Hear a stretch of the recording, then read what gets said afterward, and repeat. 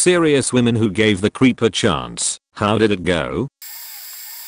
We had a terrible date. I wanted to cancel beforehand, but felt guilty doing it. He texted a lot after. I told him straight that I did not feel the same way about him, and wait for it, he took it well. He thanked me for being straight with him and for giving him a chance. I hoped he found someone point eater. Didn't add many details because I truly was expecting this to get buried because of how mundane it is. The creepy behavior was mostly before the date. I was working a temporary bartending position while the usual bartender, a friend, was on unpaid maternity leave. It was a small, hole-in-the-wall type neighborhood bar. In addition to off-putting creepy jokes and comments, there was also an incident where he offered to wait to walk me to my car and I declined. I still found him hiding in the shadows waiting for me as I walked out. He almost learned what a stun gun feels like that evening. He claimed he was just worried about me because he saw some sketchy people outside when he left. Do I know that's what it was for sure? No. I definitely questioned his motives, but I gave him the benefit of the doubt. I asked my friend what his deal was, and she said he fell into the creepy but harmless category. After talking with him over the few weeks I was at that job, I took him as someone who had very poor social skills, but not a bad person. I think the creepy vibe came from the lack of social skills. He needed a lesson in not trying to act cool or tough with his comments or jokes, because it contributed to the creep for sure. I accepted the date on my last shift at that bar, figuring that if it went really badly, he didn't know where I usually work, and I made sure to drive myself there and had people on standby should I need help. Thanks for the awards, and to the lovely people in my DMs, you're all just gems. Went on a first date for just drinks with a guy, and red flags were immediate. Didn't look anything like his profile, and got handsy almost as soon as we sat down. I wasn't into him at all, but we had a shared interest in horror novels, so I decided to extend the date into dinner. During dinner, he drank several old fashions, while I nursed a single beer. He then told me he thought we were soulmates, and he thought we were going to fall in love. He also told me his ex-girlfriend was going to get an abortion the next day. At the end of the date, his portion of the bill was significantly more than my portion because of all his drinks, but he asked me to pay half, which I did. On top of that, he gave me shit for driving to the date, even though it was only a mile from my house. I didn't want to walk in hot weather in my nice date dress, and I had twisted my ankle earlier that week. But even after giving me shit for driving, he asked me to give him a lift home, which I did. Once we were in front of his place, he refused to get out of my car unless I went inside with him for a nightcap. I said absolutely not. He begged me to just enjoy a drink on his front porch. I said no. I told him to get out of my car. He finally did. The next day, he texted me telling me that was the best date he'd ever had, and he couldn't wait to see me again. I told him no thank you, and walked away with one lesson learned. I need to just say no from the beginning. There was a guy that came into my work restaurant a few times a week for lunch. He did this for a little over a month, so he became a regular. He had asked me out every time I brought his bill. He always asked in a light-hearted way and never seemed upset or anything when I turned him down. I assumed that after the first few asks, he maybe thought of it as more of an inside joke at that point. Like he was just asking now, to make light of the previous rejections and to make it less awkward or something. He always gave me weird vibes, but seemed nice enough, so I thought I might have just been making assumptions because of his appearance and wasn't being fair. One time that he asked, I decided randomly to agree and give him a shot. Why not, I thought. He was always super kind, and I had gotten rather used to the awkwardness I felt being around him. He seemed so excited, and I asked him to leave his number on the receipt and I would call/text him when I wasn't busy to set something up. So it wasn't really much of a joke to keep asking me out. I mostly figured that though, tbh. A few days later I hadn't texted him yet to set anything up or even give him my number, and I get a text only a few minimum after walking into my house after I got home from work. It said, "Hey, it's from. I know it's a long shot, but I'm free tonight and bored. Wanna hang out? If you're free, that is." I asked him how he got my number. He said I gave it to him the night I agreed. I absolutely know I didn't. I got really creeped out, but decided not to confront him about it and just play like I'm idiots and believed that I must have done that. I just didn't remember because it was busy. I told him that I wasn't free to hang out that night, that I was going to be working later to help cover a shift and then would be pretty pooped by the time I was off. I only ever saw him come in for lunch, not ever dinner shifts. A few minutes passed before he responded. He said, "Why are you lying to me?" I just responded with, "What? Lol." He said, "I know you are home. If you didn't want to hang out tonight you could have just said so." Alarm bells rang in my head. I thought, there's no way he's outside my house. He is just trying to call my bluff. Creepy but not a full-blown stalker. But I felt exposed. I felt the crawling on my skin that only burns into you when someone is staring at you. The vulnerable pulses that are felt only by prey. I looked out through the blinds of my bedroom and he was parked right outside my house. I could see his face lit up by the phone screen. He was so close. I texted him and said, "Ahaha, you caught me. How did you know I was bluffing? I'm sorry. I do want to hang out soon, I'm just not feeling up to it tonight." And called 911. The police showed up and went up to his car and talked to him for a bit. He drove away a few minutes later and then the officers came to my door. They told me that they acted like a random neighbor complained about a strange car. They didn't implicate anyone but made it seem like it was an older person, so probably not me. They took his plate information but asked him politely to move so he didn't upset anyone in the neighborhood and he complied. I went to my friend's house that night and filed a restraining order the next morning. I later found out that he most likely got my number from the shift sheet behind the hostess counter. Because several co-workers had seen him at different times snooping back there and kindly stopped him. He, I guess, grabbed a roll of silverware claiming that the server hadn't left him any and he didn't want to bother anyone because he knew they were busy, so just grabbed it himself. This stopped anyone from suspecting him of anything odd, and that his car had been parked at my house almost every night. Neighbor's security camera. I don't know how he got my address, but I assume he must have followed me. He must have been full on stalking me for a while. He did come into my work a day or two later for lunch acting like everything was normal. I immediately went and got my manager and she informed him that he had a restraining order against him preventing him from eating there because he would be in violation of it. I had already changed my phone number, so I don't know if he tried to text me, and I didn't sleep at my house for weeks, but I never saw him again after that point, and I often find myself thinking back to that time and wondering how much more did he do and for how long that I don't know about. Like, maybe he stalked me long before he started coming into the restaurant and only started coming in there because he felt more brave than before to interact with me. How much of my private moments throughout my life were actually not private? Also, I have never once stopped feeling scared that he might have still stalked me and knows where I'm even now, but is keeping himself hidden. I doubt it, but the fear is still there. I have never felt comfortable being alone. Ever. Most of this would have still probably happened, even if I didn't agree to give him a chance. But if he hadn't slipped up about having my phone number when he shouldn't, I would have gone out somewhere with him, and who knows how badly that could have ended. If your gut feeling tells you he's a creep, then he is most definitely a creep. Don't let the nice guys guilt trip and gaslight you into doubting your own intuition with their narrative. This guy was handsome, but way too into me for knowing nothing about me. It wasn't like when we spoke I was an open book or felt a strong connection that would lead me to want to share info with him. This was not a I feel like I've known this man forever connection. I just thought this was normal dating, but had a gut feeling something was off. Talked to me like I'd been his girlfriend for months. We went on 3 dates and never even had sex. After third date I had made my decision based on our short time getting to know one another and let him know I had no interest in continuing to date and that I didn't see us being compatible long term. He then locked me in his car, proceeded to ask if I wanted to move to California with him, what the fuck, and started crying/begging me to work this out. I tried to be very nice, but it got to the point I was scared and wasn't sure how this was going to go since he was virtually a stranger.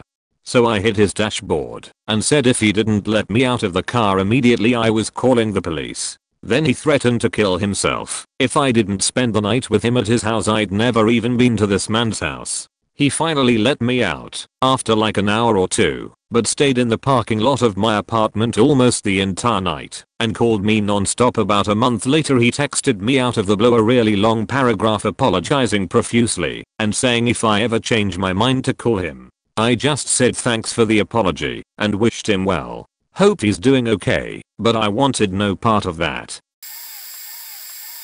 The dude in the flat across from mine started off as a really nice guy. Introduced himself, offered meals when he'd cooked too much. Just a great guy all round. Within a few weeks, it was made clear that he was an alcoholic. I have a recovering brother, so I really sympathized with him. I went out of my way to sit with him and eventually called him an ambulance when he fitted from withdrawals, UK, so calling an ambulance is free. This carried on for a little while, with me sitting with him 2 or 3 times a week, waiting for an ambulance. One night, after he started fitting, he kept grabbing my breasts.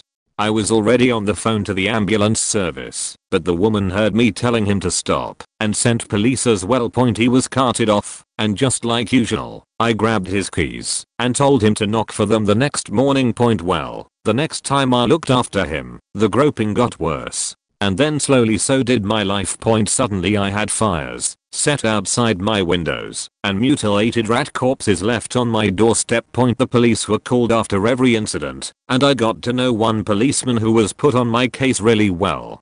He suggested I put up cameras, so I did. There was footage of the neighbor standing outside in the yard at 3 AM, just staring into my window, multiple nights in a row. Terrifying, but not illegal. Well, 2 weeks after that, my neighbor snapped. There were builders in the garden next to ours, and they apparently woke him up at 4 PM. He ran out with a kitchen knife and stabbed 2 of the builders and the neighbor's dog. Everyone survived. He also slashed a whole bunch of tires on our street.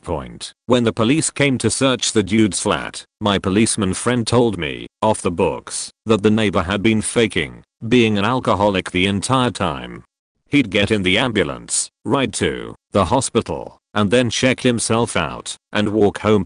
Also, they found half a dozen decomposing rats in his bathtub. They'd been mutilated. They later found a bloody hammer under his bed. You'd think him being arrested would be the end of it, but no.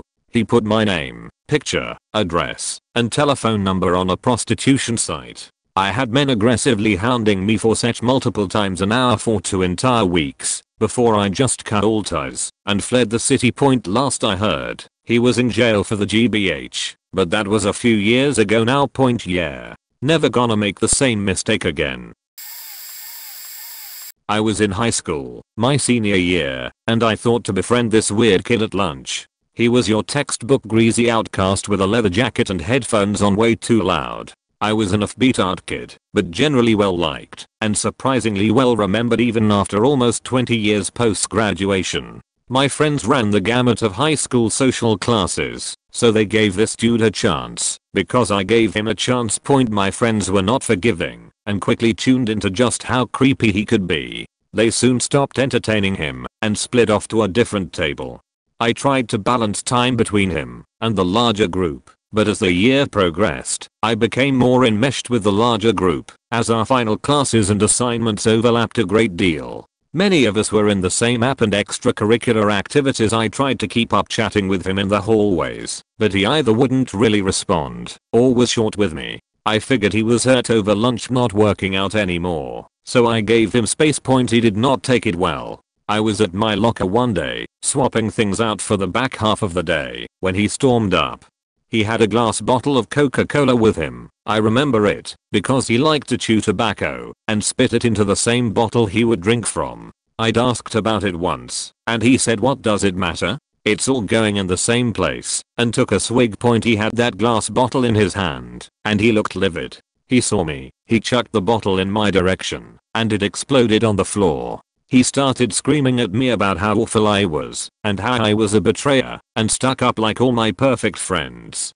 He got right up in my face and I just felt like shrinking into the floor. He banged on the lockers, making them rattle. The track coach had been down the hall, and jogged over to interrupt. This guy said I'd better watch my back and stormed off. I spent the rest of senior year feeling paranoid. I would see him in the hall and would go a different direction to get to class instead. I vaguely remember seeing him at graduation, but haven't seen him since. I live in the same greater metro area. I don't give creepy dudes chances anymore. Once was enough. Story time. He was the drinks waiter at a restaurant I had been going to with my family for special occasions since I was 16. On my 21st birthday my flatmate gave him my number. She was drunk. We went on a date, met at my apartment complex. He bought me and my flatmate flowers and chocolate for her to say thanks that I had to take upstairs. Sweet, right? Now he knows my apartment number. This will matter later. We go on the date a week after my 21st birthday. He tells me to order whatever I want. I order a pizza for us to share, but it has something on it that he can't eat because of religious beliefs. Ugh, I felt so rude, but like also, he could have said something when I picked it out. Anyway, I end up eating the whole pizza because he can't, and then he wants dessert. I was so full and said I couldn't fit it in. He pushed and pushed, eventually I gave in, and then the restaurant comes out with dessert with a candle in it singing me happy birthday. It was all very sweet. Out conversation was mostly forced, but not horrible. Anyway, date ends, and he walks me back to my apartment complex, and we say goodnight with a hug and a kiss on the cheek.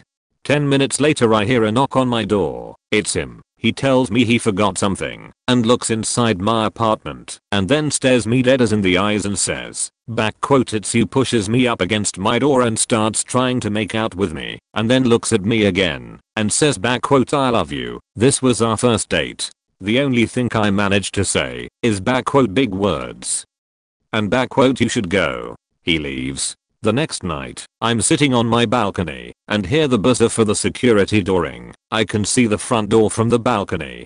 It's him. He's drunk and is telling me he's sorry for proposing, but we've known each other for so long, and he's been waiting for the day to take me out since he first met me. Blah blah blah. I tell him he's drunk and he should leave. I also text him and tell him I'm not interested. He continues to show up drunk to my apartment complex, and I continue to tell him I'm not interested. One night I'm coming home in the dark. I've blocked and deleted him, and out of the darkness he emerges and scares the shit out of me so bad that I panic, lose my keys, and start freaking out that I'm in actual danger. When I think back on it, I probably wasn't, but it was scary. I get upstairs and settle myself down, make sure I've got all my keys, and then go down to the street to cuss this motherfucker out, and I mean screaming at him regarding the audacity he had showing up to my apartment and that if he ever comes near me again I will call the cops. He tells me "friends don't have to always call ahead." I scream that we are not friends and that he needs to fuck off before I call the cops. Needless to say, we don't go to that restaurant anymore. It really was my favorite too.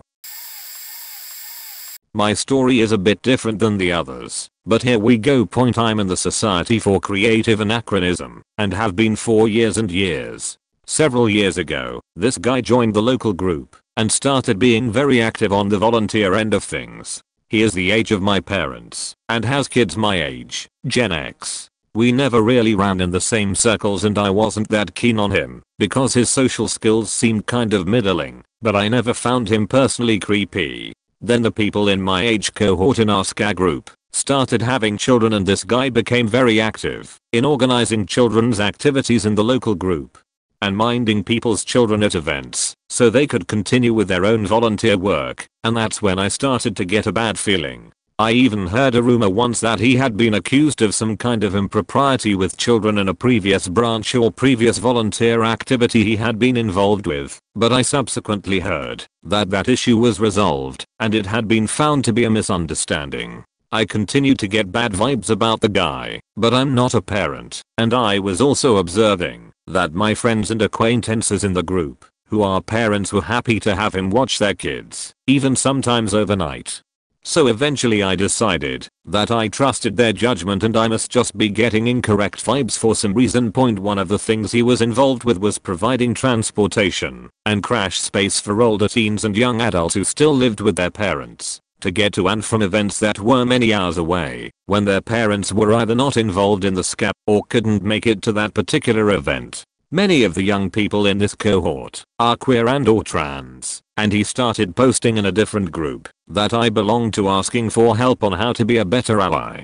So at that point I reached out to him to offer my help, because those are topics I know something about, even though I still didn't particularly like the guy. We had a few conversations and I helped him find some resources anyway. It was probably less than 4 months after that when the guy was arrested following an anonymous tip and a police investigation that found lots and lots of child porn on his computer. There is a thread about it on r/scap if people are morbidly curious. So at the end of the day I was left with, I guess my instincts were right. But I'm not sure what I could have done about it.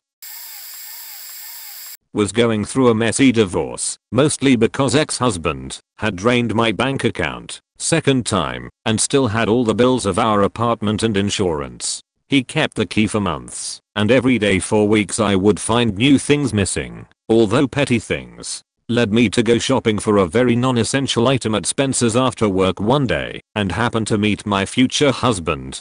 I would say he struck me as creepy at first, just because he eavesdropped on a conversation I had while checking out. I almost bought some candy, but it was a ridiculous price when I knew I could get the same thing at Target across the street for $1. Either way, unbeknownst to me, he bought the candy and followed my car to the next store. Had a weird feeling of being followed, and when I turned around he was sprinting behind me with the candy I didn't wanna pay for at the other store.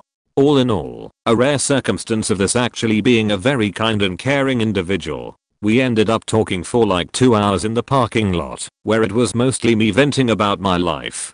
Pretty much hit it off right away, talked about prospects of kids and marriage, and 5 years later we are married and have a kid together. Just wanna stress again, this is rare point. If someone strikes you as creepy it's usually a sign to take seriously. I just happened to get extremely lucky, and he was just an innocent kind person that wanted his lifetime person and a family of his own as much as I did. When I was 14, in 1990, I was finally allowed to go to the mall by myself with a friend. I had my eggplant colored mohawk up, cute long dress with combat boots, and I felt cool as hell. Some guy kept following us. He had a leather jacket on, combat boots, long hair shaved on the sides. He looked like a better looking Al Jorgensen from Ministry. Every store we went into he followed or waited outside smoking. Again, 1990, smoking in malls was normal, and kept watching me. I started getting really scared, and every damn siren through my head. I knew the creep was going to hurt us. So we went to mall security. They called our moms and mine came and got us. As we were leaving I saw the guy taking to mall security. He had a Subhumans on the back of his leather painted on it. And I was like, damn, dude was a creeper punk. Years later I met this amazing looking guy at a bar. He was by himself, looked sad as hell, and I walked over and talked to him. We had a ball, talked all night, and he took me home in his Mercedes, nice faking car 1973 diesel too, and met my folks. We were up because it was morning. Whoops. So 2 weeks into the relationship we are talking about our near death, creepy childhood stories, etc. I talk about the creep at the mall who was going to child molest us, and how mall security saved me and my friend. I described the jacket and all that. He grins and motions to the chair behind him. That jacket? And sure as shit, it was that jacket. He explained he was homeless, kicked out at 17, and living behind the mall. The security guards laughed at the 2 girls who had a man following them when they were talking to him. Already, long story short, 28 years of marriage, and still going strong. 3 sons and a grandson. I can only say giving that creep a chance worked out. Added 2 things, the car, his stepdad's at the time, and 2, we actually had met when I was 9 at a fair in another town, held hands, rode a Ferris wheel and a mall meeting. Neither of us knew it was the other, since we weren't little kids anymore. I started the fair story and he finished it, right down to the fedora he worn, and my hairstyle. Fate, I'd say. This all happened about 15 years ago. I was 23, the guy in question was 20. I met this guy in a bar through a fairly new friend, and after an hour or so of chatting he asked me out. I was in a long distance relationship at the time, so I told him I wasn't interested, that I was taken, and he proceeded to get really down, telling me that he was so lonely, and I was just so nice. Couldn't I just be his friend? I thought he was a little creepy, but I felt sorry for him, so I tried to be his friend. We hung out a couple of times, and the whole time he was feeding me sob stories about abusive exes. Friends who treated him like shit, and just generally acted like I was the only person in the world who gave a shit about him. He tried to kiss me. I told him no, I still have a boyfriend, we are just friends, etc. Things went downhill really fast. He started turning up at my work, hanging around outside the store for hours at a time, calling me and asking when I would be free, until I agreed to meet up with him. He followed me home after work to protect me, then started randomly turning up at my house. He told my friends we were sleeping together, we weren't, and that I was leaving my boyfriend for him. I wasn't. I tried to be reasonable, and I called him out on his behavior, and he apologized, but said that he was in love with me, and love makes you do crazy things. The final straw came when he sent my boyfriend a long email saying we were soulmates, that he knew I secretly loved him, and detailing all the things he was going to do to me, whether I wanted them or not. My boyfriend forwarded me the email and told me to go to the police, but I still felt bad for the guy, so I printed it off and went to his house to confront him instead. He cried, begging for one last kiss. There hadn't been a first kiss, but those were his words, and telling me that if I said I loved him just once, he would leave me alone. At this point his mum came home, so I wordlessly put the printed email in her hands and left. He blew up my phone for a few days after that, but I never saw him again. He popped up once on Facebook in my people you may know about 6 or 7 years ago, and I immediately blocked him. I got a message out of the blue from a complete stranger. I only paid mind to this one because it went something along the lines of, "Hey, random question, but were you a waitress at old job?" It piqued my interest, but I was still hesitant. His profile looked legit. He had had it since 2009. Plenty of friends, none mutual, some posts. So I took the bait. Yes, I mean, kinda.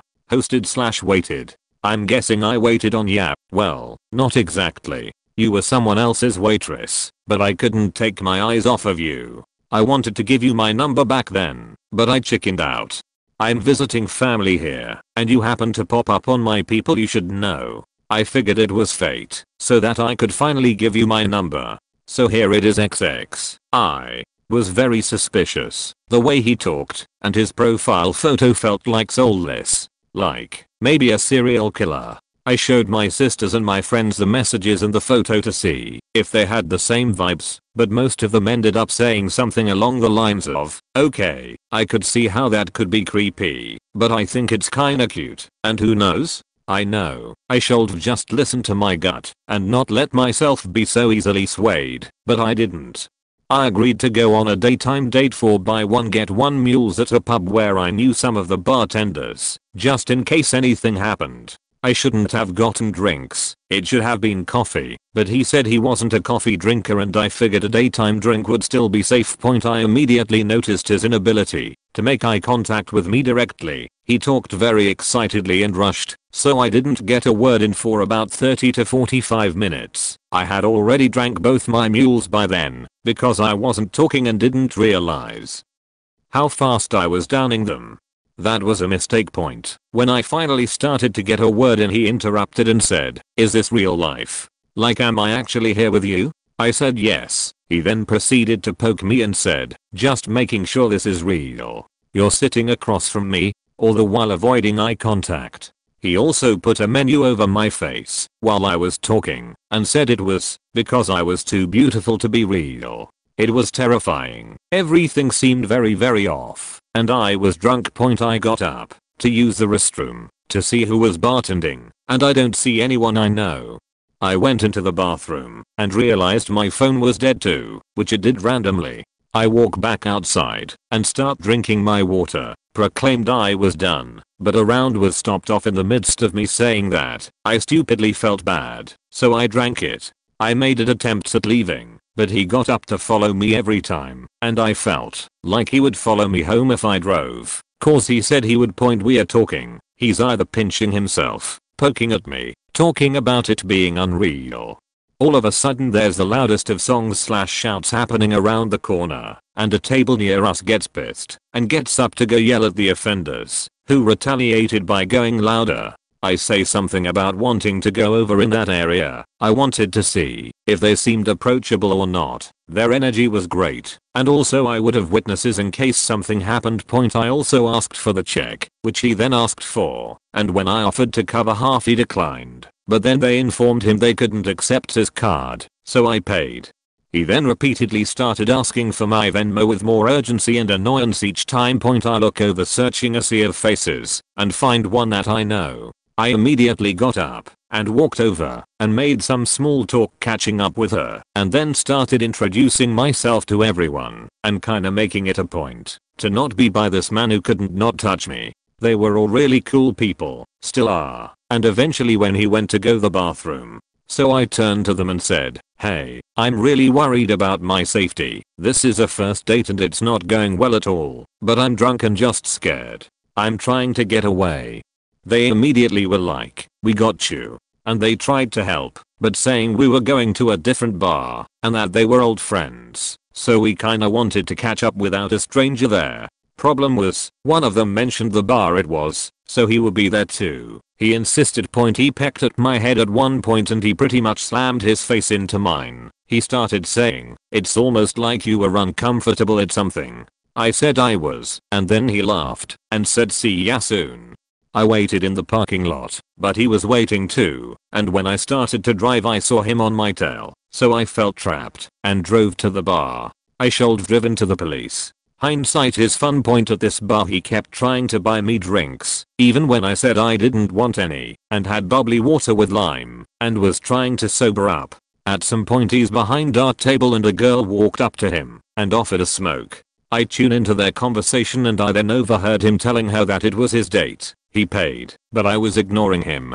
She then shocked me by saying she should not be talking to them. She should be over here thanking you. She owes you. He essentially said that he was for sure getting some that night with me, regardless of how I felt, and they cheesed. I wish I was making this shit up. Also he bought me a drink and somebody in the group drank it. I told this couple in the group about what I had overheard, and they immediately devised a plan of waiting on his next smoke break to take a group Uber.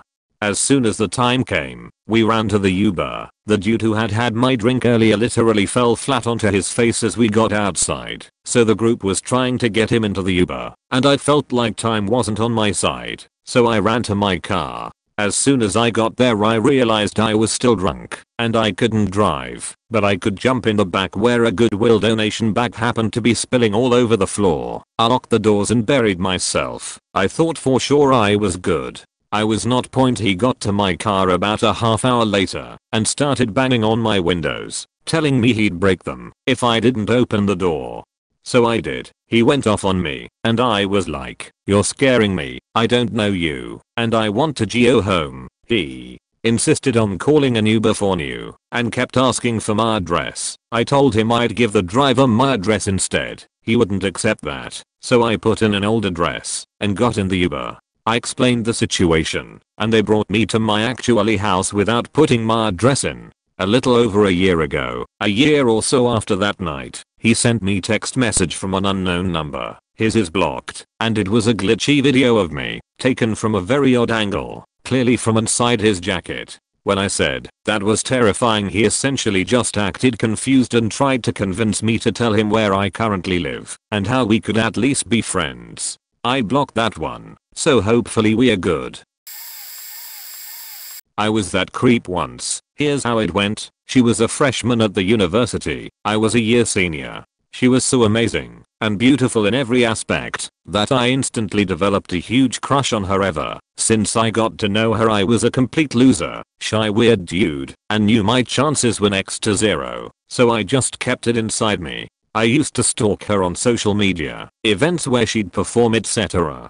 like every chance I would get, and she wouldn't even know. Then one day, I decided to contact her anonymously and set up a fake account to chat with her. We talked for a while.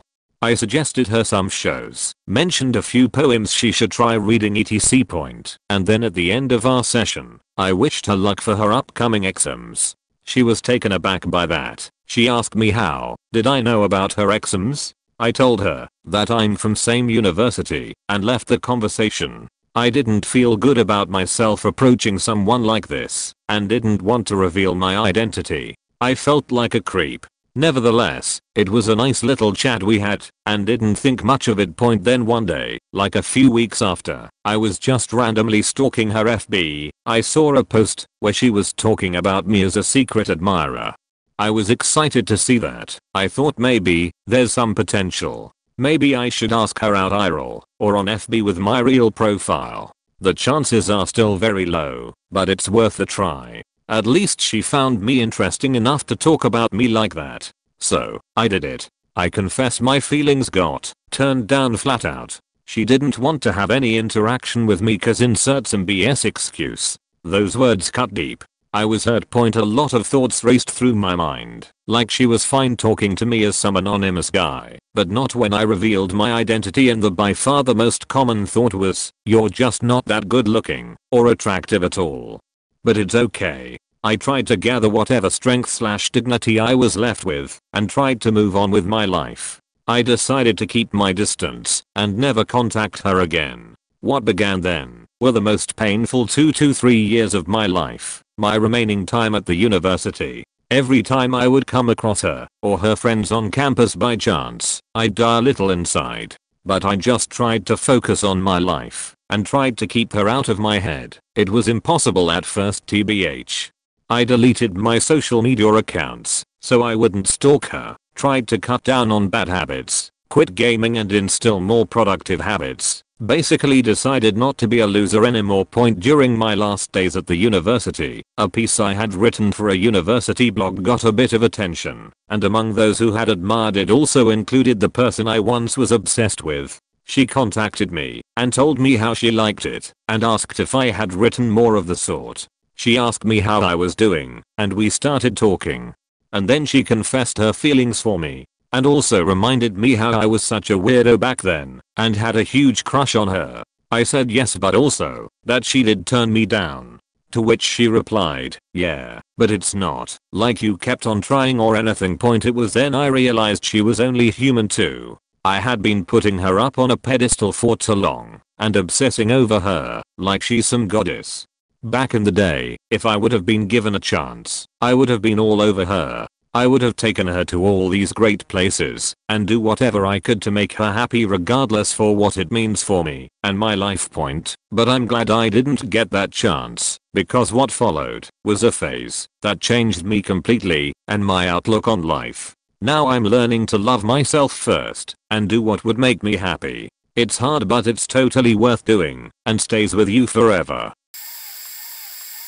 We met because I locked my dorm key in my room on day 2 of college. He made me a copy at the front desk so I could get back in. He asked me on a date for that Friday night and I said I couldn't because me and my friends already had plans. We didn't.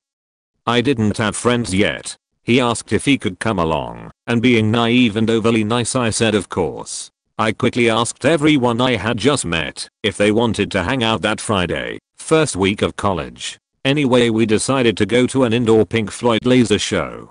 During the show the creep kept trying to kiss me, which I kept avoiding by pretending not to notice. I didn't want to be rude. As the show ended all the lights went out for about 30 seconds, at which point he grabbed my face and planted a Nike French kiss. Lights go up and all of my new friends and I walk back to the dorm. He follows us all, slowly separating me from the group.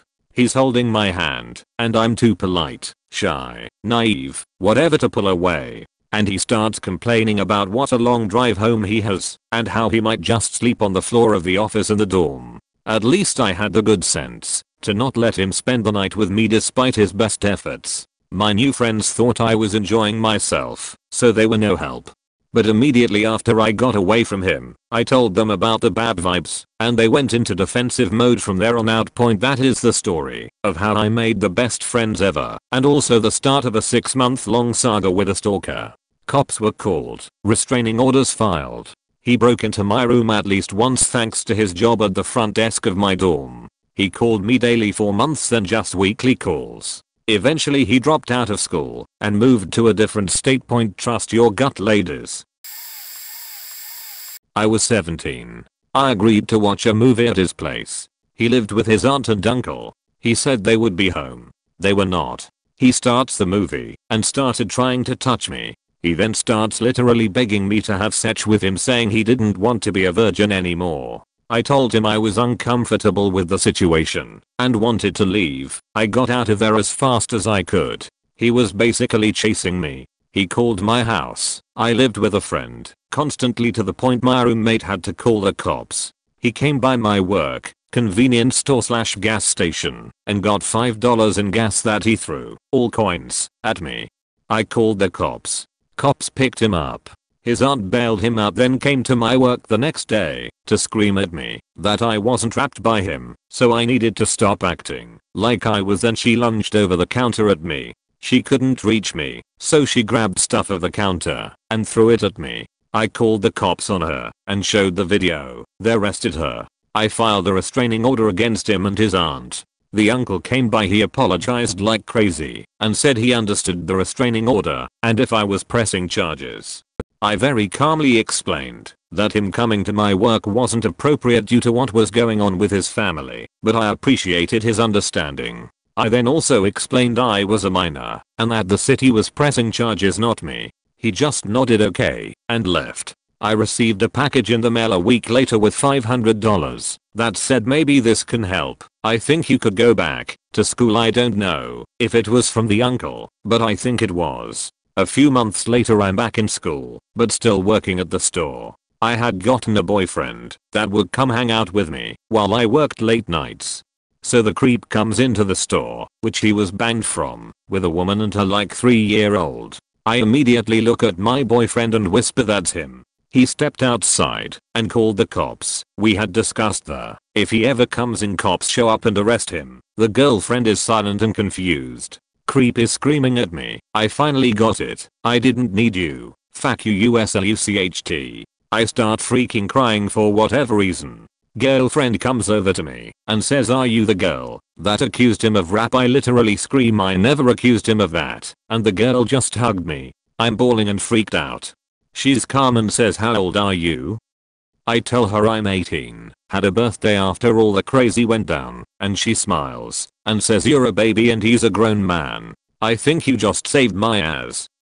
Cops come take my statement, take hers. She's holding me for whatever reason and her 3-year-old. I'm so freaked out that I'm oddly okay with it. My boyfriend offers her a ride home, but the cops give her the keys to Creep's car, so it won't get impounded and she can get home.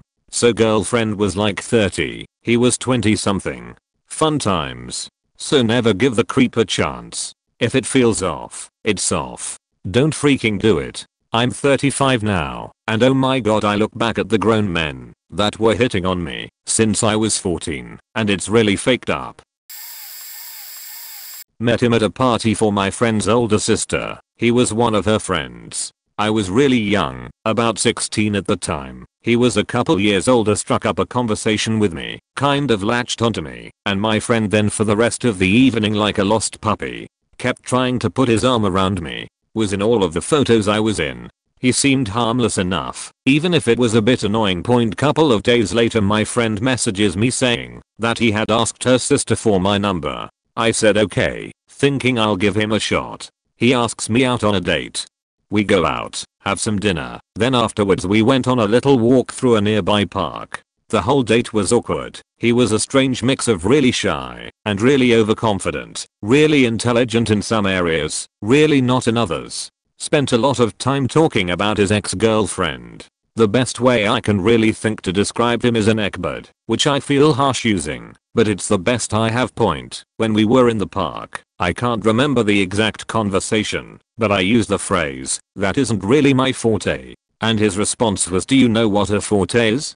To which I said not in detail, and he was like, "Well, you shouldn't use that word then."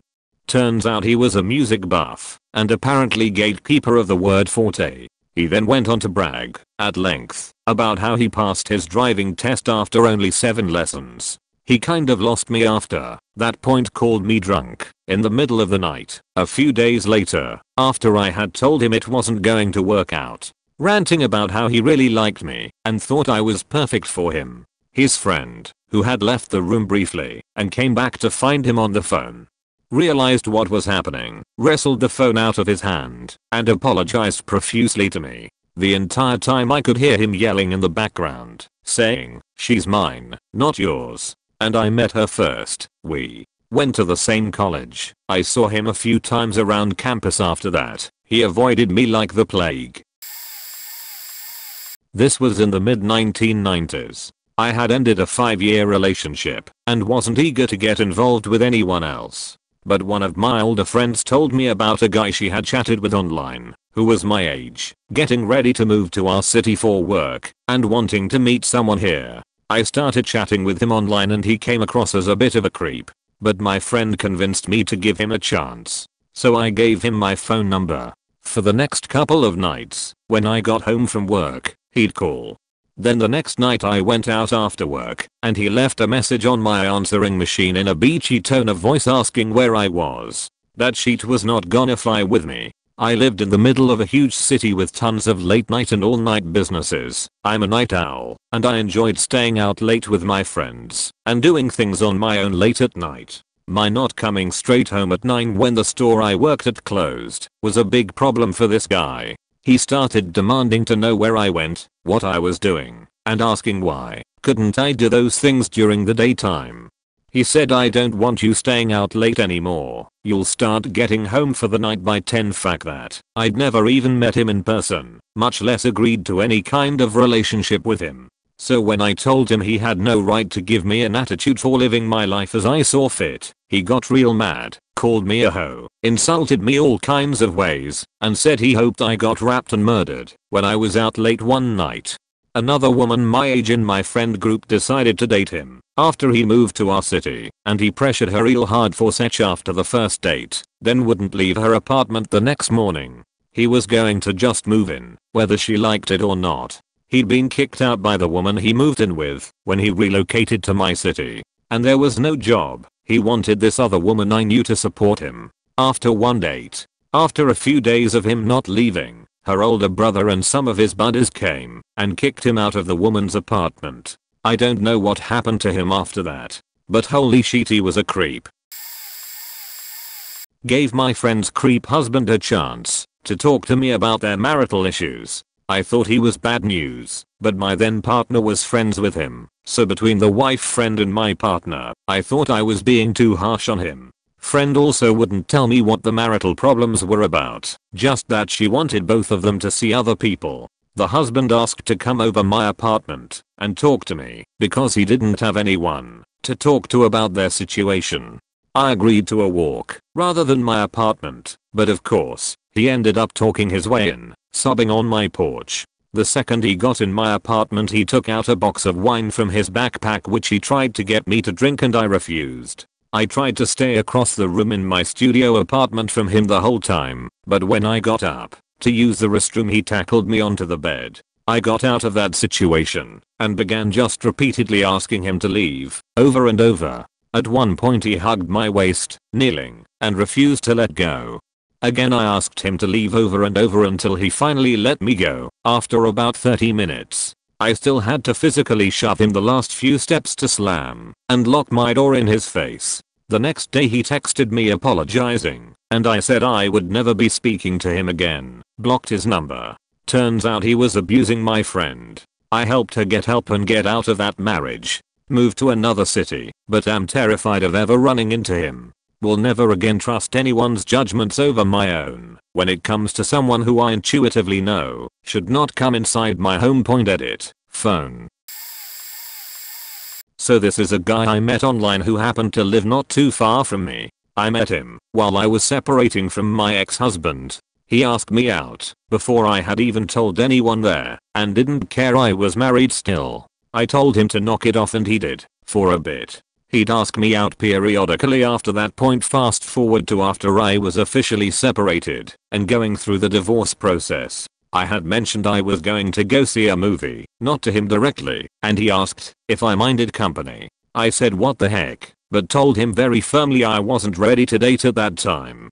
We ended up getting lunch, seeing the movie, and hanging out long enough to go grab dinner. We had a great time. He never mentioned anything about dating. It was a really nice time. A couple months later he says, hey, I'm gonna see this movie, want to come? Again, we had a nice time, no pressure. I'm starting to like him a bit. I still wasn't ready for dating, and he knew this, because yeah, I told him so. I emphasized over and over I just wanted to make friends again as my ex had driven all mine off. He hadn't pressed the issue since before the first time we hung out.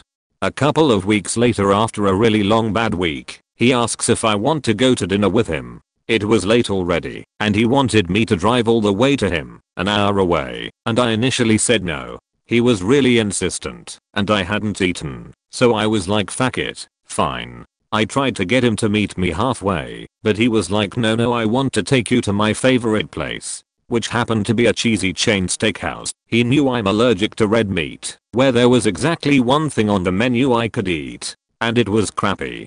The whole time he was flat out awful. Nothing like he had been the other times. It was like he gave up trying to be a decent person. Only talked about himself, didn't let me talk at all, tried to order a steak for me, then ordered me dessert I didn't want. It ended up being a super stressful time and I just wanted to get home and unwind.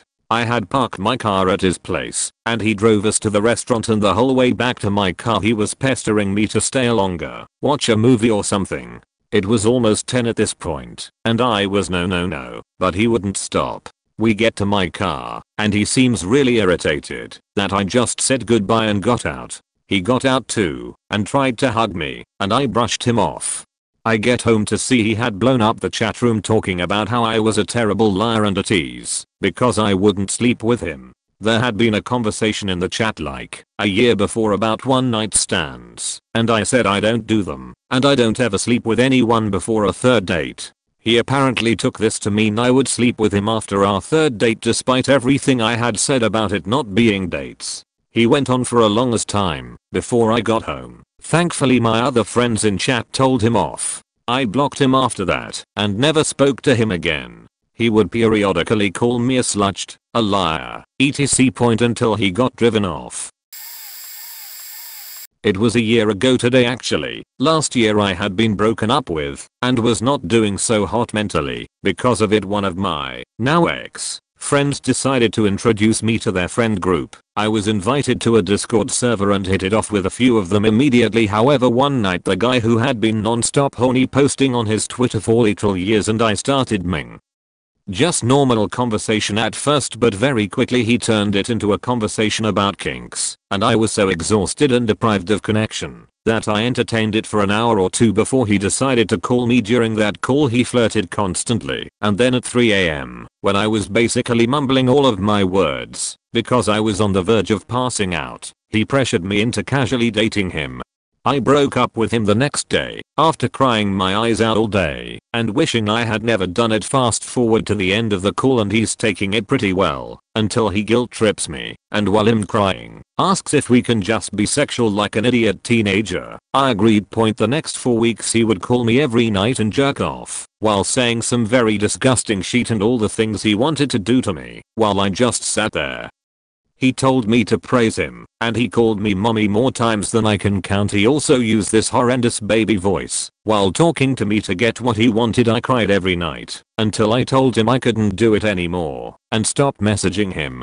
Fast forward to June and someone else from the server who I had known for years and had now been talking to kind of flirtatiously, and I are now going on dates. Then July hits and he tells me that someone else from the group had come out about the creep pressuring her into sex on her birthday, and during the whole talk about this, I told him about my experience the creep over the next few months he helped me fully block the creep, and tell anyone who needed to know. We exited the group pretty swiftly. He and I started officially dating late July, and I eventually cut off the friend who originally invited me into the server because they said they didn't believe me and were still friends with the creep. Wasn't giving a chance in the romantic way, but rather in the platonic way. There was a guy in high school who had some serious issues who was friends with my sister for a while. He didn't have a lot of friends, and I felt bad for him. Plus, we had some similar interests, so I started talking to him, and we were friends for a while. It turned out, he had a crush on my sister, even though she made it clear she wasn't interested. And given he had a history of hurting himself, or threatening to hurt others, I was trying to be wary. The straw that broke the camel's back was when he showed up to our neighborhood one Halloween uninvited. He called incessantly to the point where we blocked his number, and even the school advised us not to talk to him. From then on, I tried to avoid him at all costs, and didn't feel safe walking in the halls in the areas he also had classes in. I once heard him scream "you beach" at me when I was walking past. I didn't want to tell him I was trying to avoid him, both for his and my safety, but that still sticks in my head. A few years later, I ran into him a couple times at the mall. Luckily, I was with other friends both times that happened, but it still freaked me out that he was still trying to talk to me, and on one instance, followed me. At that point, I felt bad sometimes, given he had some mental health issues, but I overall feel it was for the best that I stayed away from him, since some of his actions genuinely scared me, and he exhibited stalkerish traits. I was really young, a freshman in college, and I didn't have much experience socializing because I was very isolated and bullied growing up. So when a much older classmate showed interest in me in a very forceful and creepy way, I was really uncomfortable, but was also paralyzed with fear and social pressure from other classmates who thought I was being mean to be nice to him. Because I gave him a chance, and being so young and inexperienced, he managed to trap me in his car one night and forcibly kissed and dry humped me. He had a death grip on my chin and tried to force his tongue in my mouth. He took my bag and cell phone and threw it aside, so I didn't have access to it. He pinned me down and just started humping away. I was lucky he didn't go any further, because my phone started ringing incessantly, and I started panicking and thrashing around violently, that he got annoyed and threw me and my sheet out of the car. I grabbed everything and ran. I spent the next 3 years avoiding him. I would turn the other way if I ran into him in the halls. I would drop out of classes if he showed up on the first day for those classes. I would leave restaurants and stores if he happened to be in there. I was terrified of him because he's a US Marine and he had previously shown to have some anger issues. He tried to fight a homeless vet once because the vet was begging, and it makes us look bad. He was the creep of our friendship group back in high school. It was an unspoken rule that us girls would leave each other alone with him. But glancing over that detail, he wasn't too bad most of the time, and I don't like leaving people out. He had a massive crush on me and kept asking me out, and I kept saying no over and over again, and it got to the point it was getting annoying. He even tried to ask me out right after I got my heart broken. We used to take it in turns to host house parties, and this time it was his turn, and I was a little surprised how early he was starting it, but didn't think too much of it. Apparently we were going to walk out to a really nice spot near a lake, which would take a little while to get there. Bearing in mind this was the middle of winter, I was hoping we wouldn't be there long. Trigger warning. For this next part, he told me I was late and he had waited for me at his house to take me to where everyone else was. He walked me towards the lake, and then I realized that I couldn't hear anyone else's voice. I got suspicious and went to confront him, but he smacked me over the head with a branch, zip-tied me to a tree, took all my clothes off, and assaulted me repeatedly before washing me down to get rid of DNA and leaving me there soaked in the freezing cold. I nearly degloved my hands trying to get out, and luckily he left my coat in the snow a little way away, so I put it on and got the bus back home. Turns out he told everyone a later time, and while they were partying, told them that I turned up early begging for sex, and he turned me away because I was being psycho. When I tried to tell people where my wounds came from and what happened, no one believed me because he had already spun so many lies to cover his back. I was so ashamed by the reactions of my friends that I never told anyone else about what happened.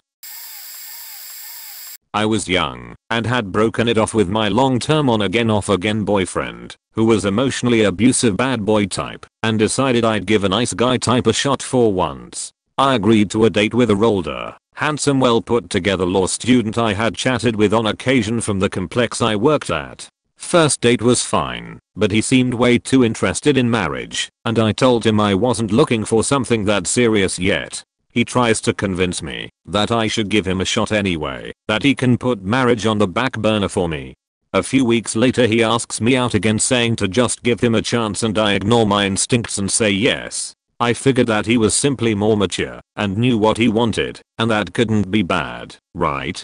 We set up a date for the weekend. A day later he comes by my store and asks if he can give me a ride home, since it was late and getting dark. I agree and we get to talking about music, and I don't notice until too late that he has driven away from my house and onto the freeway.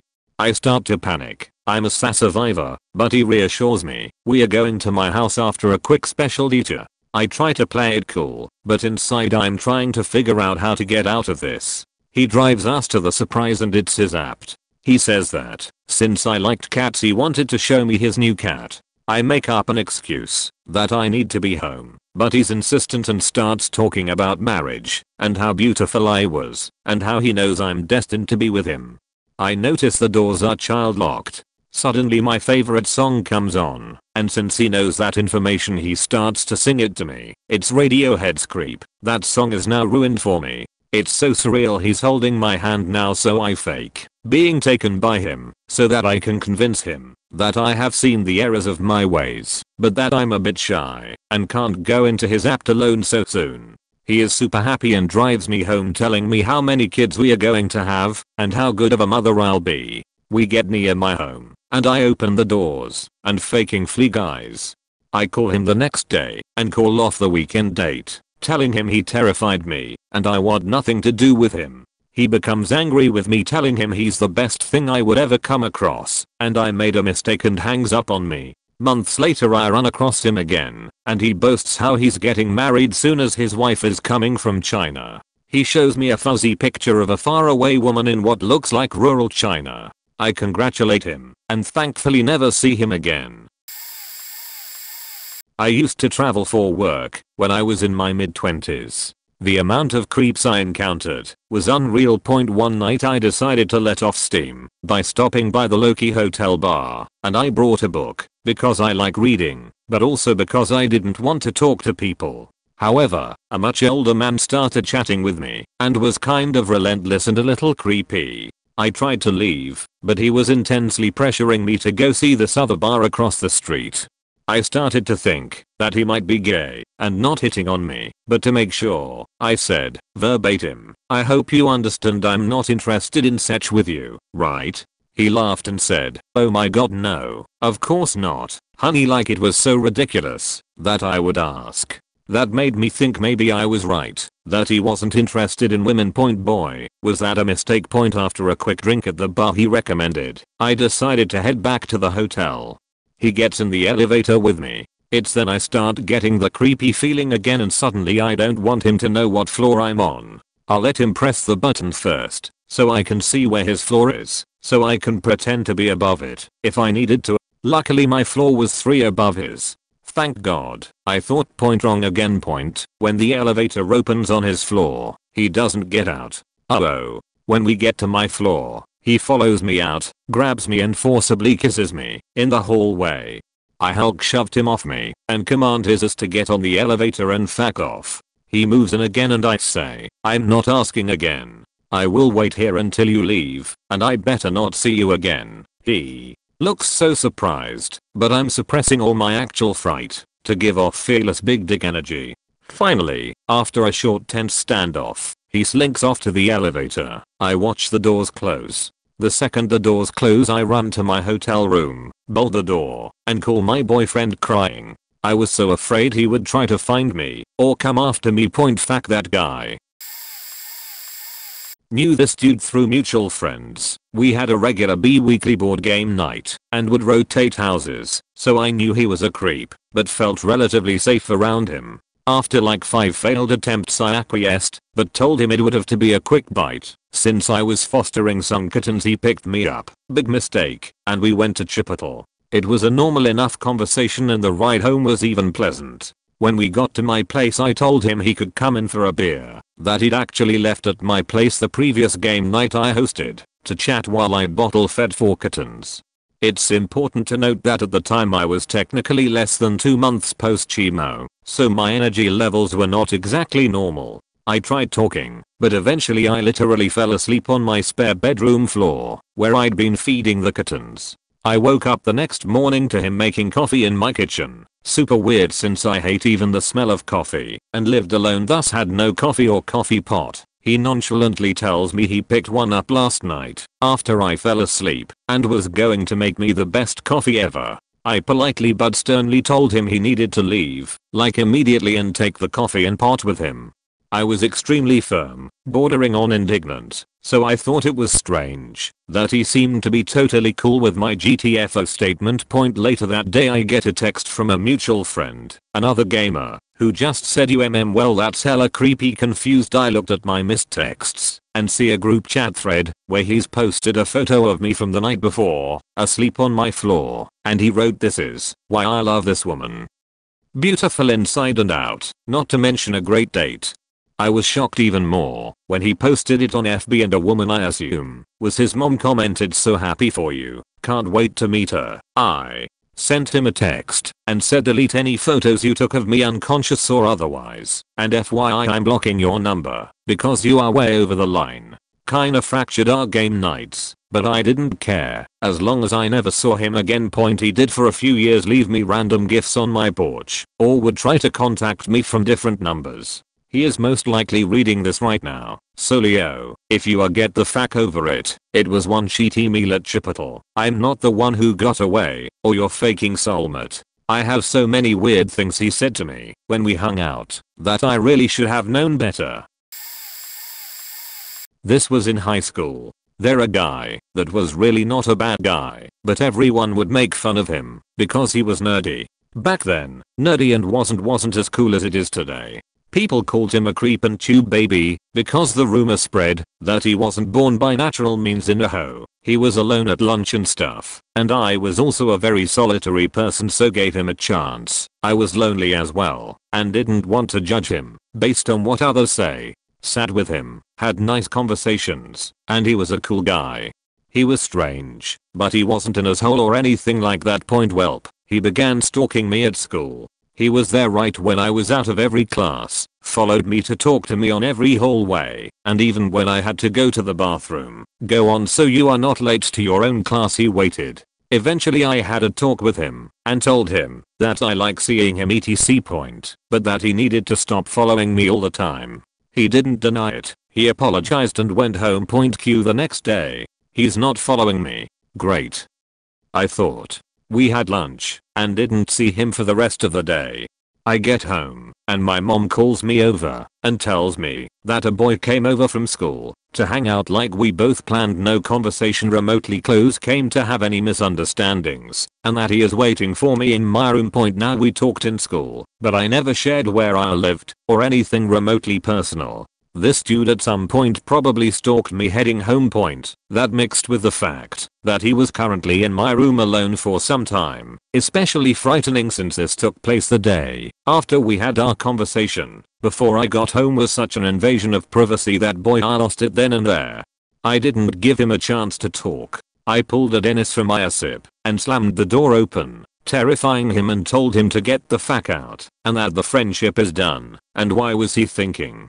He just grabbed his stuff and left crying. Never saw him again. Last I heard after that event, he transferred to another school. So yeah. The sad thing is that before the stalking he was a really nice dude, and I know that in time it could have potentially been something more, but he messed up bad. So I told myself that from then on I'm not giving potential creeps any chances. Dated online. Long distance. He was a mutual friend of others in our community and they all attested to his character etc. point. So I thought, okay, Hez cute, what have I got to lose? Q a month later, Hez constantly getting high and or drunk, and when I tried to end things as gently as I possibly could, he threatened to blow his head off with a shotgun, and if I tried to message his family or someone he knew to try and help him, he would only do it faster. Ended up with a bunch of our friends having to talk him down for hours till he calmed down, and I woke up the next day to messages from friends saying they blamed me for the whole thing. Felt like absolute shit for a long time after that. Lost a lot of mutual friends, another guy, not long distance this time, but I missed so many red flags at the time. Hindsight is 20/20. He showed up at my place for the weekend to surprise me without telling me he was coming over till he was basically 5 minutes away, and I felt like I couldn't tell him to go back. He acted like I should be over the moon that he showed up for me out of the blue without even checking if I already had plans or just wasn't wanting him to come over that time. It felt like a huge disregard for boundaries, and the absolute nail in the coffin was when I begrudgingly went to TJE store with him later in the day and he threw a childish tantrum because I wouldn't buy him Cheetos. Yep, Cheetos. Absolute man baby. I broke up with him like a week later. I've since established much healthier boundaries for myself and people I let into my life and my circle, and can spot a red flag a mile off like a sniffer dog, so I guess it wasn't all a total waste of time if I learned something. I gave 2 different creeps a chance. Point: the first one ended on the first date. We went to the movies. He tried the whole yawn and draped the arm around her bit, which made me very uncomfortable, but I was young and not confident enough to say or do anything about it. After a few minutes he randomly grabbed my breasts. I excused myself to use the restroom and didn't go back. I want to say I did go back into the theater to finish the movie. I just didn't sit with him. But that bit is fuzzy, so I'm not sure if it's a real memory or just something I joked about before. It was a long time ago. The second I kept making excuses for and dated for a short time. Although in person he was strange and at times creepy. We had met online and seemed to have great chemistry, so I shrugged things off as nerve/social awkwardness. He proposed after the first 2 weeks of meeting in person. I didn't take him seriously. I started getting to know some of his friends, and they let me know that they were concerned that he was very serious about it, and that they felt like he was a bit unstable. I felt bad for him that his friends would talk about him like that, and I stayed with him. It was a young relationship, and I soon realized that I was not really interested in anything serious or long term with him. That's when he started pressuring me to get married, making comments about how we could be just like his married friends and have all the things they have, how he'd die without me, and things like that. Thankfully he didn't do anything drastic when I ended it. Mine is not nearly as bad as some, but it still made me very uncomfortable. I worked in a food distribution warehouse as a picker over the summer while school was out a few years ago. I told some of my colleagues that I was going to nursing school and would be leaving in late August. When we were talking about warehouse problems, mostly staffing, they said a few guys were interested in me, to which I was like, huh, and to maybe give them a chance because you never know if you'll find the one and end up married. Really was put off, but thought nothing of it because I was pretty firm not to date anyone from there because I was by far the youngest at 19 and knew better and was leaving for school anyway. I think 3 guys asked for my number and I made clear to them other guys had too, but I was only looking for friendship and not a partner. I didn't want to, but one of them really pressured me into it and I went on a date with them to a waffle place I like, but told them all I still really wasn't interested. Him and one other guy respected that, but the third did not.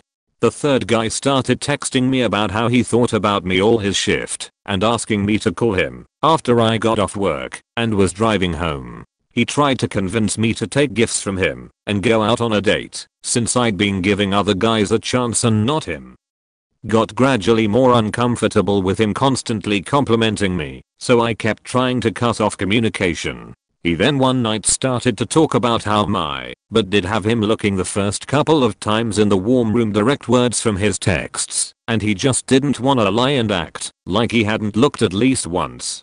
I told him it made me uncomfortable. Edit. Spelling. We worked in the refrigerated section of the warehouse, which was frequently 20 to 30 degrees, so I'd wear sweatpants and a jacket. Because the warm room, where bananas and some veggies, was about 60, I'd get warm running around and take my jacket off and put it around my waist. He would call me pet names like gorgeous and beautiful, though I told him to stop. Said he hated never seeing me with my mask off and out of formal clothes.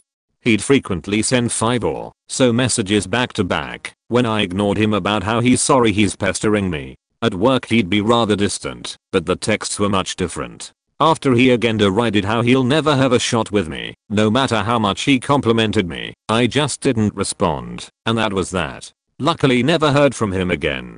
Whole ordeal was probably 2 to 3 weeks long. I was young and didn't think to report him, but I'm just glad I trusted my gut to not go out with him. Nothing horrible came from it, but a lesson to not be afraid to block creeps.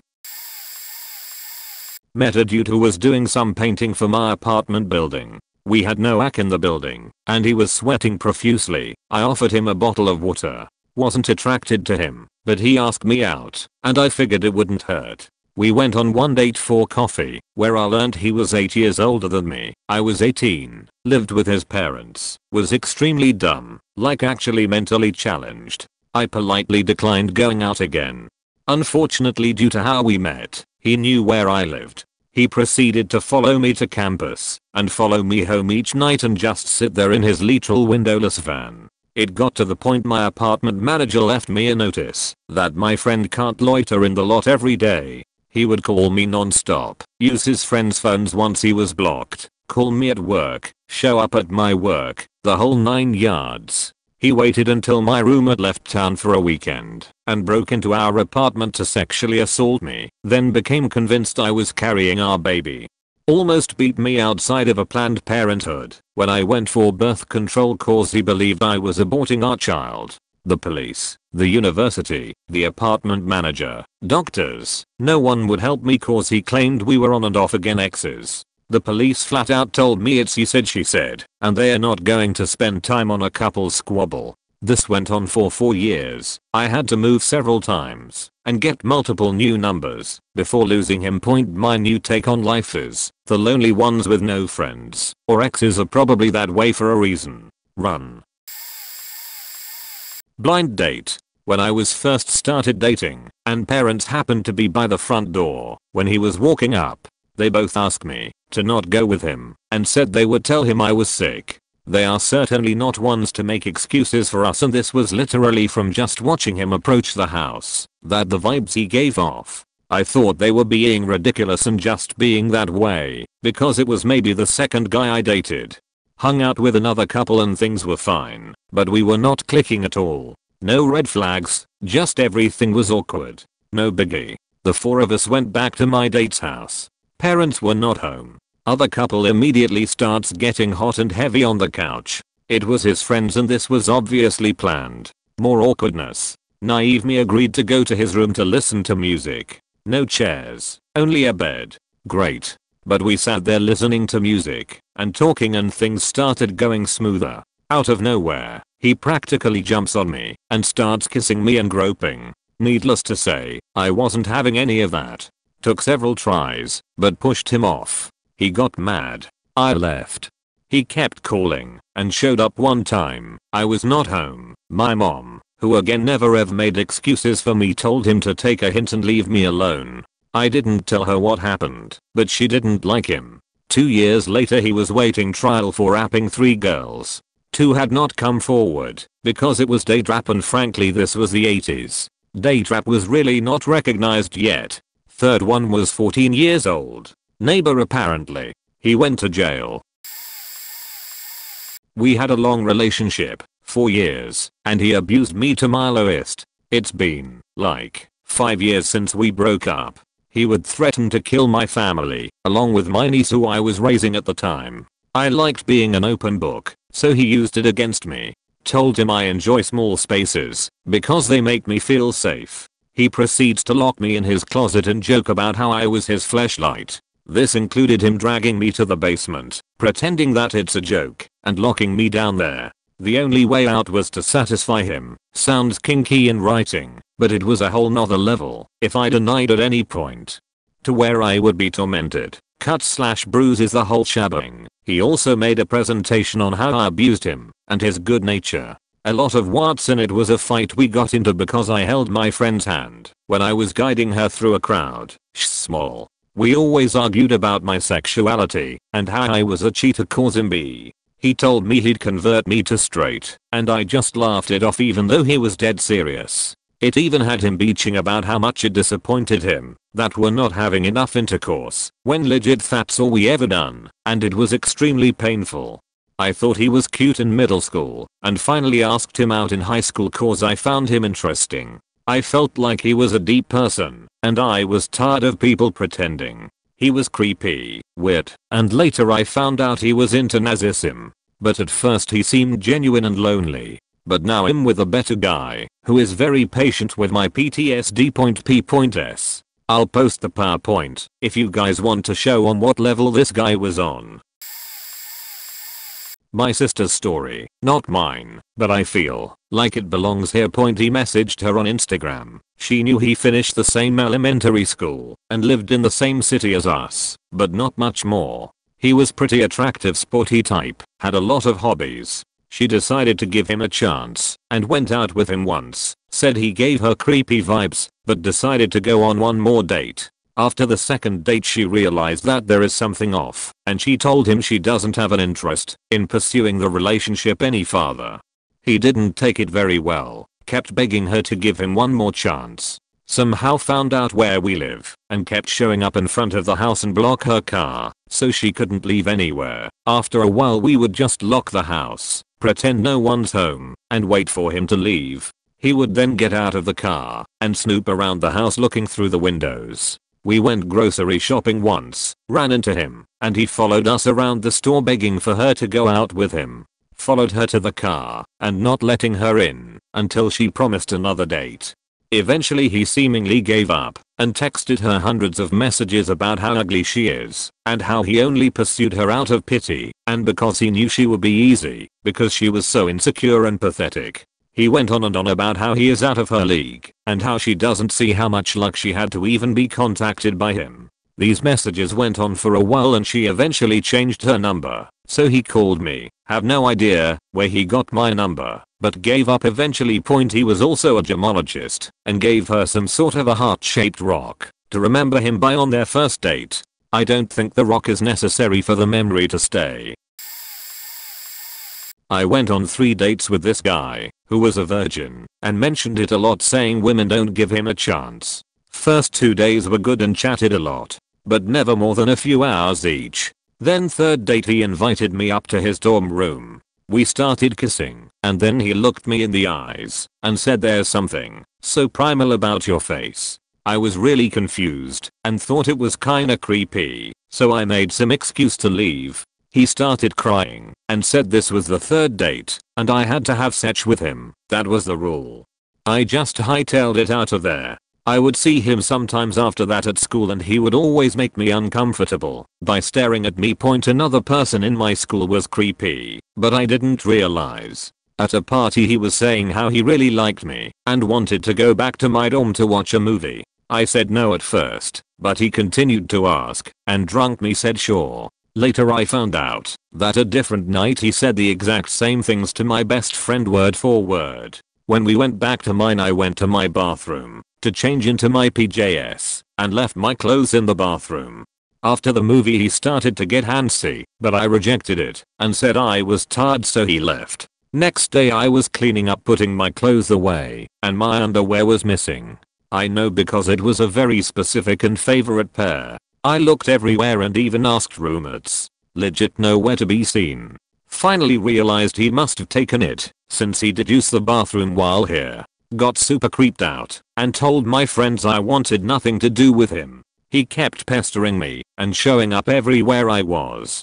Turns out his window in the dorm could see me when I left my room. He lived in the same dorm, same floor. He always ended up in the hallways or laundry room at the same time. But he never said anything. Multiple times his roommate's girlfriend, who I knew, said that's weird, he just did laundry yesterday, why would he do it again? He stopped after the last time I did laundry and had a male friend with me who told him to leave me the fuck alone. 2013ish. Pre-swipe app days, a man started messaging me on POF point. He was handsome and his profile was fine, but his messages were super pushy and I was definitely getting some red flags. Unfortunately I was only 22 over 23 and had been taught to ignore my instincts. We agreed to meet in the city. I lived in a town that was a 35-40 minute bus away at that time. He was coming in by train. My bus stop was about 20 minutes walk from the station. Relevant later. So we agreed to meet at a pub in the middle point. Immediately he proceeds to talk over me and act super condescending. At one point I respond to him because it's a conversation and that's what you're supposed to do, but nope. His face drops. He looks furious. I ask him if everything is okay and he responds back, quote, I don't like being interrupted. I should have left, but again, ignored my instincts. Shortly after he starts pressuring me to smoke. I used to smoke occasionally when drinking and stated so on my profile. He was not a smoker. It started with back, quote, I used to smoke, so I know how hard it can be etc. I didn't really want to smoke, but gave in after he would not let up. We went outside where he proceeds to berate me for smoking. Once inside the conversation goes him, back, quote, so I quit smoking and became a vegetarian at the same time. Back, quote, oh that's great. I need to quit really and I would like to eat less meat. Apostrophe him. Back, quote, don't you want to know why? Me. Back, quote, okay. Why? Him. Back, quote, I believe that soon humans will have a microchip implanted in their brains that will allow them to communicate telepathically. Logically this will extend to animals, and I in good conscience cannot say to a cow, I'm sorry cow, I know there are other sources of protein, but you must sacrifice your life. Me. Back, quote, okay. Wow, that's really interesting. He was stunned, but had no idea what to do. He had also been steadily drinking and had managed 3 beers very quickly whilst I was still on my first point. He went to the bathroom and came back, then quickly got up and insisted on buying us both another beer. After I had said back, quote, no thank you. At that point the man behind me leant over and asked if I was okay. He said that in the bathroom my date had loudly proclaimed back, quote, she's a bit of a twat, but she's hot, so I'll still smash her. And told me they were listening in and would help me. My date came back with the beers, sat down and continued to drink and chat. I cannot remember what, but he was becoming more and more irritated with me. He went to the loo again, and I handed my beer over to the man behind me who poured most of it away in an empty glass. He came back, and I planned to say I had finished and was going home. Instead he remained standing, downs his drink, says back, quote, I'm going. I would say let's be friends, but to be honest that's not going to happen. With a disgusted look on his face point he leaves, and I assume he left the pub for the train station, the other direction to my bus. I stay and hang out with the guys behind me for a while and buy them some shots in thanks, then leave for my bus. I'm starving so order chicken and chips and wanted to the stop when lo and behold, there he is with another woman that he had clearly just met. I awkwardly offer them a chip and run for my bus. He messaged me an apology a few days later and I accepted as it was hard to block people back then and I really wanted him to leave me alone. Point never heard from him again, but learnt an important lesson. My friends and I still laugh about the telepathic cow dates to this day. However, I never forgot how scared I was and to listen to my own instincts. I had this guy message me on Facebook that was from my hometown. I had moved away several years before and had heard his name before but just didn't really know him. But I was trying to be nice, so I messaged him a little. I had no interest in him at all. I thought this was just casual messaging. He asked me for my number so he could call me. I thought no harm in just talking over the phone. He started getting really weird and calling me gross pet names. I told him I had to go and he said okay. We hung up. He called me back shortly after and I ignored the call. He proceeded to keep calling me non-stop and leaving messages that I was the one and we were meant to be and he loved me. He was crying on the messages and it was just really freaky. I finally answered the phone and told him to stop calling or I was calling the police. The calls stopped. I blocked him on Facebook and thought everything was done. Then all these random people kept messaging me telling me he was a good guy. Why did I do this to him?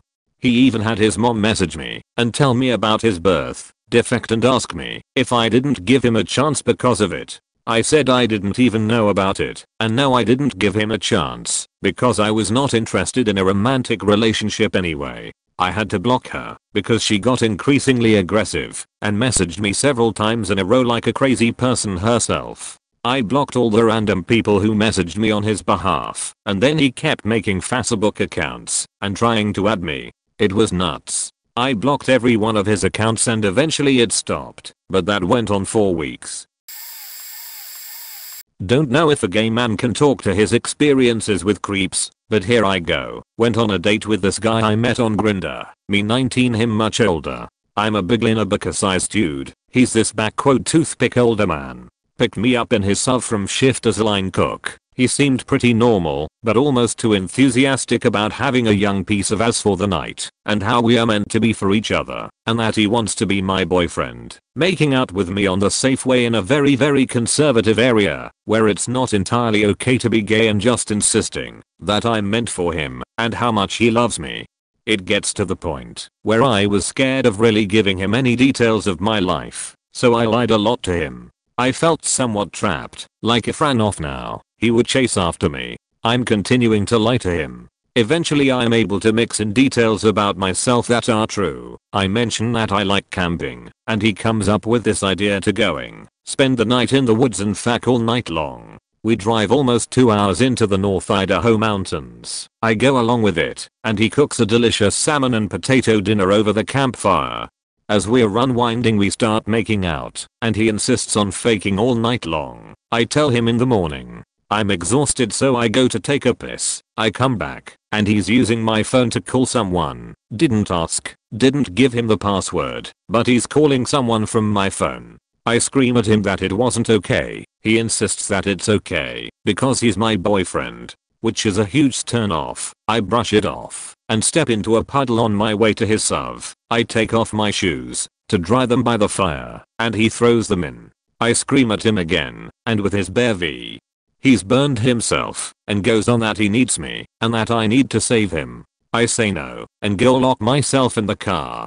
I don't know how to drive, and he doesn't know that. I fall asleep in the back of his SUV, and he starts groping me. While I'm sleeping I tell him to stop, and I hit his chest. This man was not the 100-pound soaking wet dude that I went on a trip with. I get out of the SUV as fast as I can. I sprint towards the main road and down it as fast as I can. It is pitch black out.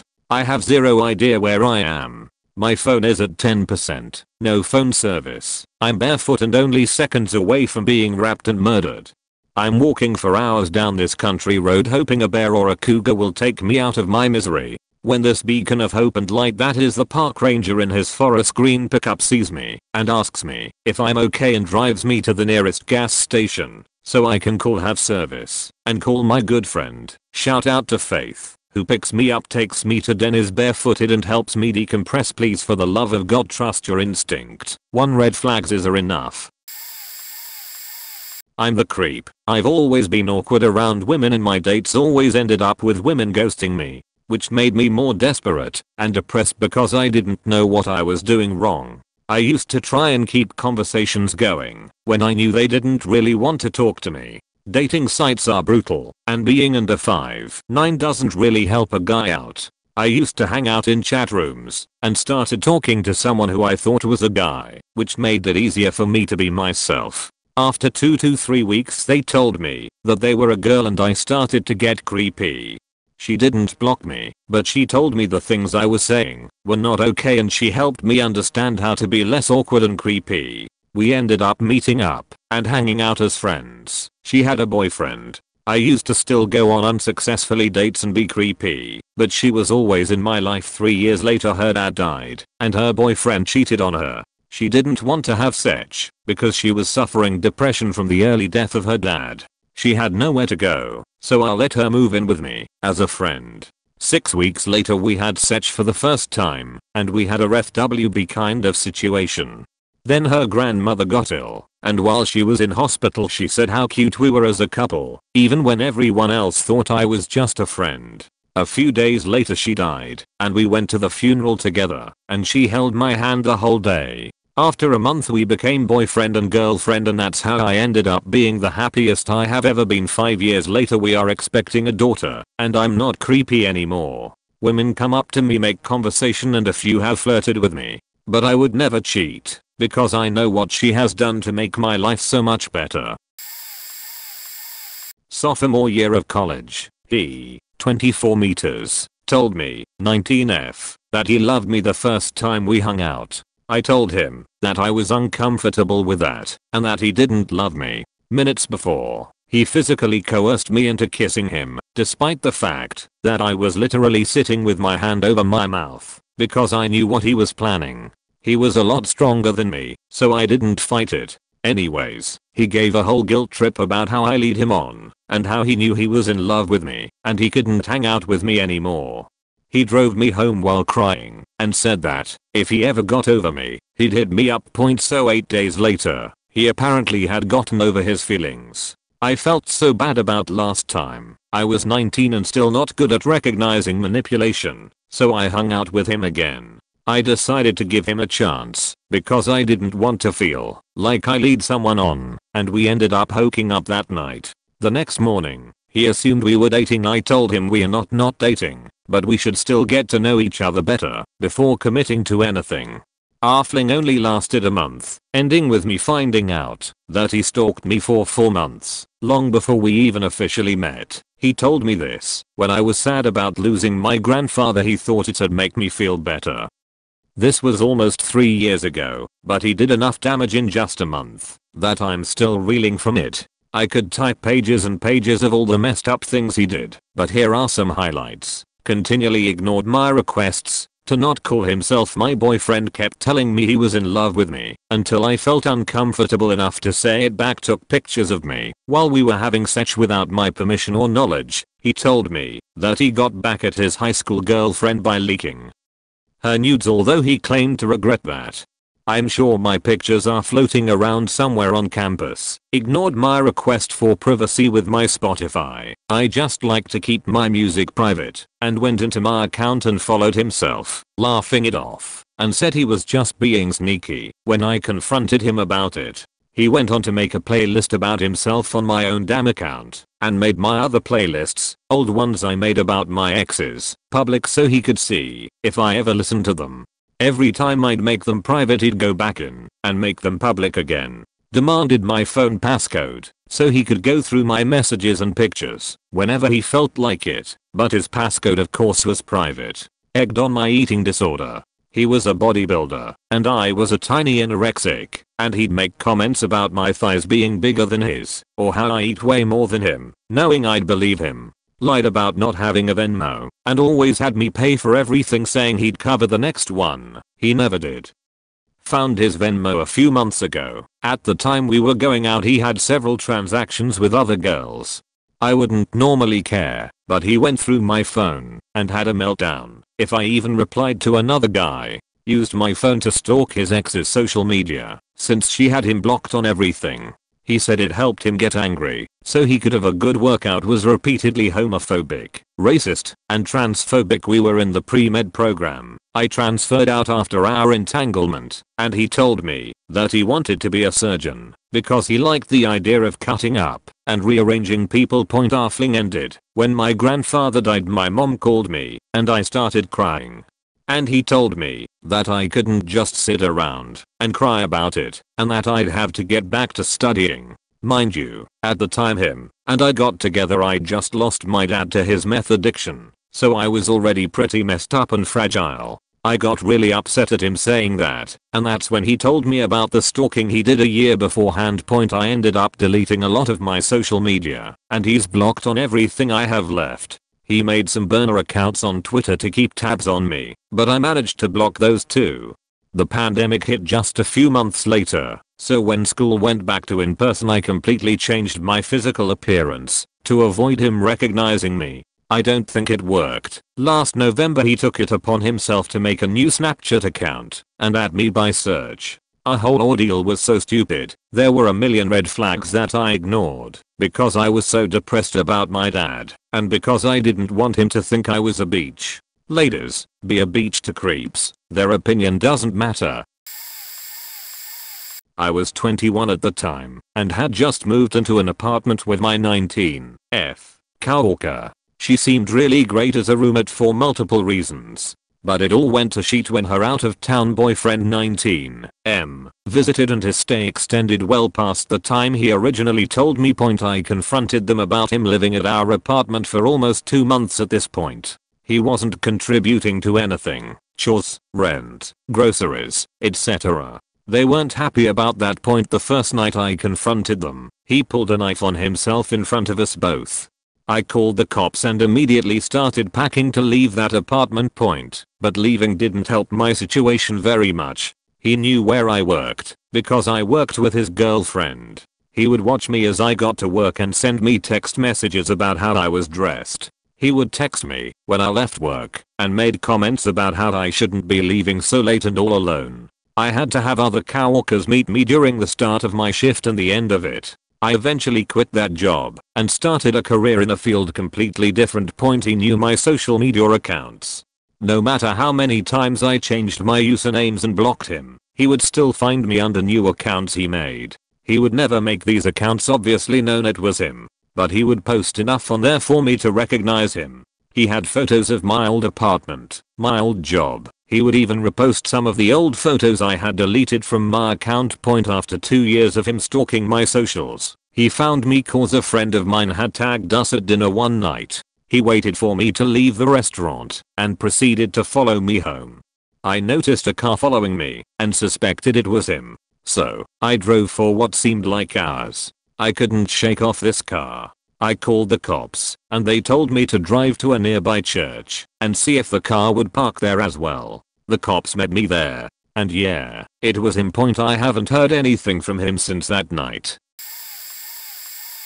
Lot of upsetting subjects. He repeatedly asked me out at work. He was a regular customer. I was persuaded because he was handsome, doing the same uni degree as me, was rich and South African, and also liked anime. We dated for 3 months and there were no red flags at all. Then on his birthday he took me to a restaurant and that's when we talked while he was drunk for the first time. I was talking about social media and asked what apps he preferred. He said 9gag. I asked him what that was and he proceeded to show me that he had a page where him and other boys would share your images and videos and laugh at them.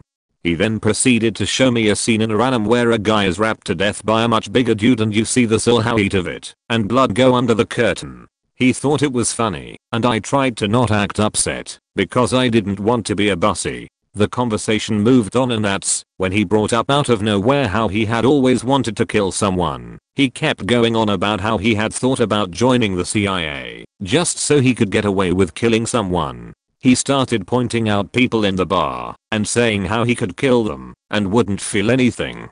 I told him back no you would feel something and basically made out that he was making shit up and that's when he decided to tell me about how in South Africa he hunted a herd of deer for a week, picked out his favorite stag and shot it through the neck, then walked up to it and finished off with a knife. He said he didn't feel a single thing. Anyway, I obviously went home and broke up with him the next day, never saw him again. But every now and again I look him online to see if he's been charged with anything yet. When I was in college, I was maybe 21 or 22. I had just broken up with my boyfriend of 6 months, who had graduated and moved away and wanted to try faking around. I overestimated my ability to read people and decided to give this one guy a chance. He was a graphic designer for a small film company or something and was a bit awkward. I thought he was just nervous. I told him about my background over some wine. Then we had sex. It was pretty bad. He was sweating on me during missionary and I asked if he could turn up the yak.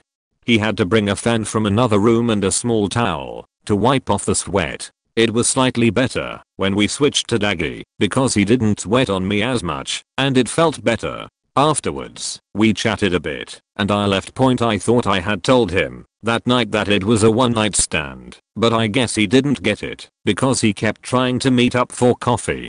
I kept saying I was busy, and I really was, since I was going to move apartments the next week, and that I wasn't interested in meeting anymore. And eventually he said he will help me out with school tuition, and to meet up with him for the details. I declined, saying he couldn't afford it anyway. Then, his true colors came out. He asked if it was because of his asymmetrical jaw, which I didn't even notice, but I told him it's because of his personality. Then he sent messages that were something along the lines of, when you have sex with someone, aren't you trading your body for good looks? I'm not the most handsome guy, I know. But that's why I'm compensating with money instead. You're pretty clever for a third world country. Irony is that you're nothing special in your country and even old white men won't give a damn. You're just a bussy for them. You're really lucky to be here. I wish you have sons that get rejected by girls like you. Then you will remember how you rejected me. LMAO. Hope your dad goes out of business so he won't give you a penny and you'll starve from food the way I starve from sex. At least I partially attained you while I had the chance. Then that incel had the audacity to ask how's your new place, as if his previous messages didn't happen. Looking back, I don't know what the fuck I was doing, gave way too much personal info on the first night, and didn't block immediately. I did feel grossed out, but thankfully my mental health wasn't so bad at that time, to the point that I hated myself and my body. I just took it as a learning experience, lol. There is a book about those gut feelings, The Gift of Fear. While it didn't tell me something new, it was good to read the stories where you try to rationalize a bad feeling away because of social expectations, or first try to find a different external reason for feeling a certain way to give a person a chance. The only surprising and creepy thing I encountered was a date with someone in the North German city I had just moved to, Kiel, in 2017. Online conversation had raised no red flags, and I just wanted to speak with a local in a cafe. He was conventionally good looking, had a bit of a Clark Kent Christopher Reeve vibe with similar chin and thick rimmed glasses. I was early and was sipping my coffee when he came in, smiling in a charming way, yet I immediately had a very alarming feeling, almost like prey needing to flee. I tried to act normal and analyze why I was feeling this way, as I never had it before. Soon, it was clarified during conversation where he first tried to establish him and me as somehow like-minded and different from the rest, and spoke very condescending and negative about other people. He made awful statements. He studied psychology, and his main goal was to make money in the pharmaceutical industry, not to help people. Strangely, I was both appalled and intrigued by him, almost like I was too curious to study him yet aware I was playing with fire. I brought to subject to psychopaths and what he knew about them. The exchange was like lightning, confrontational, a bit scary yet intellectually exciting. I was perplexed at my own inability to walk away, telling myself how stupid I was yet somehow too intrigued to understand why he ticked this way. And I was all the while still feeling scared. When we got up to pay for the coffee, the small cafe went dead silent, apart from the cashier. Patrons looked at him with a concerned look. When we got outside, he smiled and said how he loved to control a room, and gave more examples when he made his roommates scared of him, or how he controlled a room in other situations. I walked with him, thinking I would be safe enough, and still too curious. He made awful comments on his ex-girlfriend, etc. While this sounds all very tame, I found him quite scary in the sense of how good he was to punch through my, I thought, carefully constructed barrier. I thought I could mentally bar him from entry, and yet he managed. He was intelligent, but an awful person. Whenever I saw him at uni, I would get the same sinking feeling in my stomach. I think many women would think him very handsome. His skills in psychology would make him more dangerous to vulnerable people. And I still try to understand why I was so intrigued, scared and weighing off the risk while interacting with him. This is not like the extreme stories portrayed here, but still someone I found utterly creepy for his disdain of other people and lack of empathy. I'm late to the party, and mine are nowhere near the insanity some of these are, but I had a man last year who seemed nice, but a little off I guess, but I decided to give him a chance. First he acted like it was some kind of miracle that I wanted to talk to him. Red flag #1, but then just texted a bunch. We met at a bookstore, and he immediately launched into all kinds of additional red flags. He was 49 and living with his parents because he'd lost his job. Okay, it was the pandemic, no big deal, but taken into account with everything else is turned into a giant red flag #2. But he wasn't allowed to see his kids after his divorce. Red flag #3 was very Catholic. Red flag #4 when taken with everything else. And he had some drinking issues. Red flag #4 equals 5. He was very down on himself, and me, being recently divorced myself, still felt pretty bad for the guy, and wasn't adding everything up point after our chat. I agreed to go on an actual date because why not? Well, I found out why not. The day after our meeting at the bookstore, I woke up to multiple 3,000-word emails about how I was his rose and God had sent me to him. And he couldn't wait to be with me, blah blah blah.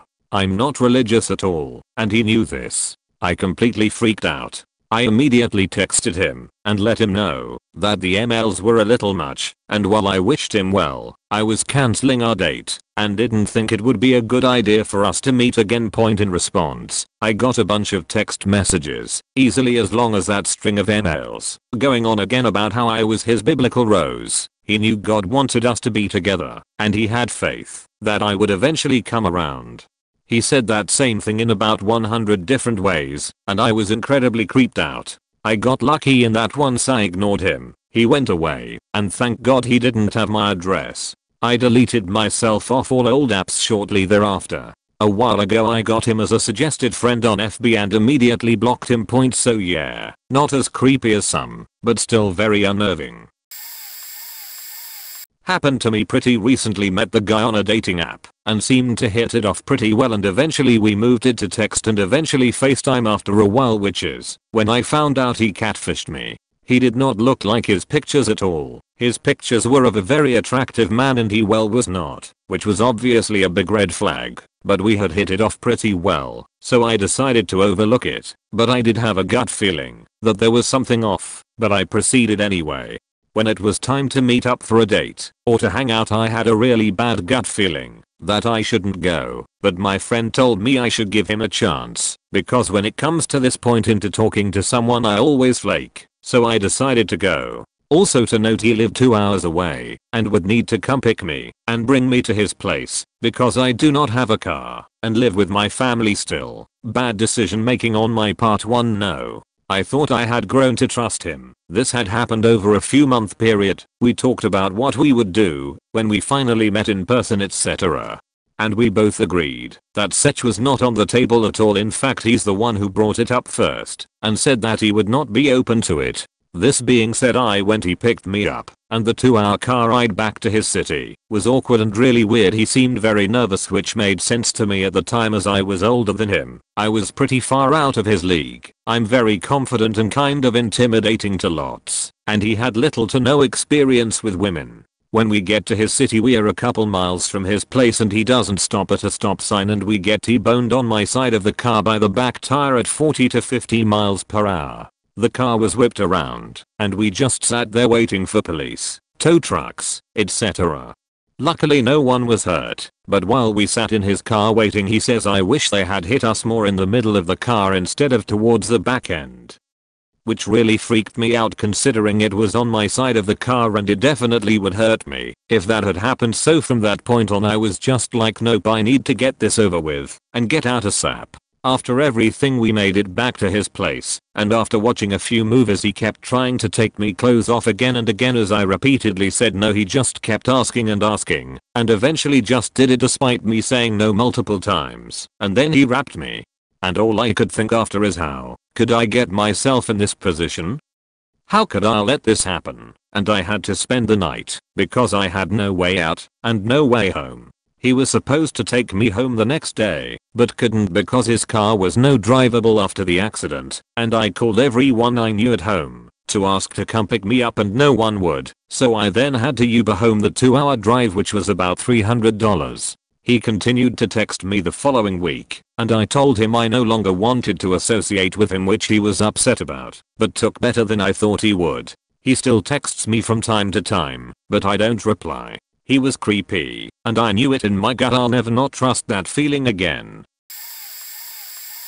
Had many, but I'll be okay with talking about 2 in a decent summary. One of them had threatened to kidnap and rap me. We went to the same college school building, so I was deathly afraid of attending there for 5 months straight. Had asked a friend to walk to me there all the time. The other one was unhinged. We never went on a date, but was planning on it when he comes over to my state. But he eventually made me uncomfortable with the increasing sexual questions. He also wanted me to stay overnight at his hotel place, and I was not gonna stay alone with a man I just met.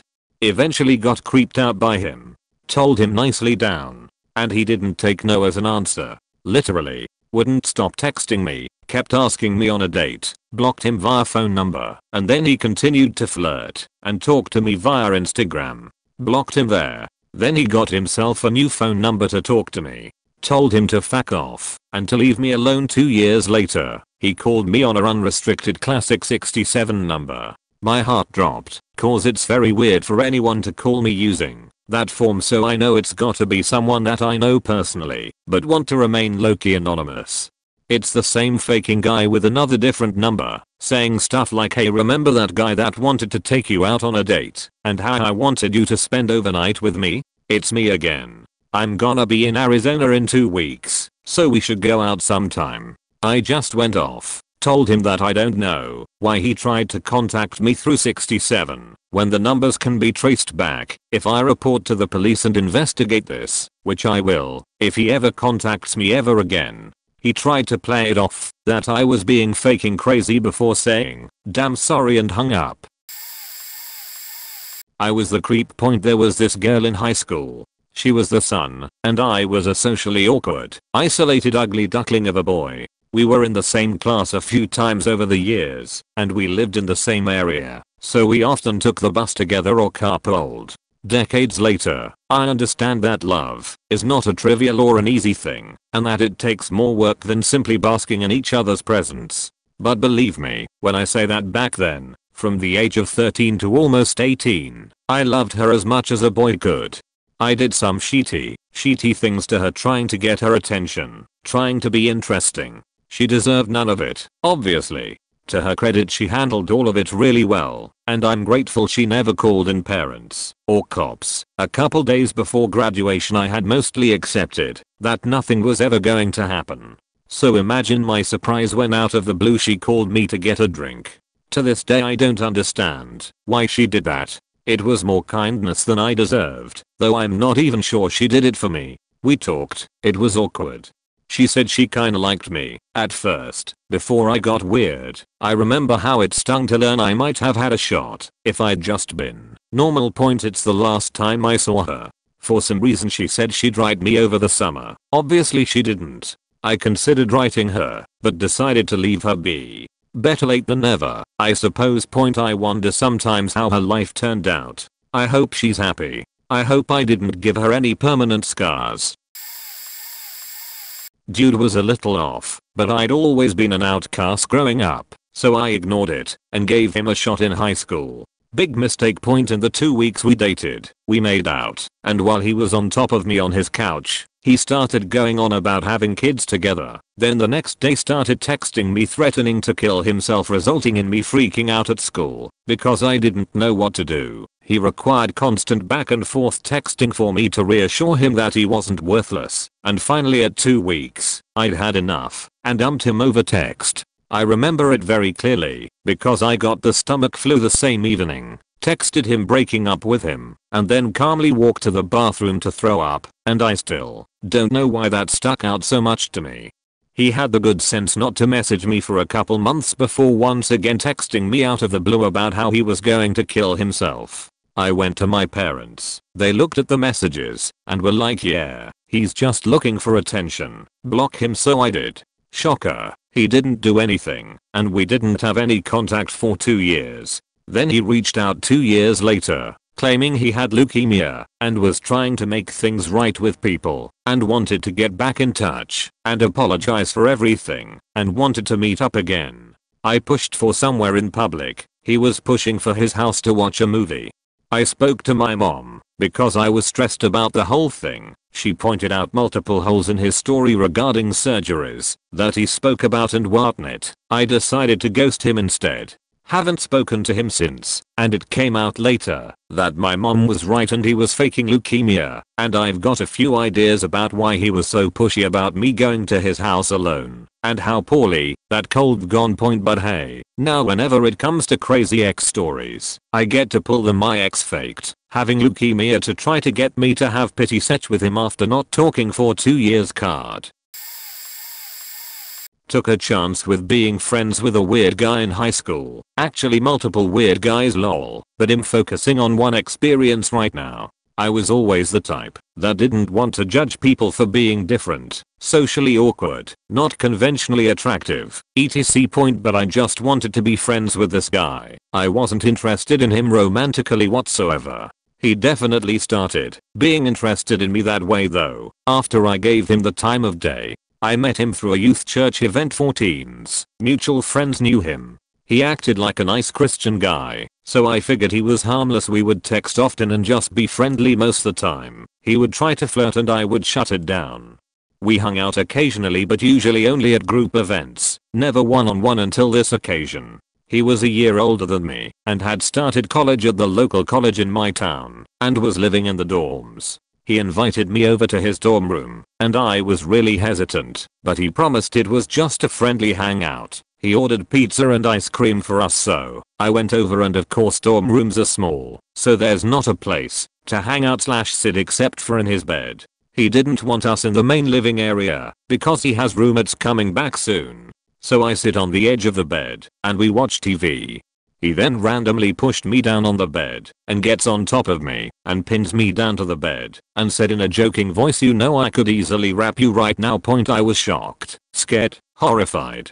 I'm a 100 pounds petite woman. I couldn't push him off of me. I didn't say anything, just struggled to get him off, and he finally let me up. I left immediately without saying anything. He tried to text me multiple times after, and I never responded. I never told anyone at the time, but I wish I had. I just didn't think anything would actually come of it, since he didn't actually rap me, and I had no proof he said that to me. My first comment here on Reddit, and didn't even think I'd be describing this incident. A guy from school sent messages on my phone after 3 years to ask me how I was. I knew he had a crush on me initially way back, but I thought it might be gone by now. 3 days later he started bombarding me with phone calls and messages asking me to marry him out of nowhere. I freaked out, blocked him from my phone and my socials, and thought I was done with the issue. Turns out, he had been calling all our mutual friends, asking them to convince me to marry him. I was 21, and they blocked him too. A few days later, when we were having a family reunion at my house, he turned up at my doorstep, walked in uninvited, and told my entire family that I was in a relationship with him for a long time. I wasn't. I was scared and fled to my grandma's house from the back door while my family handled him. 1 vs 20 to 30 people. Later that night I unblocked him and warned him that I'd be calling the cops if he continued the same thing. Instead of being scared, he threatened me of Sue 1C1D, kidnapping when I go out. Needless to say, I couldn't go out alone in the months that followed, with my parents accompanying me everywhere. I even informed his family somehow, and they said they'd get their son the therapy that he needs. Though his friends say they did absolutely nothing about it, the story doesn't even end here. A few days back, 2 years after the incident, he texted me from an unknown number on my phone again asking me whether it was me or not. I didn't reply and blocked him. Let's just hope this is the end of the story. Never leaving my house again without a big knife, as long as I'm in this city. When I was 16, I was at a party for an older friend's 18th birthday. The party was at a house with a huge garden, and an inflatable jousting arena type thing had been rented out and put in the garden. At one point, a mutual friend who I'd never met before, picked me up, jumped over the walls of the inflatable arena, and then lay down on top of me. The only reaction this got was when I stood up, got one of the inflatable jousting sticks, and started hitting this guy, and someone laughed about it. When I was getting ready to leave with two of my friends, the same guy asked for my phone number. I obviously had no interest in dating him, but I just gave it to him to be polite, since we had several mutual friends and I figured I'd probably just end up seeing him again anyway. After the third time I said no to him asking me out, I said to him in a text that I'd given him my number to be friendly. He replied saying, "Oh, okay, no problem, I can live with that." Which I thought was protesting a bit much, but thought nothing else of it. A week or two after this, the friend who had the party invited me to go bowling with a group of people we knew. It turned out this was a setup to get me alone with this other guy because he owed him a favor. Surely if you feel the need to lie to someone to get them to spend time alone with you, then that should be a big enough hint to leave them alone because they are not interested. But anyway, every mutual friend who heard about this thought I was in the wrong for not giving him a chance because he's a nice guy, and b, saying that he was creepy and stalkerish for tricking me into being alone with him when I'd repeatedly said I didn't want to date him. He eventually ended up dating another girl I was friends with. I don't know the full details, but I know he threatened suicide to stop her from breaking up with him at one point. The other mutual friends we had stopped hanging out with him not long after this, when he slapped another girl in their friend group on the ass during a night out, and she rightfully kicked off. I'm not friends with any of these people now for different reasons, but I do wish I dropped them all immediately when this happened. I found this question on a TikTok read and I think it's my chance to warn others. There is a reason these people are usually alone, not dating, whatever. There's a reason why they are creeps. I usually am the person to give a chance to the outcast, the dude that no one likes, because I see myself in them.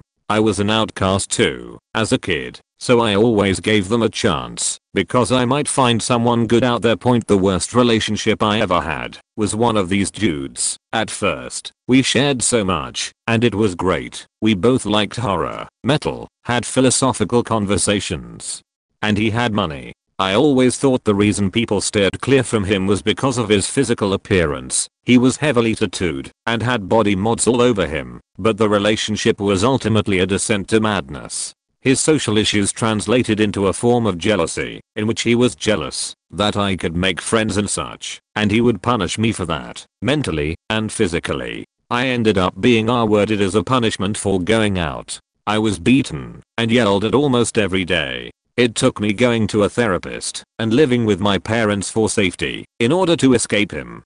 5 years later, I still go to therapy for PTSD. Other relationships, although not physically abusive, have also sucked. This men tend to be terribly insecure, so anything that you are capable of doing that they don't, will be resented. They're incels. They're the most misogynistic assholes, blaming women on the fact that they're alone, and not on their own creepiness. Usually, I guess not all men, but in my life, the creeps have always been the worst, not 1 or 2 or 3 times. After more than 8 times, the problem is 100% on me. It's a pattern in my life that I'm actually trying to break. My therapist says there's a reason why other women steer away from these guys. Listen to their silent words. She is not wrong. If you want to give the creep a chance, make sure you have an escape route and that other people are there with you. Never dated him. He was my cousin. I, like the rest of my family, tried to turn a blind eye to his abuse. He was very sly about it. Turn assault into games, tricking me into it, games he could even get away with doing in front of adults, or when I was sleeping, or sometimes as a joke.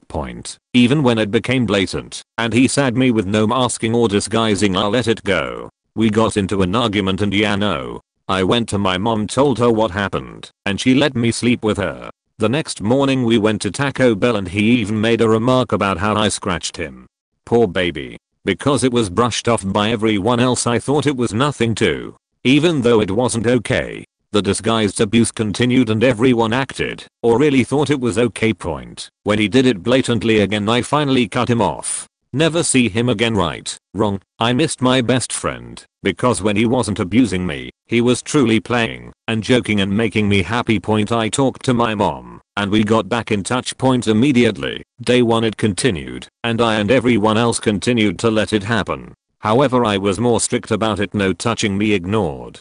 It continued, but he had a harder time getting away with it. The only person bent on protecting me was my little sister. When I say bent I mean literally, because one time I was in the front seat and he wanted it. So he went to grab me out of it, and my sister put her arm out in front of me, and he bent it against the door. She also sat between him and me in car rides, putting herself in harm's way. And that was the compromise my parents agreed to. Point eventually I ended up in the hospital for an eating disorder. Honestly, I was starving myself, yes. But I also wanted to go to the hospital, and wasn't afraid of exaggerating my situation and going beyond to be sick. I feel bad for things like that, but I couldn't place it at the time. I wanted to go to the hospital because I was being abused. I told the staff and sift camera knocking and set my parents straight, and thank Jesus I've never seen him again. Point the next few years after that were confusing. I learned that I was abused. I relived things and realized a lot of what he did. His mask fell off, and I realized memory by memory what his games were. I became confused and at times quite toxic. Lying to people online, trying to feel validated. Pushing friends and family away. Stopped eating. Started self-harming. The work slowly I started to forgive. First my mom, who recognized what she did and stood by me in all my treatment and decisions. I forgave my Grammy and worked towards forgiving the people who never apologized and who have even made things worse. My dad, who's never taken an ounce of responsibility and downplays it insultingly low. My brother, who hates my cousin but lives with him a lot of the time despite having our house. And my aunt, the mother. I still struggle a lot with that stuff. I haven't fully forgiven my cousin or my uncles. Side note, my cousin's first dad abused my aunt in the same way, and his stepdad was in jail for 11 years for so he says he didn't do it, but I try not to think about it. It's harder to forgive those people. Point I want to sue, of course he grew up like that. Say I'm living happily ever after, but my PTSD is still high. I wake up screaming with nightmares. I see him everywhere. Flashbacks. When my brother comes home I feel like I can feel his germs crawling all over me. I also have OCD, so that plays into contamination OCD, and to be honest, my PTSD is on the lesser side of all my problems. I hope one day I'll be at peace in one way or another. Even though I hate myself, I don't want to suffer. Wasn't really a chance for dating but a friendship. Started a new job. This dude was there when I needed help with something. He popped out of his seat and scared the living shit out of me, and then stalked my FB outside of work and contacted me that way. I didn't want to judge someone so harshly, so I agreed to meet him on lunch break the next day just to chat. Point told him I was not interested in dating. I already had a serious relationship going. He seemed like a pretty nice guy. We got along pretty well. Well, he started to harass my boyfriend to try and force him to break up with me so I'd date him. We stopped being friends for a while. Then shortly after I got illegally evicted from my home in the middle of winter. I had nowhere to go. Boyfriend lived way too far away from my job. No relatives would help me. It was a disaster. Only person who offered help was the creepy dude. It was either sleep in the snow or stay with him. I figured I only needed 2 weeks to get to my new place. Couldn't be that bad, right? Bad faking idea. Point the second I was in his grasp he got extremely abusive. He would throw things at me, kick me, insult me, killed a couple of my pets, and laughed about it, stole my keys so I couldn't leave, took my money, sabotaged every chance I had to get out of there. He would monitor my phone calls and eventually just wouldn't let me see or speak to anyone else. He also started to rap me, Alet. It got to the point that I just stopped fighting it because I couldn't get away, and it was easier to just let it happen and get it over with. He did this because his grand plan was to get me pregnant so that I'd be forced to stay with him. And it worked, sorta. I did get pregnant. My boyfriend left me as soon as he found out what happened. Once I was able to sneak a phone call to someone. I was going to get an abortion and chickened out. When creepy dude realized his plan wasn't going to work because I had no intention of staying with him or letting him around the baby, he freaked out, started beating on me more, and doing things that could kill the fetus. I managed to get out of there after 2 visits from the cops. They did nothing the first time. Second time I was finally able to escape. Had the baby and I now live happily as a single mom in my own home. I have had no contact with creepy dude since he got fired from the job we both worked at. He has only seen the baby once, after he snuck into the hospital, after I gave birth. The nurses had to have him escorted out. We are doing okay, the baby and I. I love him more than anything ever, and he really helped me recover from that horrific time in my life. He's 4 now. Can't imagine life without him. Point message to the ladies and men out there, if you have a bad gut feeling, run. Don't go against your instincts just to be polite, or you could end up in a situation like I did. I ignored so many red flags and all this could have been avoided if I just followed my gut instinct on day 1 and never met him for that lunch. Didn't even give him a chance. He was a neighbor living with his mother. His mother once asked if I would mind that she gave her son my number so we could go walk our dogs together someday because he always goes walk the dog alone. I had seen her son in the lobby maybe twice. I thought it was a bit weird, but agreed to be polite. Immediately I started getting texts of when I'm going to walk the dog, what time, when can we go. I didn't respond. Couple days later I was going out to walk my dog and saw him in the lobby with his mother's dog, clearly waiting for me. It was super awkward and he basically followed me to the park and forced conversation with me. I was so uncomfortable. After that he wouldn't stop texting me. I told him I didn't want to talk to him and blocked his number. He stalked my social media and started spamming me everywhere. I blocked him on all platforms. After that I started seeing my name messages calling me a beach/slut carved in the building elevator and front door with I assume a key. I was mortified. Notified the building manager immediately and was simply told to ignore that he had had problems with a girl before. Tried to ring the bell go their place for an explanation, but they didn't answer. I went to the police and showed them pictures saying I was scared, only to be told we don't deal with couples drama. I was terrified, went to stay at my mom's place a few days. After that I wouldn't ever see him in the lobby. Saw his mother a couple times, but she would ignore me. A couple new messages appeared on the elevator walls. No one did anything about it. A week or so later my apartment was broken into and all my valuable belongings were stolen. Everything was broken. The thief also took a sheet in my toilet and left it there. I'm still certain it's related and he orchestrated it, but couldn't prove anything to the police who completely dismissed me once again. I left that apartment building shortly after I was broken into. I'm still traumatized to this day and can't believe no one helped. This was like 6 years ago now. I was very early 20s. Oh look, it's my time to shine. I've given lots of creeps a chance to be the sweet harmless nice guys people claimed they were. Spoiler alert, they weren't. Went on a young first date with a guy who seemed vaguely creepy and made me uncomfortable for reasons my friends didn't consider adequate enough to turn him down. When I asked their advice, he spent the date explaining to me in detail what our future family would look like and how he couldn't wait to get me pregnant. I don't want kids. He apparently wanted 3, and when I said no to a second date he spent 3 months following me conspicuously around campus and parking outside my residence in his free time to monitor when I was home. Out, alone, had people over, and would frequently let me know I was ruining his life by not following his plan for us. This is one of the better experiences. The second time I merely danced with a guy at a bar who had bought me a drink and seemed fairly normal for the first hour of occupying the same vicinity, aside from the fact that he seemed to be alone at this college bar on a weekend night. Not a deal breaker, but a minor red flag I ignored. He spent the duration of 3 songs slowly moving us across the floor, away from my drunk and oblivious friends. He asked if I would like to leave together. When I said no, and that I came with friends, he became enraged and attempted to drag me out of the bar by my wrists. A couple near the door intervened, and the guy slipped out of the bar and left before we could get security involved. I saw him one more time a few weeks later from across the bar, where he was glaring at me. I warned the bartender and door security, left immediately, and stopped going to that bar and the one nearest to it for about a year.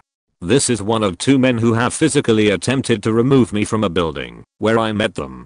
Intentions unclear but probably not good. Point the third and fourth creeps for whom I suppress my irrational read, intuitive, discomfort to give a chance, because he's harmless, he's just awkward, wound up, sexually assaulting and rapping me, respectively. One was a close friend I probably would have defended the character of prior to the day of the incident.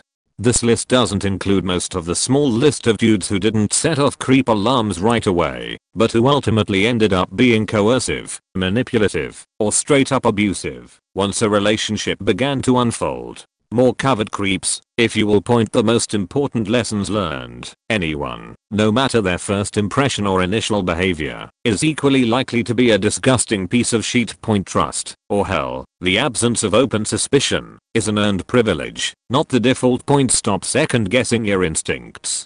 If your gut is screaming that someone makes you uncomfortable, or even that you're just not into it, don't let friends, family, society, or that little internalized voice in your head that says your comfort and safety is not as important as their hurt feelings convince you otherwise. You don't need a good enough reason to say no. Nobody is entitled to your time, attention, or benefit of the doubt just because you didn't give them a doctor's note. Point carrying a weapon doesn't usually help. Every time I've had a weapon in my proximity in a situation where I was being harassed, assaulted, etc., it has either been inaccessible, more likely to be taken from me, and possibly used against me, or, had I been successful in using a weapon in self-defense, would have sent my life into a traumatic spiral of law enforcement, court dates, convincing others I acted within my rights, having my name dragged through the mud for both being sexually assaulted and for reacting with violence, all on top of the trauma of the sexual violence itself. Plus the guilt of hurting, or God forbid killing someone. Stop telling people to get a gun and learn to shoot if they are scared of sexual violence. I have done both, and I hope to fuck I never have to point that thing toward another human being, even a rapist, let alone pull the trigger. I was meeting some guys from a dating app, but more for the reason I needed to gain more real people in my life. I was clear from the beginning, and wrote it in my bio. Then I met a guy who moved to my city, but was born in India, so we didn't have the same native language. He was a 24/7 stoner and just searched for sex. I met him couple of times and everything was okay like buddies. Though there were some bad vibes, because he always made fun of my English accent, and said how good sex and drugs are. Seriously, maybe I have a little accent, but I practiced so much, it is way more better than his Indian accent. But one night we wrote, and he came to my place. He tried to force me to have sex with him. Then after I had my best friend on the phone he decided to go. Not even a minute after he went the guy wrote me like 10 messages that he is disappointed of my behavior. That I wanted it, because I gave him signals. The signal was to invite him over, and I know from the beginning what he wanted. I felt so bad I apologized. I ghosted him for a couple of weeks and he tried to write me regular on messages like, "Hey cute, how are you my sweetie? You look wonderful on your new picture." And one day I was feeling guilty again for ghosting him, so I answered. He asked me why I did not answer and if something happened, and I answered yes. You know what? To make the long story short, he said I was crazy. I should know what he wants. And nothing happened, so why am I such a bitch? And that what really hurted me were the words, "You are just a big fat hoe. No man like me would want to fuck you." But I thought, cover the face, fuck the base. A bussy is better than no bussy. Then he blocked me.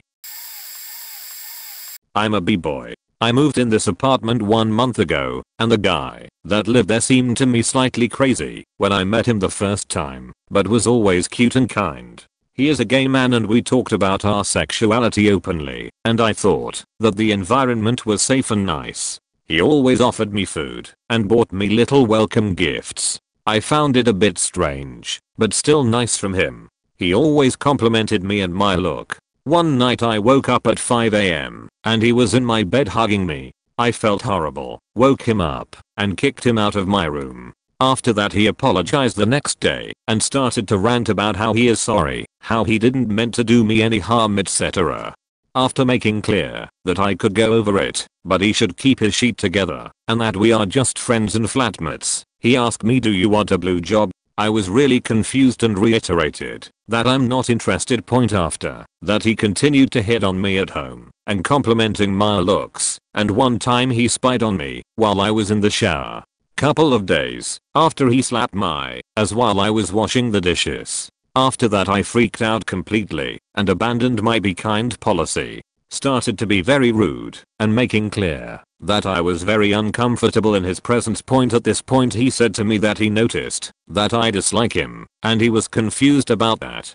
He asked me if it was because I'm not pretty enough, am I not funny, and tried to push a narrative where he was just a poor victim of sexual abuse when he was a child and that he really hates himself because he knows that he is not good at socializing etc. But I didn't fall in this guilt trap and cut off every contact. It was too much and I had a mental breakdown in the library because I had to move, and at the same time I had a huge amount of assignments for uni. Now he plays the victim and he says that I'm a horrible person and that we will never have a connection. What the fuck is wrong with some people? Very scary. It didn't start out badly. When we spoke on the phone, he seemed okay, but when I suggested meeting for coffee or a beer, he scoffed and said that's so boring, let's do something fun. I have a boat, he said. I can take you out in the boat. How stupid I was. He gave me the address to his home, which turned out to be his parents' house. Yep, he was living in his parents' basement. Okay, I've been through tough times. Sometimes things happen. But while he hooked up the trailer to his car, the convo between him and his parents revealed that the parents had to hire someone to mow the lawn. I was thinking, huh, a 50-something guy living with his parents and he can't even mow their lawn? What the hell? I should have gone to my car and driven away. We got in his truck and drove off, stopping to get a gas for the boat and a 6-pack of beer. On the boat ride, he drank the entire 6-pack over maybe an hour and a half or 2 hours. The boat was running poorly, the engine obviously in bad repair. It wouldn't run any faster than idle speed, which I was thankful for, because of his drinking. He told me about all the bad luck he'd had, dates that hadn't worked out, how he owned 2 apartment buildings, but somehow he had to live with mom and dad instead of a unit in his own building. I go to church, and once he heard that, could not stop ridiculing people who believed in Santa in the sky. As the time went on he grew more and more agitated about the restrictions his father put on his living arrangement in the basement. We finally get back to shore, load the boat back onto the trailer, and head back to the parents' house. To his credit, he evidently was used to drinking a lot, as his driving was actually fair going home. His rejection email to me was in my mailbox by the time I got home. I ended up with a man from that guy's hometown. I guess, at one point, he actually did have a couple multi-unit buildings in the past, but had never gotten them up to code, and had been arrested several times for assault in his arguments with his tenants after this incident. I never ever varied from first date in a public place. When I was 16, I went to get some food at the local burger stand. The cashier looked about my age and kinda weird, but whatever. So when he wrote his number on the receipt, I decided to give him a shot and started texting him. I come to find out that #1 he's 23, #2, through social media stalking, he has a girlfriend of 4 years, my classmate's older sister, and #3 he continued talking to me after he knew my age. My friend also said he seemed creepy, which made me realize that I should listen to the voice inside my head telling me to get out. So I told him that I wasn't interested in guys that have girlfriends. He vehemently denied being in a relationship, but that was definitely a lie because the girl had recently posted something about them being in love and he liked it a few days after I started talking to him. So he feigned getting a new phone soon, so I will text you from that, and didn't text me back. Good. Over. Done with. Until recently. Flash forward to 9 years later.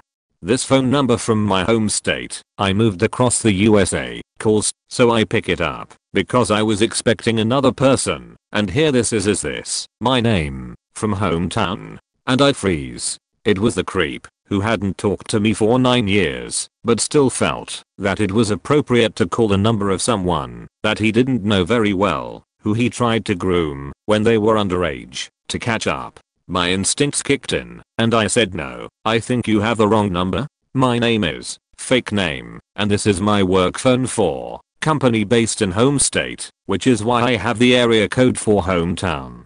I also added why was he calling in the middle of the night to make it more believable that I was unaware of the time difference and not the person he was looking for. He then proceeded to barrage me with personal questions despite me telling him this was the wrong number and I didn't know who he was, so I told him goodbye, hung up, and blocked his number and name from all my social media. He wasn't my friend on social media, but I took the precaution. Haven't heard from him since, thank God.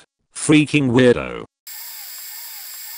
It was 2021. I was bored and in online school. My cousin had this boyfriend who she had known her whole life, and I met him a few times on call while she was visiting my state. Overall nice guy. I follow the guy on Insta and see that he posts a story with his mates and I see this handsome guy, so I tell him to introduce me to him. Turns out he's his stepbrother and actually already heard of me and thought I was hot. I felt flattered and told him that I would be pleased to get to know him. We start talking and we hit it off quick, or so I thought. He opened up fast, like real fast. On the second or third day of talking he was already telling me about how his dad died a few years back and that he had depression, and I opened up smaller about my story with bullying and living in a conservative state as a bisexual woman. I wanted him to know beforehand so if he had a problem with my sexuality I could cut him off quick. He said he was okay with it. Literally on the 5th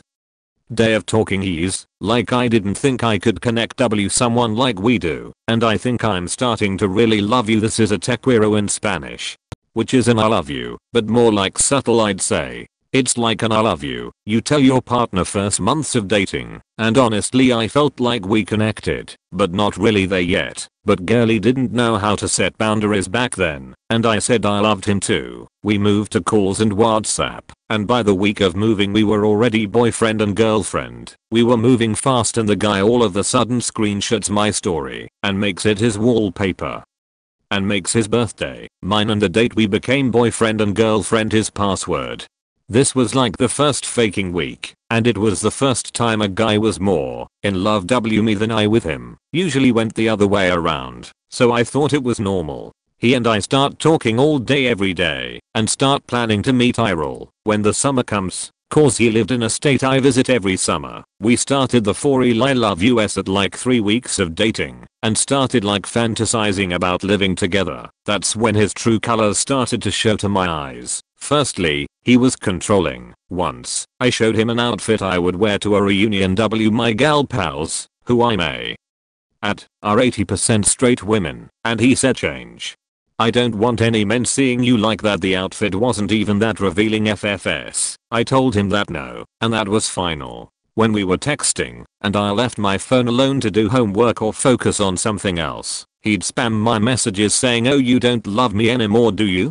Just faking breakup me already. He always told me I was better than his ex, who he later on told me he stayed with for longer, only so she would help him pass the grade. He would tell me that he was scared that I would leave him for a woman and that if I were to leave him that please let it be with a man so he could go with dignity. When we fantasized about living together, and I have this engraved on my brain forever, he said that I'd be like his mom and set out his clothes for him, and that he saw me sweeping the floor while he played FIFA. Mind you, this guy was older than me. My last straw was when I told him of my coping mechanism and asked him what he thought, and he said it was gross and he didn't want anything to do with it. I started to question the relationship. And for the last 2 weeks I got like bad anxiety even thinking of him. Like he'd text me and my stomach would immediately churn. I felt a never-ending pit in my stomach when talking to him. As in, it hurt. My back hurt for those 2 weeks and I was done. My friend came over and we were talking and I confided this with her. I called the guy and told him that I needed to break up with him because I had mental health stuff to deal with. He said okay and thanked me through text and said he'd remember me positively. I wish I could say we parted our ways and I lived happily / owe him, but no.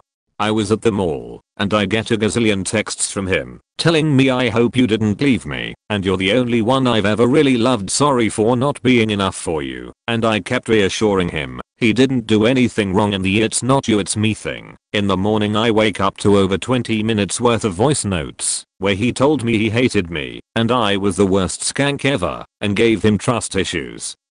That he loved me and he could change me and we could fix this. That I was probably a woman by now. That I made his depression worse and I was the shittiest human alive because I knew he had depression and still left him. That he cried all night. That he loved me and wished me the best and that I was delusional and he'd wait for me with open arms for when I decided to be reasonable. Again I appeased him and finally he stopped texting via WhatsApp. On Discord I deleted the account we talked on and on Insta he messaged me once for telling me he had a new hot girlfriend and needed my advice. Again I just did what it took to keep the peace and that he decided that he forgave me and we should be friends. I declined saying my therapist told me to get away from men for a while. He told me to get away from him, but yeah lol wasn't gonna say that and I blocked him. Then 6 months later, mind you, we dated online, never met in real life, and for a month and a half, he texted me that he forgave me and that he still loved me and thought of me every day and wanted to fix me. I just blocked him. I kept hearing from him cause every time I talked to my cousin she'd tell me what he'd tell her. She was still friends with his stepbrother ATM. They two had broken up. He would say how is she? And I hate her. And my favorite by far thank her for me cause after her. I'm a heartless fuckboy and get all the girls after him. I get very grossed out about a relationship a man because I'm scared it'll be like the one him. And I don't know if to say oh yeah I had an abusive relationship cause like other PPL have it worse, so I'll just say I dated the creep and it didn't go well. Actually on June 25th I celebrate 1 year O having a partner and 1 year after I broke up. Him. After I did my anxiety went away, my stomach and back were like new, my nerves lowered, and I had more energy, and actually built a routine and life I liked, so yeah glad I got out Tatheri. I just remembered he also had a weird fetish for my tongue, like, he'd ask me to stick it out when we were on call all the time. He wasn't that creepy at first but then he became obsessed and would be passive aggressive if I wasn't talking to him 24/7. One night he randomly asked you live at, right? Since we had been seeing each other and I stayed at his house a few times I didn't think twice and confirmed where I lived. A few days later my housemate and I went to get Subway a few blocks from her house and on the way back we saw someone at the front of our lawn. Assuming it was an Uber Eats driver for a neighbor we brushed it off until we walked closer and it was him. He brought soup because I mentioned being unwell and I invited him in because I felt rude not to. I had a weird vibe and it wasn't until he left that I realized I never actually told him where I lived and I felt physically ill. A few days later I went out to have milk tea with a friend and on the way home I felt super paranoid that I was being followed, yet there was no one at the station. Just as I passed my neighbor's house someone grabbed me and I yelled, it was him. He said he saw me with a guy and followed me all the way from the city. I told him I wanted to be left alone for a few days and thought that would be the end of it. A few days later a friend I hadn't seen in a few years invited me to stay at a hotel apartment outside the city. That night I had an odd thought and looked at my Snapchat account and saw my location was available to friends and turned it off. The next morning as we ate breakfast I looked out towards the backyard and there was a figure on the patio. I could tell from his body language that it was him and I instantly ran upstairs to hide. Him and my friend were back and forth arguing that there was no one else in the apartment and to leave. But he was adamant his friend was staying here and seemed to have left, so I went downstairs. A few minutes later I could see a shadow lingering next to the door, and like before I went back upstairs and my friend told him to leave, and there was no one. He left and we decided to pack our things and leave. He was outside the gate and my friend dropped me off at the station. As I was going down the stairs to the platform I noticed someone wearing similar clothing, so I went up and over to the other side and caught an Uber to my old apartment. Thinking maybe he somehow hacked my phone and got the hotel address I sent to my housemate, So I got the long way home. I knew he wouldn't know and went through the back alley. A few minutes after being in my bedroom I could hear tapping noises. I look out the side of the curtain and he is somehow outside my window rocking against the wall until my neighbor scares him off, thinking he is a thief. 10 minutes later I saw he posted a photo on Instagram of a cafe around the corner from my house. In my first year of college, there was this guy called L. It was maybe the second week of college and people were hardly on a first name basis, yet somehow L had found all the girls' FASA books, including mine. L isn't genetically disadvantaged, but he was through his lifestyle and lack of self-care. He had very greasy hair, didn't smell the best, and always had dirty clothes. I never said anything rude towards him, unlike others. I also never spoke to him in lessons really, but decided to reply to his greeting on Facebook. I'm not one to be rude to people, because of how they look/smell. I used to be the same, because I grew up with my dad when I was younger, and he didn't do the best job at teaching me how to clean my hair properly. I agreed to have a meal with him during our break. We were 16 over 17. So it was just going to the Subway in town. I walk in, and he gives me a half-eaten sandwich, and tells me to eat. And awkwardly pushes it to me. I kindly decline. I tell him I'd like to go to McDonald's, which is right next door to Subway, and I will eat then. He goes with me, and we sit while I eat. I can't remember the conversation, but I think it was somewhat normal with just a bit of awkwardness. It comes time to leave, and I have to go back to college. So he gives me an awkward hug outside the McDonald's. It'd be lying if I said he didn't smell, but I ignored it and returned the hug, which was awkward since it was our first time talking in person and it wasn't a date at all. Maybe he was just a huggy person, I thought. We walk away from each other. 1 minute later I get a text on Snapchat from him. I can still smell you on my shoulder. Yup. Never saw him again other than in lessons.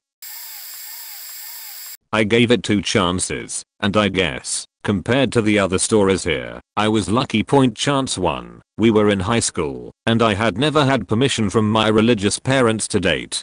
This guy from my youth asked me out. He was a bit off, but I really wanted to have an actual date, and my parents said yes, because he was a church kid, as long as it was a double date. I arranged another couple to come on the date with us. But then, he called me back to say, just kidding. I just wanted to find out if I had the guts to ask a girl out. I ignored him after that. Chance 2. Fast forward a decade. I'm divorced and re-dipping my toes into the dating pool and agree to meet up with a guy on a dating app. Get to the coffee shop and don't recognize him, but he recognizes me. It's me, Ben, from youth group in high school. I assume that is why you matched with me. Me, nope. If I had recognized him, I would not have accepted the date. But I decide to give him a chance. Maybe he has matured. The date went fairly well. We have a lot of common interests, but I feel zero chemistry. So I tell him it was great to catch up, and I'm not interested in pursuing further. He says he felt a spark, and asks for a second date. I tell him I'm not interested in anything beyond maybe friendship. A few weeks later we meet at an event, and he tells me he can't stop thinking about me, that he has been crying at the thought that he might miss this opportunity. I tell him I think we should not hang out ever, if that's how he feels. A few days later I received a letter accusing me of luring him in and spitting him out, of purposely being cruel to him, and telling me what a horrible type of person he thinks I am, mixed with proclamations of enduring love. Needless to say, I told him to never contact me again, blocked him on every possible communication platform. When I was 22 and fresh out of a long-term relationship, I tried to get back out there and went on a date with a guy I knew from college that was always into me, but I had a weird feeling about. I don't know exactly why I said yes, but I knew him well enough, and we had the same friends, so I agreed. The date went well enough at first. We made dinner at his place and had a glass of wine, but then he asked me if I wanted to watch a movie. The only issue was that the only place to sit in his studio was his bed. Fine, okay. But I told him I didn't want to lay down, just sit on the bed and watch the movie. He puts the movie on and proceeds to lay down and kind of pull me on top / beside him and tried to kiss me. It was one of those really gross all tongue kisses that was repulsive. I pulled away. He didn't force anything more, and I asked to go home as he was my ride. He did take me home, but texted me later that I was a bitch for not putting out. I told him that I was just looking for friends right now as it was like a month after my breakup. He told me he didn't need any more friends. Fine, whatever dude. Moved on. A couple weeks later my friend started blowing up my phone because apparently he said that I said he rapped me when I hadn't even told anyone about the date at all, let alone that he forcibly kissed me. My friends all called me a psycho for claiming rap when he would never do that. Needless to say, I'm not friends with any of those people anymore, and I found it later that he's done the same thing to other girls. Oh boy. It's my time. Mine was an odd situation because I was dating the guy for a little over 2 years. The chance I gave him was after we had broken up and had tried to remain friends. Then I learned how absolutely insane he was. I had tried breaking up with him a few times because he just felt more like a friend to me after a while, but because of various issues we tried to make it work. The final time I tried breaking up with him, he convinced me to just spend a week broken up and then we'll come back and see how we feel without each other. Fun fact, it was great for me, so I told him I was done. Flash forward a few days later, and he calls me to let me know he was finally getting mental help and how it wasn't fair that all this happened while he was trying to do that, which was rather odd because this was complete news to me. Another week later, and he calls to apologize and asks if I want to watch a movie or something and just hang. Naive and empathizing me at the time agreed, and we ended up watching a movie. He tried feeling me up, and I had to stop him multiple times from doing so during the entire movie, until I eventually made him drive me home. Me left my wallet in his car after he had dropped me off. I called and he told me he'd drop it off the next day. Next day comes, and he stops by and hands me my wallet. I open it, and realize the photo slot I never use was filled with pictures of us. I was promptly freaked out, and told him that was really faked up. To which his only response was that he was planning on driving into a tree on the way home. After that I told him I didn't want to be around him anymore because he was growing more and more bonkers and so opposite of how he was when I was with him. It was okay for the next few weeks until one morning I woke up in my apartment and he was hovering over my bed with a wedding ring he made during the week we were not speaking. He had broken into my house and I have no idea how long he was there while I was sleeping, but I absolutely lost my shit on him and told him I was going to call the police if I saw him anywhere near me again. I ended up moving 800 miles away shortly after for other reasons, but heard that he had been telling everyone how awful a person I was and how I tried to get him to off himself and caused him mental distress. It's been well over 10 plus years now, and recently I've also heard that he apparently has tried to transition from M to F because, as quoted by people back home, I ruined his life so much he needed to transcend. So yeah. TLDR. Found out I had been dating the creep and learned that you don't need to stay friends with them afterwards, otherwise they could break into your house and try proposing to you and then blame you for them becoming a woman. I thought he was sketchy, but my friends all told me he was a good guy, and he claimed he was a good guy should have been a red flag. We dated in college for about 1.5 months, starting at the last week of November and ending around the 1st of January. Most of that time we were apart because of winter break and we were visiting our families in separate states. We were only together for like a week. Mind you, after I drove my ass 2 faking hours to visit his family in Nebraska for his family Christmas, he ghosted me saying he was busy. We got back to school and he kept ghosting me, about 4 weeks of off and on ghosting in total, until I finally texted him and told him he had 24 hours to tell me what the fuck his problem was or we were breaking up, and then he said he wanted to break up with me and be single. I said something along the lines of, okay, what the fuck ever, you're faking weird and crazy and a loser with zero backbone for ghosting me the entire time instead of being a man and breaking up with me. After that he would regularly message me telling he missed me and he wanted to get back together. During this time I met and became friends with my now husband that I didn't know was a friendly acquaintance / coworker of the creep. Anyway, summer comes around, and I stay in the college town for work and to party, and the entire first month of summer this creepus is texting me saying he wants to get back together. Finally I give in, and tell him to meet me, and we can talk. He's telling me he really likes me, and can see a future together, but he's just unsure. I told him I don't have time for his shit and he apologizes, tells me he wants to date again. I said I'll think about it, he leaves. I text my best friends about it. I wake up the next morning to a dozen or so texts from my besties saying he was in a relationship with another girl on Facebook, and I checked, and he blocked me on FB, and I text him, and go the fuck off, since he wasted my time. The rest of the summer goes perfectly fine. Fall comes along, I start dating my now husband and eventually find out that he and Creep have the same major, and he's a bouncer at the bar Creep works at, and they both bowl. They weren't friends that intentionally spent time together, but they were friendly with each other and hung out in those spaces. I eventually kept seeing Creepers more often. I was civil about it. We ignored each other. It was fine, so I thought. Until one time my man was drunk and asked me all these questions about my relationship with Creep. Apparently Creep told him that we dated for a month and I was a hoe who cheated on him and I was crazy and we had sex constantly and I was a huge slut. He said this same shit about his ex before me, which was why I had bad vibes from him. Creep also told almost everyone he could about how awful of a person I was and how I was crazy. I had faking strangers at parties asking me about this BS. I almost broke up with my husband because of it. Almost lost close friends because of it. He literally was trying to destroy my life.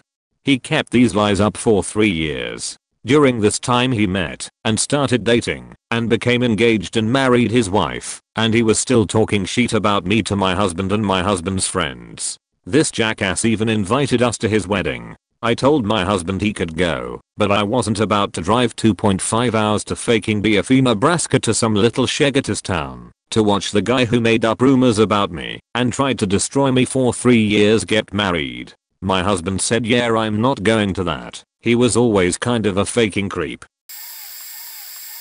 I didn't initially think he was creepy. I just didn't really know him. I'm the kind of person who is either in a relationship for a long time or celibate for months at a time. Live in a small city lol. He had good cosigns from some friends, so I decided to stop blocking my own shot when he wanted to hang out. I'd been alone for a while and they were definition worried about me lol. We had a good enough first hangout, so good after a few margaritas we slept together. No fireworks, but it had been a long time since I had such fun. Our date or hangout wasn't the red flag, but his persistent pushing after asking him if we could slow down a bit and continue getting to know each other. Yes, even though we already did the deed before continuing with any sort relationship was a huge turn off. It really was like one consented time made me his go-to fuck doll. Even more concerning is I'm a stripper, so I began to feel because of that he felt he could over-sexualize me. The hookup was mid, and I became concerned with how frequently he talked about sex/faking me in all conversation despite my requests he stop/bring it down and not/honestly talk about anything else. Yes, I dance on a pole, but it's not indicative of an overactive sex drive. Unfortunately, I explained gently that we should both find other partners to share our time and he confronted me in front of a friend, saying he was back in town and really looking to link up again. This was after a concise conversation about us looking for different things. Clearly, having sex so soon was a huge mistake on my part, and why I never just fling. On top of that he pulled the same bullshit about a book he was writing on my friend, and made her feel super uncomfortable, physically blocking her exit after a night at the bar, and actually said a lot of the same stuff verbatim that he said to me. This guy facts, or really needs to or something. I set him straight again and got a message back along the lines of I'm sorry, I need to read and learn about consent, but how did that really go? I was relatively fine. It could been much worse. Post quarantine, stories circulated on my Instagram of women coming out about how this same person victimized them, made them feel unsafe, a lot of times removed his condom mid-sex, and in some cases violently raped, underage as well, women. This motherfucker worked with high school students. Apparently, he's fostered a child via rap and tried to pressure the mother into aborting the evidence. Story after story leaked about how this guy hurt the women around him. And him? He never responded / said anything to refute it. He fled to D.C, I think.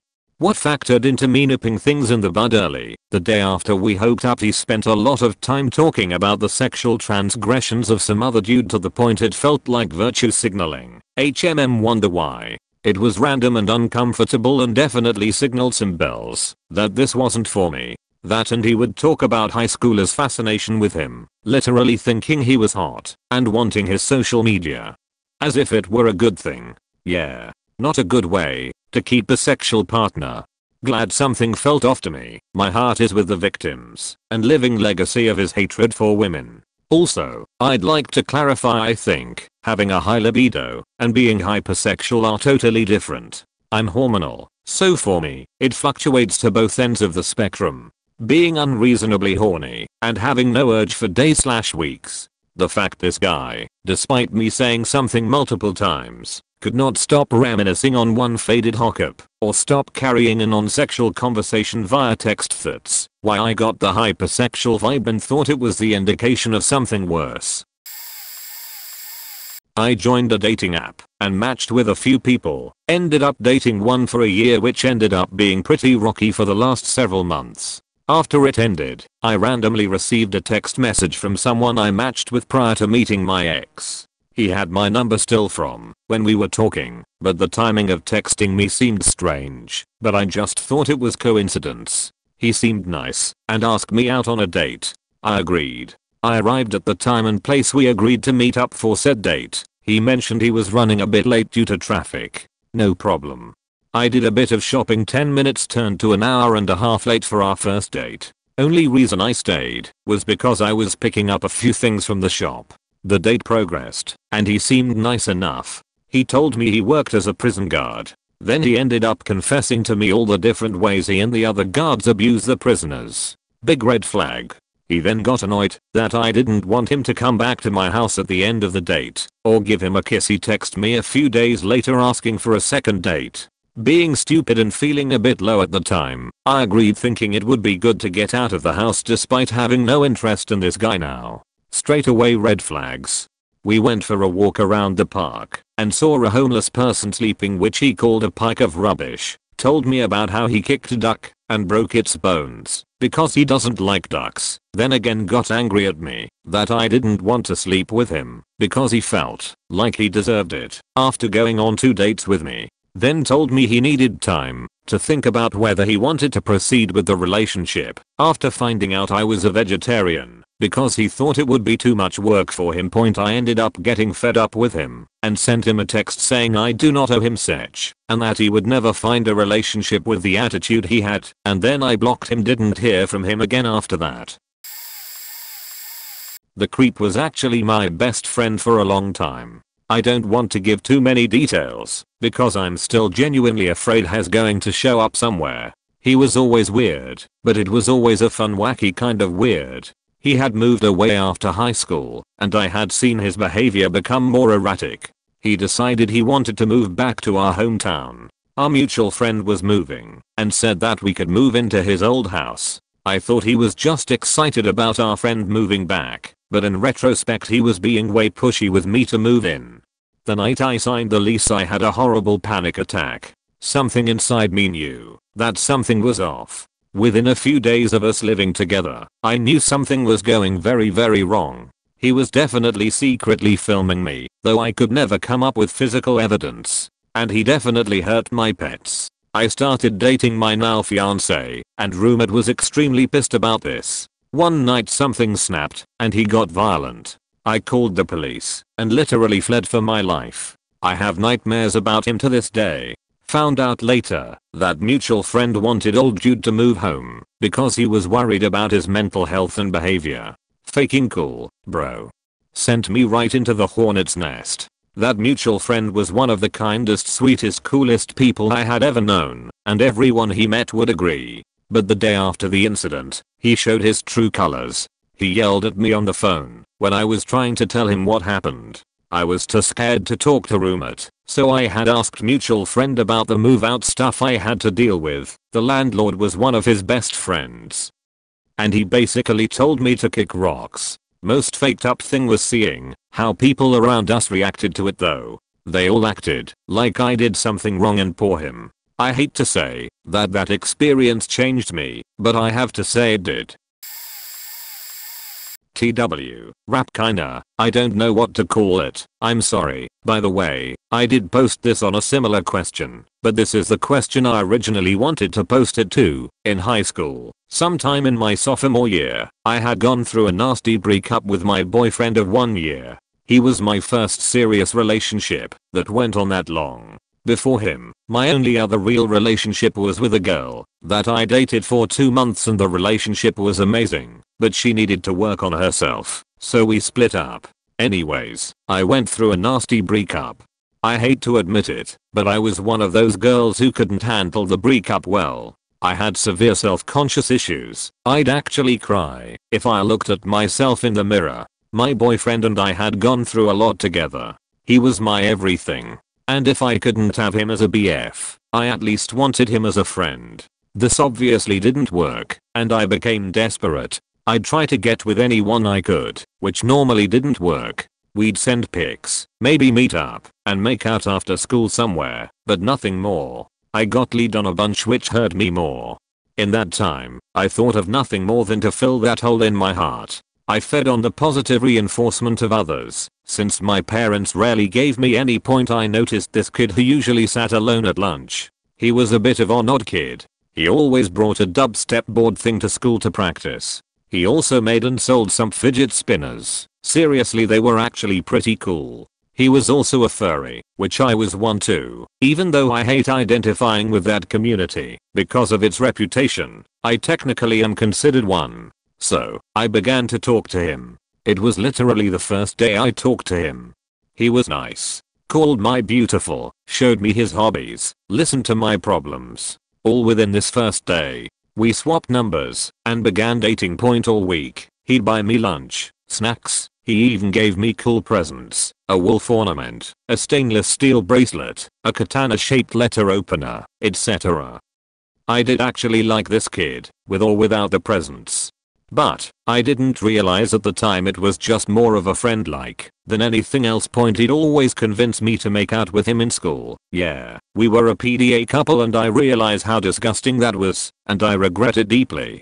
He'd always wanna hold my hand or touch me in some way. I didn't really think anything of it. Then, we started talking about sex. Mind you, we were in the first week of dating still. We planned to meet up in the woods next to the school. So, we did. I was nervous, because while he wasn't taking my V card, I still knew little to nothing about sex. Point, when we got there, I regretted my decision. I had a sinking feeling in my stomach. I kept telling him yes, he could do this. But inside, I was screaming at myself to say no, and I couldn't. I'll let him do it. I know for a fact I acted way not into it. I sounded and looked uncomfortable. I thought he would see and know what was up, but he didn't. I don't blame him, really. I blame myself.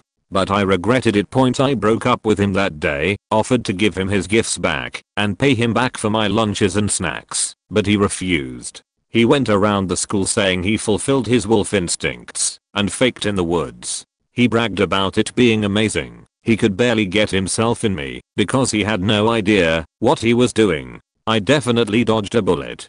Later, he kept harassing my other friend, who was a furry technically too, to draw NSFW out of her and his character, which obviously made all of us uncomfortable. And he would try stalking my socials and made several new accounts to try to talk to me. It wasn't until now, with my current boyfriend, been dating for 2.5 years now, messaged him when he tried once again to get a hold me. Did he finally leave me alone? I hope it stays that way. Point, I know this wasn't technically rap. I gave consent. I'm a very shy and introverted person. Also, at that time, this guy was on top of me, towering over me, and I was afraid what he'd do if I said no. My gut just told me to keep letting him go. This was probably 20 years ago. Point, I was in high school at the time. He lived in the same small town as me, but went to a different high school. We rode the same bus. He was sweet, honest to a fault, but there were some strong creepy vibes. I was young and naive, and he was real sweet to me. He asked me out. I said okay. Point at first. Things were pretty nice. I thought he was sweet, always bringing a lunch for me to take to school. Sent me messages asking how my day went. I couldn't have my phone on me during the day at school, but he didn't seem to listen to that. Things started getting weird when he invited me to his school formal. He had his dad bring us, gave me this stunning cubic zirconia necklace. He insisted it was genuine diamond. I started to feel weird that night, didn't feel good, and so I sat on the floor off in the corner trying to not get sick. He sat right beside me, rubbing me all over. I told him to stop, but he never listened. It didn't go further than that, because we were in a school. I got home without incident that night. I started to distance myself from him, wanted to be nice without hurting him. Then he asked me to go to his dad's holiday party. After days of asking and hound, I reluctantly agreed. His dad brought us, and then proceeded to get sheet-faced. Everyone there was completely hammered. I don't deal well with drinking, family of alcoholics, so I removed myself from the party and went outside for fresh air. I was 15 at this time, didn't even have a driver's permit yet, and was over an hour from home. I tried to call my dad, but he wasn't answering the phone.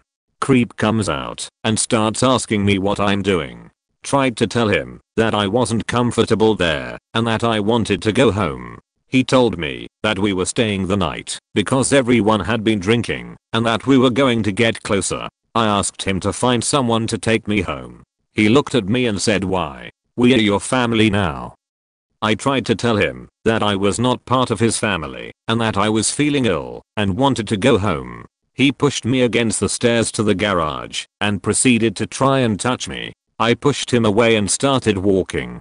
I didn't care that I was in heels or that I was an hour drive from home. I was going to get out of there. His dad then comes out, asks me what I was doing, and I tried to tell him I was going home. Thankfully my dad showed up within 5 minutes. I left without saying a word. I didn't see him on the bus after that for a while. Then I got my driver's permit and never rode the bus again. When I started to date someone else, he would send them messages through AOL Messenger. Yeah, I'm that old. Telling them how much of a beach I'm. This went on for a few years before he finally stopped. I vowed never to feel bad for the creeps again.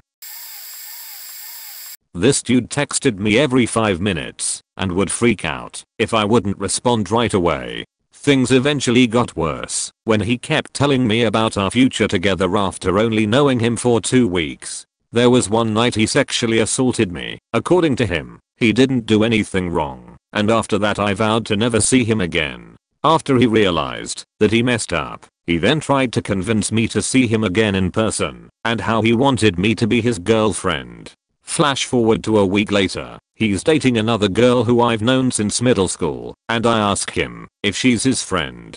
He said she's his girlfriend now and that they love each other. That struck me as weird because literally a week before that, he was declaring his love for me. I messaged the girl to warn her about the psycho. I asked her if she was his girlfriend and if she loved him, and she said no to both questions, that they've literally only been talking for a week. I told the girl everything he did to me, and she broke things off with him. He figured out that I told the girl everything he did to me, and he started texting me a bunch of threatening messages, telling me that he's in love with her, and how I ruined his life. Then he got a lot of his friends to text and threaten me, claiming that they would make my life a living hell. I almost had to change my number, because I kept getting death threats throughout the week, and blocking the phone numbers didn't stop them from texting me. Eventually, I had to talk to the psycho guy again and pretend to apologize for ruining his life to get him and his friends to stop texting me death threats. Fun times. Wasn't really a creep, but was kinda the nerdy dude in his group of friends, and just sorta the butt of all the jokes. Although one of the jokes was them making fun of him, a 28-year-old dating a newly turned 19-year-old. It was okay at first. I thought there would be a safeness with him. Don't know why I thought that. I watch enough true crime to know better.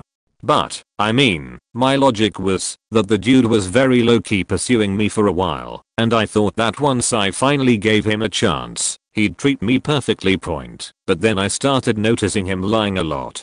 Like in a way, to make him look better. They all started out as believable lies like being pen pals with an obscure celebrity, considering I'm internet pals with a few very minor celebrities, and have messages to prove it. And then they just got more ridiculous. Like him stating that he once walked to the hospital after being jumped by people and being stabbed several times, despite there being no marks on his body. Even I have a scar on my thumb from where I got my finger chopping potatoes. I remember somehow one of our conversations crossed over to Mexican cartels. And I remember bringing up how, whether or not it's true, my ex had told me how the cartel has a presence in the city he lived in because he was a heroin addict, and that most of the supply in the city comes from the cartel. Which is believable because this particular city is a huge city with a really bad opioid problem. This dude tries to convince me that he worked for the Mexican cartel in his late teens and early 20s, and that he got along so well with everyone that when he wanted to leave, he just told them he didn't want to do stuff for them anymore, and they apparently just let him leave. He also started putting things that I was interested down. Like I couldn't talk about the things I enjoyed without him saying something condescending. And boy, if I brought up any basic thing that I liked like TikTok and Starbucks, he would legit make fun of me for like an hour straight. He refused to do anything I wanted to do, but God forbid me not show interest in the things that he liked. Like I remember wanting to go to the movies to see a horror movie, and I repeatedly asked him to take me, even offered to pay for dinner and the movie, and the dude still wouldn't go. One of his excuses was his ankle hurt. Like I'm asking you to sit and watch a damn movie, not go hiking. And we went back to my apartment to watch movies anyway, except he picked them. The straw that broke the camel's back was him yelling at me in the car because I gently told him he was in the wrong lane and that the lane he was in was a right turn only lane. Like he got aggressive for absolutely no reason and didn't even give a true apology, despite me being correct and it being such a trivial thing. And it wasn't a busy intersection either. And I have prior trauma associated with being screamed at in the car, and he knew this, which is kinda faked. And then there was some pretty sketchy things with his ex. He told me that he never officially broke up with her, that he just ghosted her, and that she had no idea me and him were together. But that they were friendly with each other, and he was going to spend a day during Valentine's Day weekend, despite us making big plans to get furniture from her house, but I wasn't allowed to come with because he didn't know how she would react to me. TLDR, he started showing signs of being a pathological liar, like saying he had been part of the Mexican cartel for a little bit. Started putting me down for literally everything I liked, especially the things he deemed basic. And then massively triggered my PTSD because I told him he was in a right turn only lane and proceeded to berate me and yell. All the while may or may not have been trying to get back with his ex. No more creeps for me. I worked in a small office building, and one day I was busy filing papers when the door opened and this guy from another company down the hall asked me where the nearest post office was. I gave him directions and he replied, "Thanks, I owe you lunch." "No, you don't," I called out as he left. Important note, while filing I had kicked off my high heel shoes for comfort reasons. This was in the day when I always wore hosiery, whether pantyhose or knee highs, as was the business custom at the time. He'd be all smiley and friendly when we'd encounter each other in the hallway after that. I retroactively kick myself for being so naive and willing to please, or whatever that, when he asked me for the third or fourth time to have coffee with him I finally agreed. Luckily I had enough smarts to drive to the Coney Island joint down the street in my own car to meet him there. We ordered coffee, and after some brief conversation he mentioned that he had a fiancée who was a model. She was a size 6, he said, and then added, "I bet you'd kill to be a size 6. I asked him why he invited me for coffee if he's engaged. He replied that he wanted to see if we could make things work. While I was struggling to digest that response I felt his hand grabbing my big toe under the table. I was wearing open-toed shoes. I recoiled and told him, "Hey, quit tugging on my toe." He sat back in his seat and said I wasn't tugging it beat, I just want to rub it. My mind was reeling from repetitive assaults, and while I rifled through my purse to find money to pay for the coffee, he added. I remember when we first met and you had your shoes off. I must say that you are just as attractive as your feet. I threw a buck on the table and hightailed it out of there. Surprisingly, the creep tried to contact me again in my office, but I'd told the story to my two co-workers, one of which was a 6'4" retired Marine. He blocked the entrance when creep tried to enter and asked the nature of his business and pretty much told him to scram.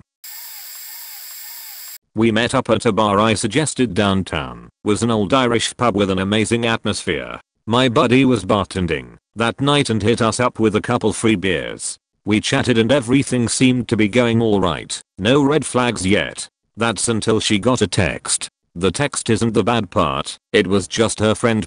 The bad part was, her phone background was my Facebook profile picture. I pretended to be chatting with my friend at the bar and gave him a little signal we had made telling each other that the person is suspicious. 5 minutes later he pulled me aside saying he wanted to ask me some tax information as it was near the due date for tax info.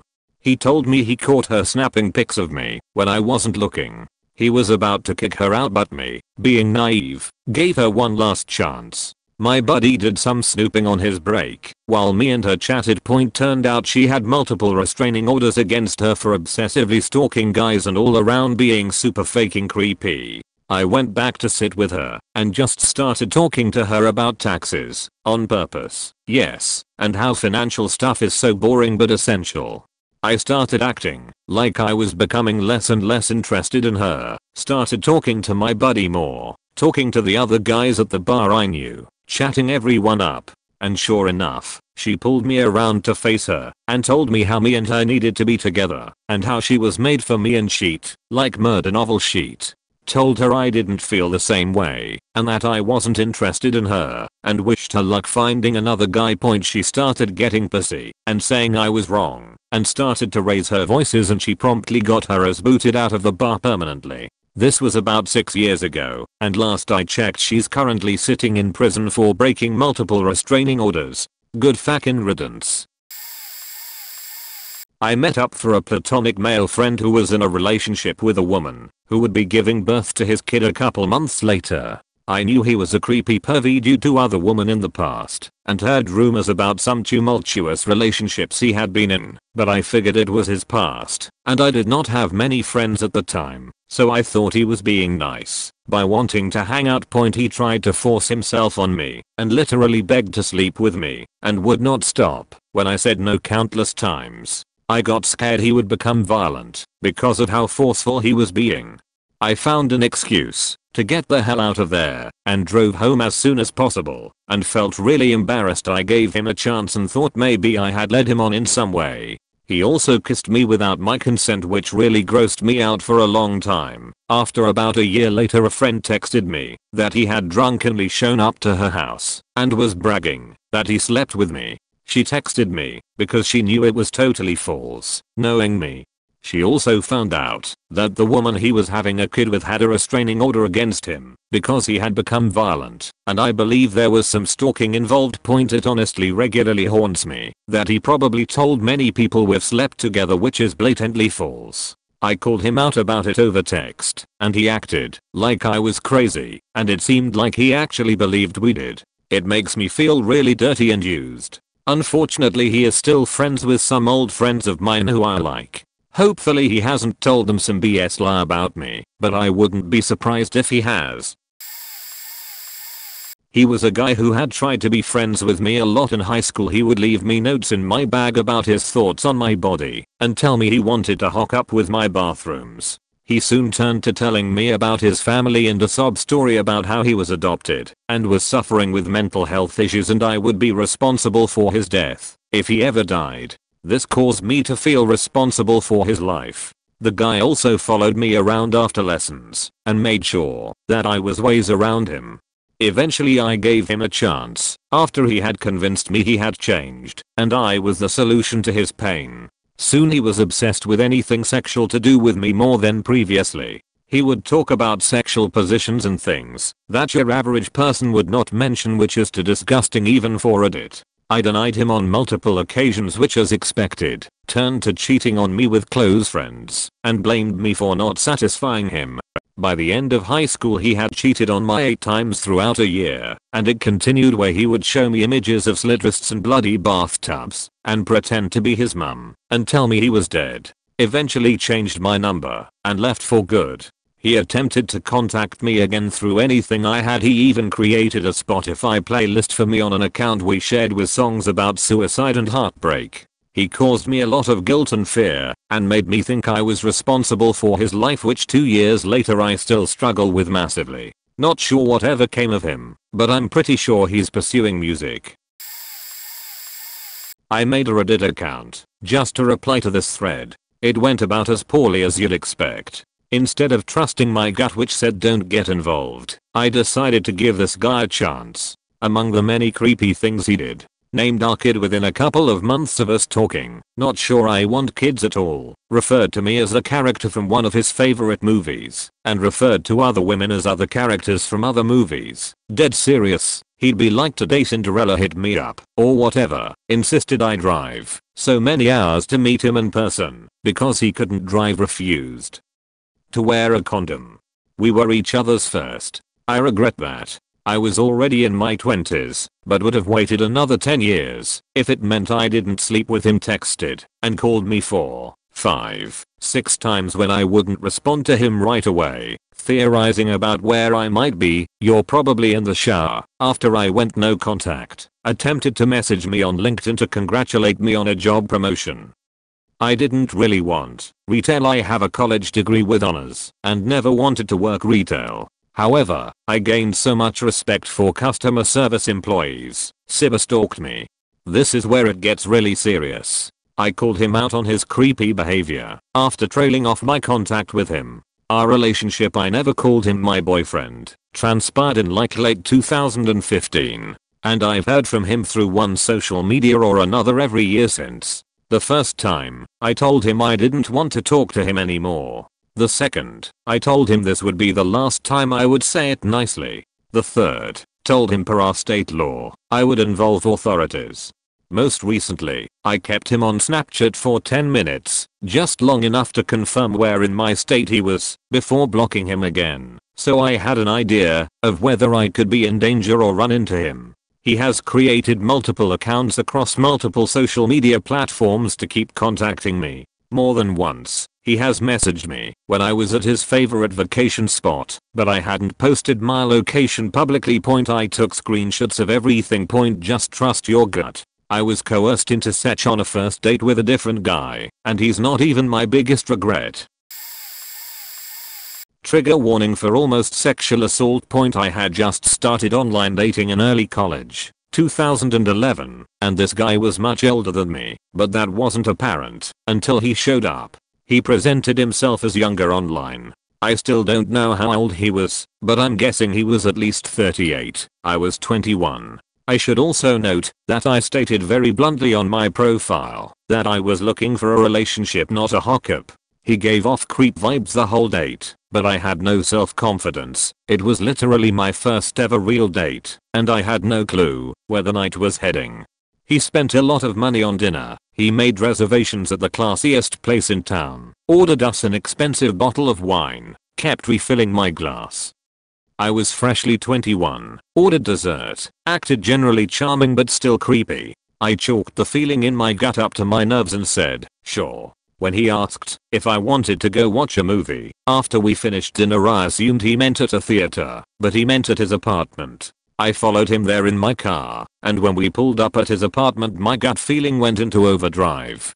But I was too anxious to back out, so we walked to his door and went inside. When we walked in he gave up all preamble. He threw his keys down on the counter, took my hand, and pulled me over to his couch. He turned the TV on and threw the remote control down, then pushed me down to the couch. He literally had not said a word. He kissed me, and I was so fucking terrified I had no clue how to stop this. I pulled back and said, slow down, let's find a good movie. And he was like, I don't want to watch a movie, and kissed me harder. Then he pulled my hair and shoved my head down to his lap. So then I knew this was indeed as scary as my gut was telling me, so I jumped up, grabbed my purse, and bolted the fuck out of there. I'm so thankful I drove my car, because had I not I would have been trapped. Uber and Lyft weren't a thing in my town yet, and his apartment was way out of the way. The most faked up part was that I felt bad for months about running away. I felt like I owed this creep something because he was so charming, and because I should have known what he meant when he asked if I wanted to watch a movie. But no, that's bullshit. He was a creep, and I was vulnerable, and he clocked that and tried to take advantage of it. So yeah, listen to your gut. I was friends with a group of people around 4 years ago that had a guy who was essentially put on a pedestal. Every girl in the group was easily swooned by him for whatever reason. He was tall, but I never found him attractive. This group was very open sexually and often had orgies and group sex. Myself and a few others stayed out of this aspect, but had nothing against it if that's what they wanted to do. It often happened at gatherings when everyone would be wasted and the one sober would leave. This guy was never into me, nor was I interested in him. We were just acquaintances in the same group. I was the only person who was married too. I got a weird vibe from him the first time we met at a party, since he kept trying to make moves on my best friend, who clearly wasn't interested. He also pressured all of the women to remove their shirts at said party. We never did, but he was insistent it was just because we were all friends. After this party, nothing like this really happened again. Fast forward to a few conventions later, when we'd mostly all hang out. I was in the room with him and 3 other girls watching TV. He laid back on the bed, and suddenly the room atmosphere shifted into this heavy awkwardness. The 3 girls all slithered up to him, and he started sensually touching them all, basically basking in the fact he's in a room full of women by himself. He attempted to grab my knee to pull me in, and I said no thank you, I'm married. He tried again with more force, and I said, no, I'm not faking interested. Everyone got annoyed that I ruined the vibe, but I left, and they proceeded to do whatever. After that, he was extremely aggressive toward me. Whenever I would see him next, he'd hug me too tight to hurt, or if he would play fight with others, he'd actually hit me harder. I played it off in front of everyone but told the girls separately something is up. They brushed it off again. Another convention comes up, and I go back with 2 of the girls to their room, and he's there. I'm with my husband, and guy offers to make us drinks. He knows my husband doesn't drink. He declines, and I say sure. The girls just made cranberry vodkas, so that's what I asked for, with more juice than alcohol, since I don't drink a lot. My husband was in the bathroom when he poured it, and he had done something to make it taste like nothing was in it. After I finished a small cup, like a hotel cup, the room was spinning. I've never been drunk or anything of the like. I'm 1000% he drugged me, or attempted to. The other girls were too drunk to take notice. My husband and I went back to our room, and I don't want to think about what he would have tried if I was there alone. I couldn't see straight and could not stand still. Turns out, this guy had taken advantage of 2 of the girls in the group while drunk and had been very possessive of them. The friend group was divided and broke apart after social media caught wind of his wrongdoings. Turns out he was a manipulative piece of shit for years. I recall at least 4 other women giving accounts that he dated and was really good at making people believe he wasn't. At the beginning of sophomore year in high school, I was walking to lunch. A short little kid with unhealthily thin, dirty, longish blonde hair named John came up to me and asked me where the cafeteria was. I told him to just follow me cause I was going there. He sat at lunch with me, Avery and Emma, friends. He disappeared for like a week, then came back to lunch. I told the group chat with my friends that I didn't really like him that much, and Avery said he was chill, so I gave him a chance. So we spent lunch, gym and English together, so I got to interact with his annoying attitude at the end of every day. He was like a dog with his persistence. The main reason why I was uncomfortable with him and borderline hated him was cause he invaded my personal space everywhere. At lunch, at gym, at English class too. In English he made a scene because he sat in some other girl's seat. He gave me gifts, and when I said no he kept trying to give them to me cause I didn't want his nasty food. Not to mention he had bronchitis, still went to school, and got me and another girl sick. He literally coughed on a girl cause she was being rude to him. The topic of relationships came up, so I told him that someone had asked me out before, multiple people, so he asked what would happen If he asked me out, such an obvious sign, right? So he basically admitted he had a crush on me. That explains a lot. Sitting next to me when I moved to sit next to Avery cause he was sitting all alone, even after Avery explicitly told him not to. Avery got fed up with him that he moved to another spot in the cafeteria for a few days. So one day I finally got fed up with John, and so I told him I was angry at an unrelated thing and I needed to be left alone for a while. Are you okay? Yeah, just fed up with someone. Well, people usually say yes when they aren't, so tell me what's wrong. So I tried to spend the gym class alone, and I quote, "When will you be back to normal? Like goddamn, have at least some respect." So then that afternoon I texted him, "I don't want to be friends with him anymore." He said okay, as if it was nothing. The next school day he talked to me, as if I didn't say that. I basically told him to shoo, and then he did. Then one random day a few weeks later he talked to me before class. "It's okay if you don't want to be friends with me, but are you mad at me?" He left me alone after the silent treatment, but he still stares and it's infuriating. I hate his presence so much it just disgusts me. He said he'd leave like back in September, and he didn't, so I still have to deal with his grotty existence. But he didn't leave. I still had to deal with him. So I suffered with his staring for the rest of the year. I reported him to the guidance. It worked for a few weeks, until the yearbook signing party, when he basically chased me. I was able to escape to Emma and Avery. Haven't seen him since that. But geez, am I still weirded out by that guy. A really long O'Neill SOTW, talking about sap and unaliving attempts, so please, don't read if it's going to affect you. Didn't give him a chance in the way of romance or dating, but I did think I made a new friend, and was really excited about it. I met him through a mutual best friend. I had known this person for 11 years, and we all went to another mutual friend's house to get high. It was a very fun night. We were all coming down from our highs, and decided to go back to other friend's house and crash. Really bad idea. He seemed chill. No red flags at the time. I had been sleeping in between him and my other friend because the couch was occupied by someone else already.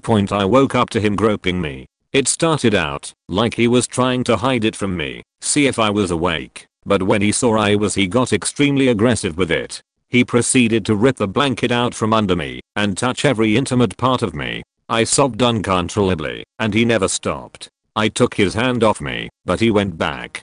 I ended up yelling for him to stop, which woke up our other friend, and from there I just went home and texted my old friend what happened. Things got very heated. Everyone started harassing him and telling him to unalive himself and turn himself in. He threatened to call the cops on me if they didn't stop, yada yada yada. He literally texted me after I went home, "Sorry, I wasn't in the right mindset." Around 3 months later the side effects of it got so bad that I couldn't go out because I was scared I'd see his truck or him. I have night terrors and PTSD now, so if someone tries to wake me up I wake up gasping or screaming. Nobody can touch my back without me freaking out or getting scared. Casual survivor sheet I'm not enjoying. Around this time I attempted suicide 3 different times and was admitted to inpatient. It was then that I finally told my parents and my social worker what happened and filed a police report. I was 15 when I filled a police report for sexual assault. I was 15 when I was admitted. I was 15 when I had to take someone's hands off of me. I was 15 when the detective told me it was my fault because I was gay and I was teasing him. Bullshit, bruh. It's been almost 4 years and I haven't heard anything about the case since. My mom never called the detective or anything, so of course he wasn't going to press the case. He thought it was my fault. New friend is now engaged, but he is getting evicted from his apartment.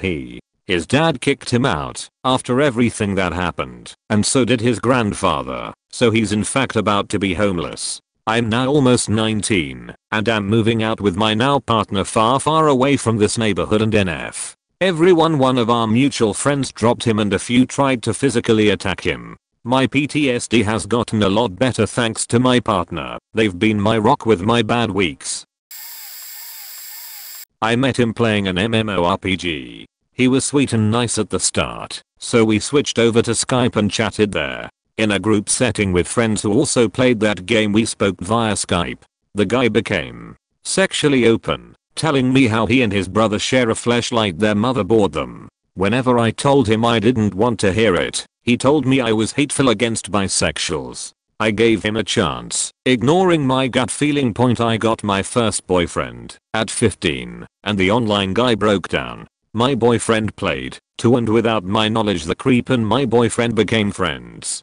That's how I found out my boyfriend wasn't exactly a non-creep. He gave this guy I only knew online my parents' address. I found out when I got a package for my birthday, perfume, and clothes. What the fuck? I tried to end the friendship.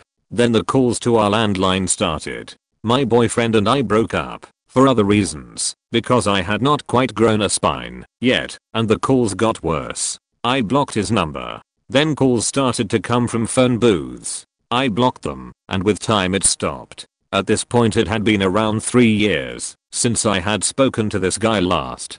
My now ex-boyfriend and I entered a relationship in 2015, 3 years after the last contact with a creep, and I changed my relationship status on Facebook. I did not remember that I had added the creep all these years ago. He wrote a lengthy comment about him and me, and how close we were, and how much I meant to him. I deleted it. A couple of days later there seemed to be the anniversary of us becoming friends on Facebook. He posted the notification publicly, linked me in it, and made it seem like the start of a serious romantic relationship. In the end I had to sit my then boyfriend down and explain. He was very upset on my behalf, tell the asshole to delete that sheet, and in the end, ended our year-long friendship on social media. He ended up creating fake accounts and spamming me friend requests, so one day I just accepted one, and he texted me. I did not reply. He never got angry. He just told me about his day and how he was feeling. He started congratulating me on my and his own birthday. I guess he just wanted to read those words in my chat. With time he did not write as much. Somewhere between our birthdays I ended the Facebook friendship again. It has been a year and I have not heard from him again. He was a regular at my coffee shop and he didn't look particularly attractive to me, but he seemed mature, and he was friendly, but also gave a very insecure vibe. One day after a couple months he came in and said he wanted to buy like 6 of the same mug to give to his coworkers. We didn't have 6 on display, so I went to go look for them. I'll always give my job my best effort. I couldn't find 6 of the kind he wanted, so he got a different variety instead. He then asked if I wanted to hang out sometime. I was 18 at the time and dumb as a doorknob. I was also caught off guard, but my biggest mistake is that I didn't catch that I was being asked out. I do know that I seemed less enthusiastic about it, but I said sure, and he proceeded to get my number. He texted me not even an hour after to introduce himself by name and to try to get a convo going. He asked several times over the next week if I could hang out, and I realized that I really didn't want to, so I kept using the excuse that my brother was back in town on college break. I never hung out with him thankfully, but we did text a lot, and he was the driest texted I've ever contacted. After a month or so I said I didn't see it going anywhere, and that I wasn't interested. I felt bad about it, and I was pretty apologetic, but I put my foot down. He responded saying he really liked me and wanted it to work out, but respected me telling him how I felt. Flash forward probably 9 months later, I'd only seen him maybe 3 times as a customer because he stopped coming every day. I'd grown a lot as a young adult in those months and knew my place and my wants better. He came in the shop one day and said, "It's crazy. I was just thinking about you the other day and wanted to stop by." I wanted to still be friendly, but to keep things short and to the point. I believe I just said, "Oh haha, did you want your coffee today?" and made him his coffee. Didn't really say anything else, except purposefully dull questions like how's work. After I give him his coffee, he leaves and then gets back in line. For reference, my store is located in a mall. When he gets back up to the front, he tries to play I didn't think this through. I bought coffee, but I still need to go into the mall. Is it okay if I leave it with you? I'll be back in about 10 minutes. I said sure, and took it to put it behind the counter. He comes back, his coffee is cold of course. I wasn't about to remake it. I quickly say here you go, and put it back on the counter. As soon as I see him walk into the store, to keep the interaction as short as possible. He says, "Oh, thank you, you're the best. If you ever want to talk or hang out again, you have my number." I was walking away and just nodded and went, "Aha, sire," and he left, but with a look on his face that fully thought I was into him. I'm happy to say that I switched jobs not even 2 months later and haven't seen or heard from him again, but really had to stand up for myself if I didn't want to be in an unhappy situation with him. I've also been dating someone else who's incredibly good for me since January and have learned what brings value to a relationship and how to value a partner.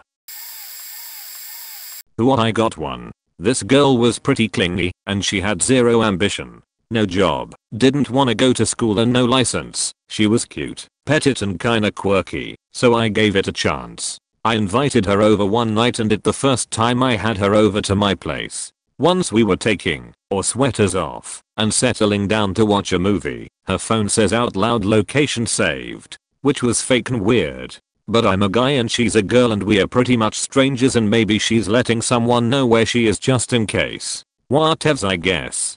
Night goes on, and we head to my bed, and while kissing she bites my lips with the power of what I can only imagine the jaws of life can muster. I wanted to hit her off, because it hurt so bad, and she laughed it off, like it was cute. I'm just a horny dude and she also wanted to keep going. She was really into biting, and I was fine with her biting my chest and arms, but she also wouldn't do anything else. She just laid on her back, and bit the crap out of me. I asked if everything was okay, because she didn't seem into it all, like faking a plank of wood. But she told me to keep going.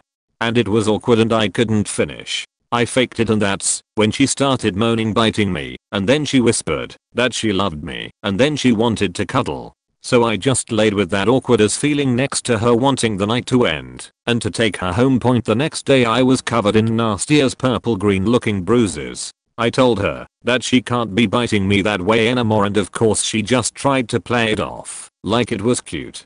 We had been talking for about a month or two before that night, and within 2 weeks of being in a more intimate relationship with her I called it off. I didn't like her lack of ambition. I offered to help her sign up for classes, teach her to drive, or get a job. She didn't want any of that. I didn't like the sex, and I especially didn't like the biting. I explained all of this to her as nicely as I could. We were 24 at the time. At 27 she is still hitting me up every now and again, apologizing for how she treated me and how I have a special place in her heart.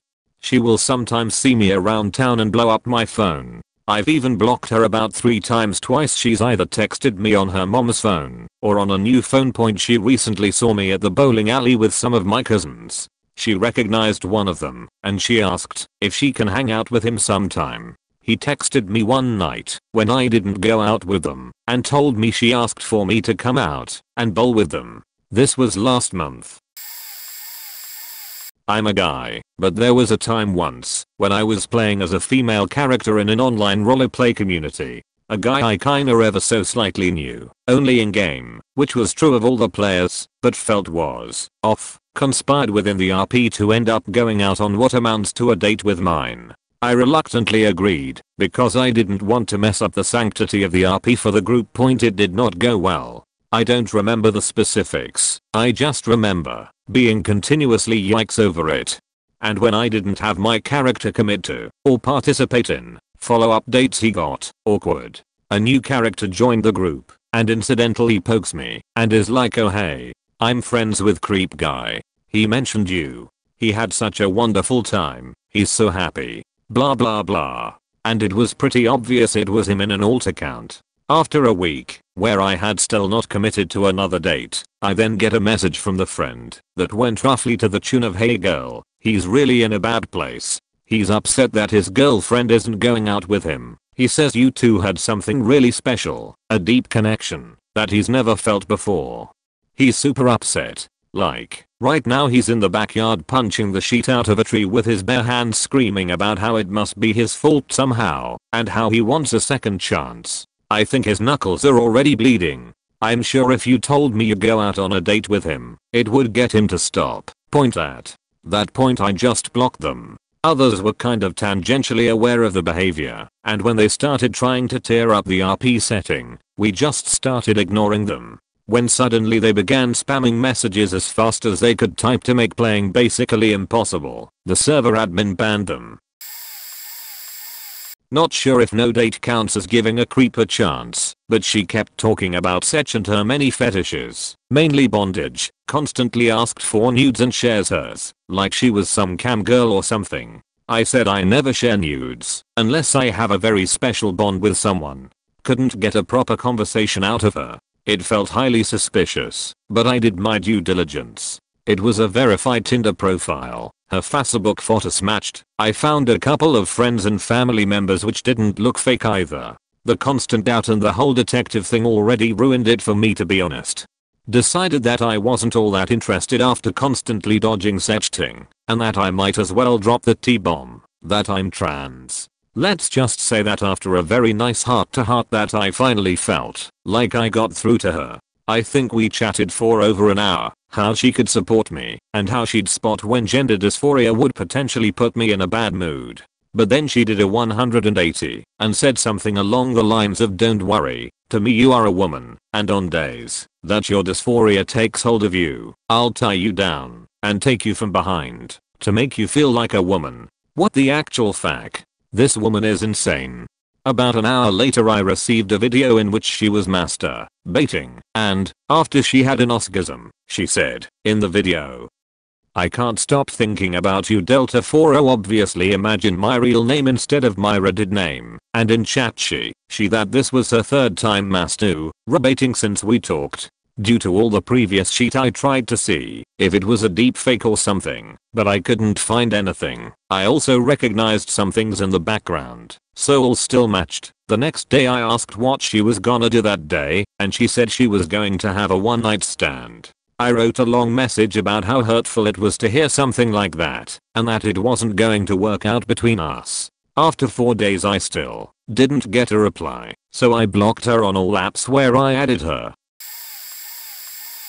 I've dated a guy from my uni with very unhealthy view on women for half a year cause I was faked in the head. It started because we became good friends online and he never treated me as a romantic interest, but prior to our first meeting it started to change. We had the same company and he used a very shady tactics of speaking for me when he told everyone I was very fond of him and we were such besties, while I never told that myself. The day we met he was very touchy and kissed at the end of the date, and I wasn't in the right place to resist. For half a year I was convincing myself that I liked that boy, but in reality I was repulsed physically and didn't match with him personally, even though I'm not the weakest usually. The mix of me being all-time low at the time and his shady practices made those relationships basically. His main ways were being petty and forcing love over me through convincing many people around him that I like him, never letting me breathe and getting away from conversations. Of course, he did it because he was obsessed with me romantically. It became very pushy at moments, and he wanted a lot from me while never doing anything himself. He's generally entitled, cause he's too attached to mom. He also had generally concerning views, but the main thing that made him a creep was his views on women. He's an avid 4chan stay-at-home Dota enthusiast. Born addicted, mostly hentai I suppose. Guy with nationalist leaning views, I found out later, would have been an ekbud if he wasn't very slim, so he doesn't really understand how real women work of course. But he can manipulate very well. I was afraid to leave him because of his threats and pressure from friends, but I managed to do that when I started being friends with a guy who treats me respectfully. So the problem started to become clear. I stated that I disliked his pushy nature, said it's dumb how much he wants from me considering he's obsessed with me and doesn't do shit himself. I really started to feel like a nan in Girl Simulator, you know, and sealed it with his poor hygiene and constant gross jokes. He was calm and understanding, but confronted me on us never having sex. For the record, I would never, but he didn't even once tried to have sex, mainly cause he was too afraid himself, and probably also repulsed by real women's body, and I'm quite attractive for most of the boys in my circle. Apparently he wanted me to take all the initiative. Lol. Point. He never spoke to me after, but he goes kind of showy every time he sees me around people. Don't invite him at uni parties if I'll be there. Mainly cause he'll get blackout drunk and start to destroy property and be annoying. I've got a strange perspective for a couple, cause the creeps are often not the creepy ones, which can be way worse. Point for most of high school I never got the chance to go on dates. Got turned down many times cause I was frankly aiming too high on the high school social hierarchy lol. Senior year though a friend of mine asked me out, so I said yes, and we actually got along well, dated for like 3 months, but she had a very annoying habit of constantly complaining anytime we did anything other than watch a movie or get food, and I'm the kind of guy who loves to travel and explore, so didn't mesh on that at all. I also didn't know at the time but I'm a romantic, so I tried to break it off and asked to just go back to being friends, and it seemed to go fine at first, but a few days later she removed me from all social media, which I thought was unfortunate but oh well, until I heard she was actively harassing some of my friends, particularly one of my female friends she apparently thought I dumped her for. I didn't. I had to confront her on 4 different occasions to leave her alone, and I guess I was so angry the last time it scared her enough to back off. But she reported me to the principal, and I had to answer for harassment with a couple weekends of detention. I never did touch her, but my words worked so good enough lol. Ran into her a couple years later, and she had a new boyfriend. Seemed like an alright guy and she acted friendly enough as she said hello. Haven't seen her for over a decade since then but hopefully it's all worked out for her. I don't know if she was a creep or just emotional. But the fact she shoved my friend down some bleachers at a football game then taunted her afterwards. Yeah, I wasn't having it anymore, and if she hadn't stopped I don't know how far I'd have taken it in response. I'm rather protective in nature and I have a fairly short fuse. The only other example I know of was a guy who I didn't think was creepy at all. He was one of my friends in middle school, and he was crushing on this girl for months. We convinced him to ask her out, and he finally did, and she said yes. They then dated through almost all of high school, but she broke it off cause she wanted to go to a different college than the one he wanted, and he killed himself that night. Apparently she'd tried to break up with him for 4 years cause he was obsessively clingy, would follow her around whenever she'd tried to do anything on her own and constantly accused her of cheating, which she might have, I don't know, but he kept making threats of suicide so she didn't, until she did, and he followed through. She still blamed herself for it, for not trying harder to get him help and the like. Years later when I bumped into her at a bar later in college she still brought it up to me. I hope she's okay now, but it just goes to show creeps don't have to actually be outwardly creepy, and it might just be legitimate mental illness. He stalked me, which I knew after the fact, and when we got a bit rocky after a couple of months I took some time alone at my dad's house, but this guy wouldn't stop coming over. He could not take no for an answer. Eventually as we got to know each other my feelings of unease went away, and I kind of gaslit myself that it was fine, and that I was overreacting. I was 18 at the time, and ended up pregnant. We had our baby at 19, but the signs were all there for the whole time. The midwife asked him to leave the room when we had our prenatal checkups, because he kept answering the questions for me, and wouldn't let me speak. When I gave birth he took my phone, and called my parents to tell them the sex of the baby, before I could tell them myself. He kept taking my car without a license and even scratched it, and wrote a fake note. I found the notepad and pen in the glove box. When I eventually told him we needed to end things, because he had been fired from 3 jobs, and was not the reliable partner I needed, he pretended to be noble, and he moved out. Then he stalked me again, and even slept in my backyard. I could hear him at night time. When I was at work he broke into the house and put Deep Heat Tiger Balm on my eyeliner pencil and in my underwear, cut the hose to the dishwasher, and put blue food dye on my white work uniforms. One day he even called the police to report me as an unfit mother and told them that I was on drugs, so they turned up to my workplace, a prestigious home building company, and then they came to my house to go through my cupboards and fridge to make sure I was looking after my son. One night I woke up to him strangling me after having broken into my house, and that was the last straw. He ended up with a broken nose and a restraining order. I ended up with broken ribs and a free life.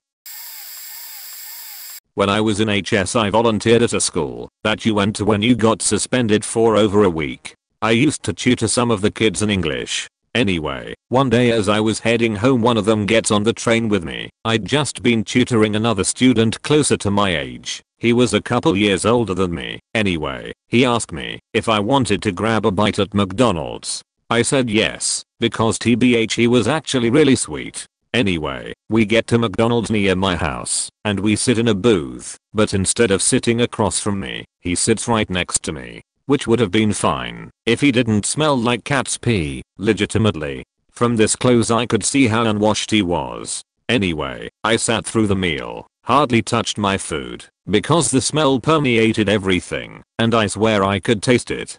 When we get up to leave he asks to walk me home. I tell him it's all good and my mum will be home when I get there, so it's not like I'll be home alone or anything. He insists with a well I'll just follow you then, to make sure you make it in one piece. Hair goes up on my neck, so I pretend my mum called me and sneaky dial her insinuating I was late home and he was going to pick me up because we had plans. I thought that was that. Dude goes in for a kiss and I very tactfully go in for a hug, stopping the kiss. I walk out and mum picks me up a short time later. That was not. That dude must have followed me home another day, because next thing I know he's standing outside my house every afternoon. It was lucky that the first day it happened I had friends come back with me. Anyway, from then on another friend, big guy, my age but looks pretty imposing, comes home with me every day and hangs out until mum gets there. This went on for 6 months. I kid you not. I didn't tell mum because she would have freaked out and I didn't want to put her through that. I figured I could handle it if I just kept ignoring him. Finally one day a different friend comes to my place and her brother picks her up. He's 18, looks 18, drives a muscled up car etc. He stops outside and when he's at the door he's like, who's the dude sitting in the gutter out the front? I give him the quick rundown and he immediately puffs up, turns on his heel and walks out the gate yelling, "Oh, I mate. If my sister's friend says you've been around here again we'll have a faking problem." Got it. Never heard from him again. Gosh. I think I had the ultimate creep. Guy was a bit off aisle and blamed everything bad that happened on me. We met on a dating website. I was 18, had zero baggage, was completely new to the dating game, was in my first year of university, didn't have any real world experience, etc. He was 27, on income assistance, kept getting fired after 1 to 2 days of work and just had nothing going on for himself. I think he started talking to me because he thought I was an easy 18-year-old and would let him get away with anything. Anyway, he always made me feel bad and tried to bring me down multiple times. He said I should quit my job because it wasn't for girls, demanded I buy him certain presents, wasn't happy I gave him a Chapters gift card when he wanted an Xbox game, gave me his ex's stuff and swore it was new when one of the gifts had his ex's name on it. 2-3 months into the relationship he told me that a year ago he got fired from a summer camp job. He said that he touched a girl and got fired. The police/authorities were never called, so he was never really punished. He used every excuse in the book, such as we were in a pool, she wanted to be touched, if she didn't want to be touched she shouldn't have gone in the pool, and the camp owner offered me the job back when the girl told the owner she lied. Major creep. I felt trapped because I had invested a lot into the relationship already and his excuses worked. Anyway, there was always this cloud looming over my head because I was always keeping his creepy secrets. So months and months go by. His controlling behavior gets to be too much.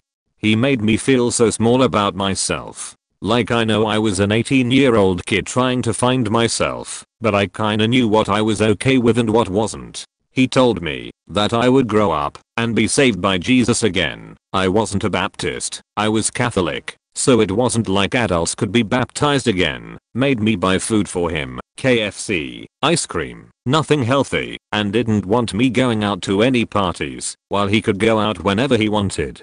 While visiting him at the 9th month mark I went to go use his computer to check on my emails. On the Internet Explorer page it said that a dating site was his most visited sites. That wasn't there the last time I went on his computer, so I checked his history. Oh my god, it was nothing but Born, or the dating site. I called him out on it, and he spun the sheet back to me saying, "How dare you not trust me? This is an invasion of privacy. I have a computer virus." It worked. I didn't break up with him, and I actually felt bad for not trusting him. Looking back, his computer worked fine, and I don't think there are any computer viruses that exist that put stuff in your history. I went home head over heels. He later texts me and says he's no longer in love with me and that his dad's cow, dad was a farmer that was named after me, was sent to the slaughterhouse.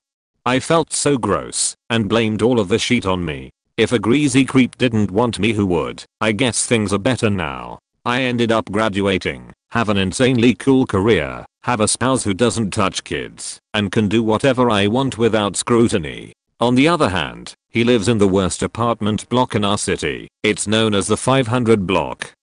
You need to hide anything of value, because a burglar will jump into your apartment and steal it, and does costume design. His costumes look but ugly and poor quality. I creep his Facebook at times and see that he's always dating a 18 to 19-year-old. He's getting progressively older, but the girls he's dating are still teens. Honestly, he's a huge creep and deserves to die alone. Started out fine. He was my high school boyfriend, and I liked him well enough. We both liked anime and video games, but we had completely different interests outside of these two things. He was sweet and shy, and I felt bad for him because his dad was a really shitty, abusive person. I wanted to help him get out of that situation, and he did, but things were tense all the time. He said if I ever left he would hurt himself. He wanted to be a stay-at-home dad, but I wasn't trying to have kids until I was done with college and had an established career.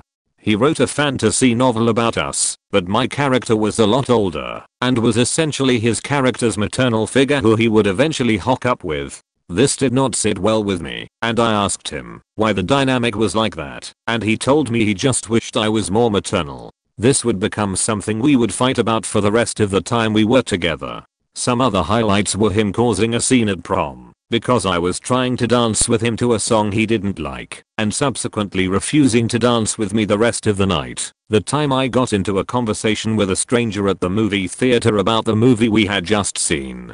He wanted me to be a cat girl and bought me a collar, and of course how feminism was ruining the lives of men everywhere. We broke up in college, and that's when shit hit the fan. He would call me at random hours and scream at me about how I owed him money and or such. I would block him, and he would call me from another phone and messaged me on every form of social media he could find me on. I was so worried he would show up at my dorm and cause a big scene, but that never happened. Eventually he chilled out and rewrote that book about us. He self-published it. I betray him, and I in it now, but he finally stopped contacting me after.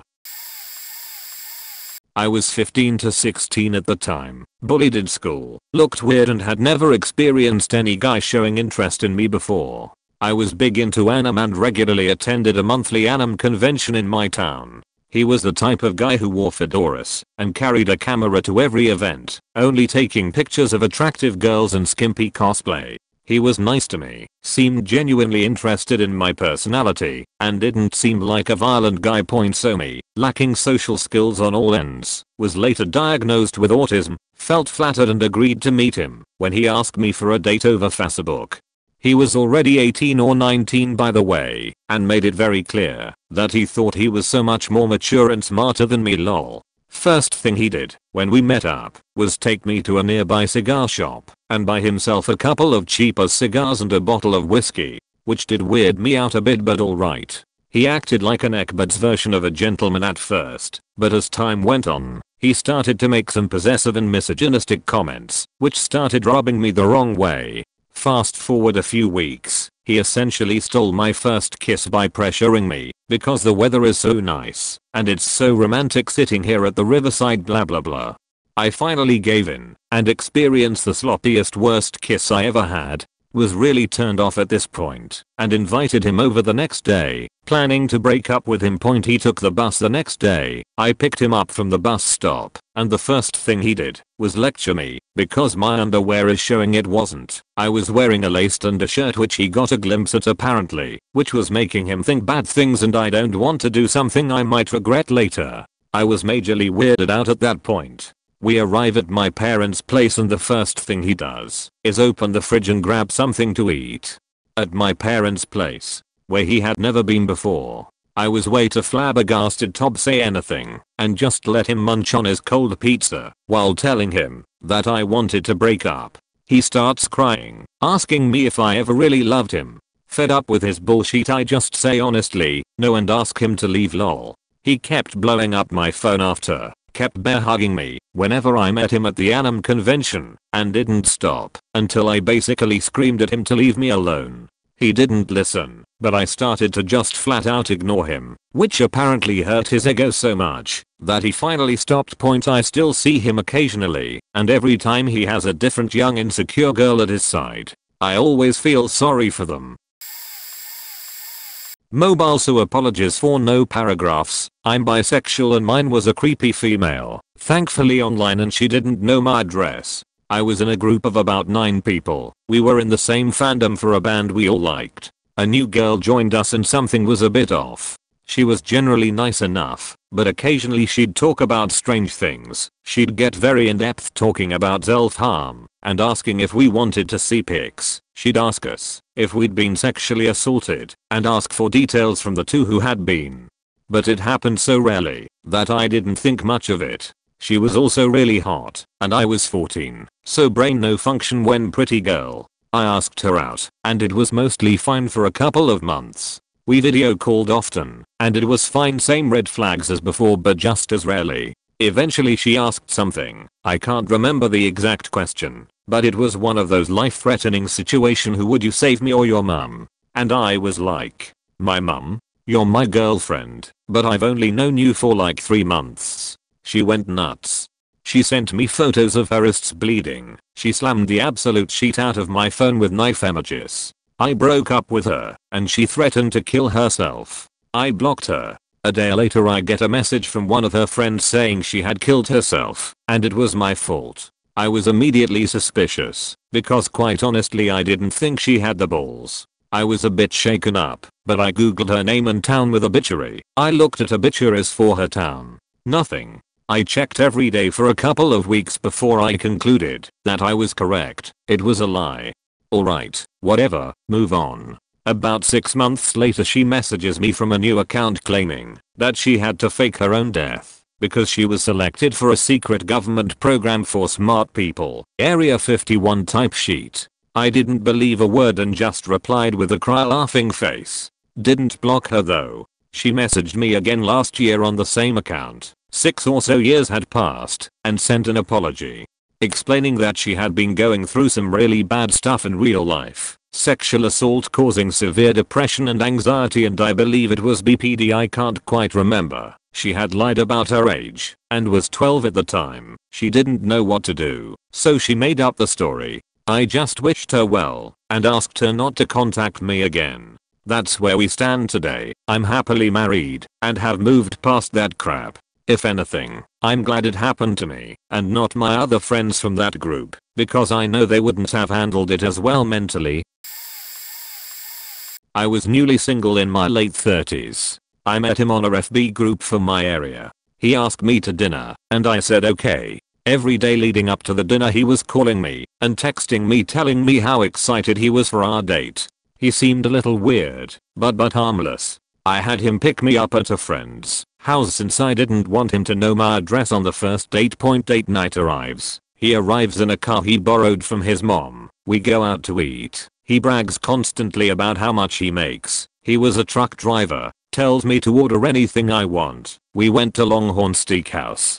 He was so happy when he saw people he knew there. He put me on display. It felt like it was weird and uncomfortable. He talked about how amazing our life was going to be, how happy we would be together. By this point I had decided this was first and only date. He was too strange for me. We went for a drive after dinner. He kept bragging about money, offered to buy me anything I wanted.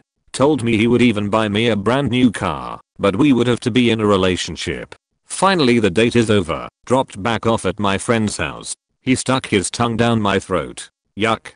I went into my friend's house, blocked him on everything I could. Never spoke to him again. He showed up at my friend's house, crying after about a week of no contact. She lied and told him I got back with an ex. He was furious. Then he tried to get with her. He told her he had a tongue that didn't get tired. She threatened to call cops and he left, but kept messaging her telling her what a bitch I was, how I used him, and broke his heart. She finally blocked him.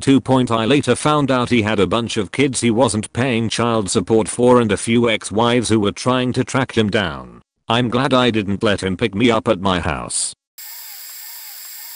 I had just broken up with my long-term abusive ex. I decided to get a tattoo on my ass, and it ended up a couple of my good friends were there as well. They had another friend of theirs tagging along, who they said is a good guy. I was 20 and had absolutely no experience with men other than my ex.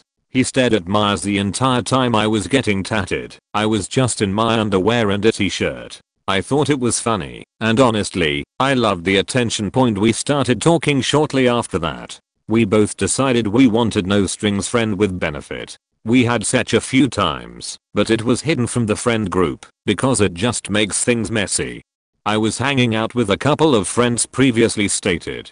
We were all drinking, having a good time, and they decided to invite him over. I was nervous, but I agreed, having confidence he wouldn't say anything. When he got there, he chugged an entire fifth of Jack Daniels. In the span on 20 or 30 minutes. An entire fifth, gone. He started trying to make moves, touch my boobs, and talk about fucking me every time they turned their backs. I got uncomfortable, and they definitely noticed what he was saying. I claimed I was tired, and they offered their bed. I laid down, and passed out shortly after. I woke up a couple hours later, to being pulled out of bed. I noticed my friends were both asleep beside me, and I realized it was him trying to pull me out of bed. I pretended to still be asleep, knowing he couldn't pick me up. He kept muttering about how he wanted me to come to bed with him, and how I've betrayed him. He eventually stopped trying, and I just laid there until the sun came up, telling my friends everything. When they woke up, they were shocked and disgusted. Fast forward to now, and he's been arrested and charged for strangling his now ex-fiancée. Ironically, he introduced me and my boyfriend at my boyfriend's birthday party 4 years ago, and we've been going strong for 2 years now.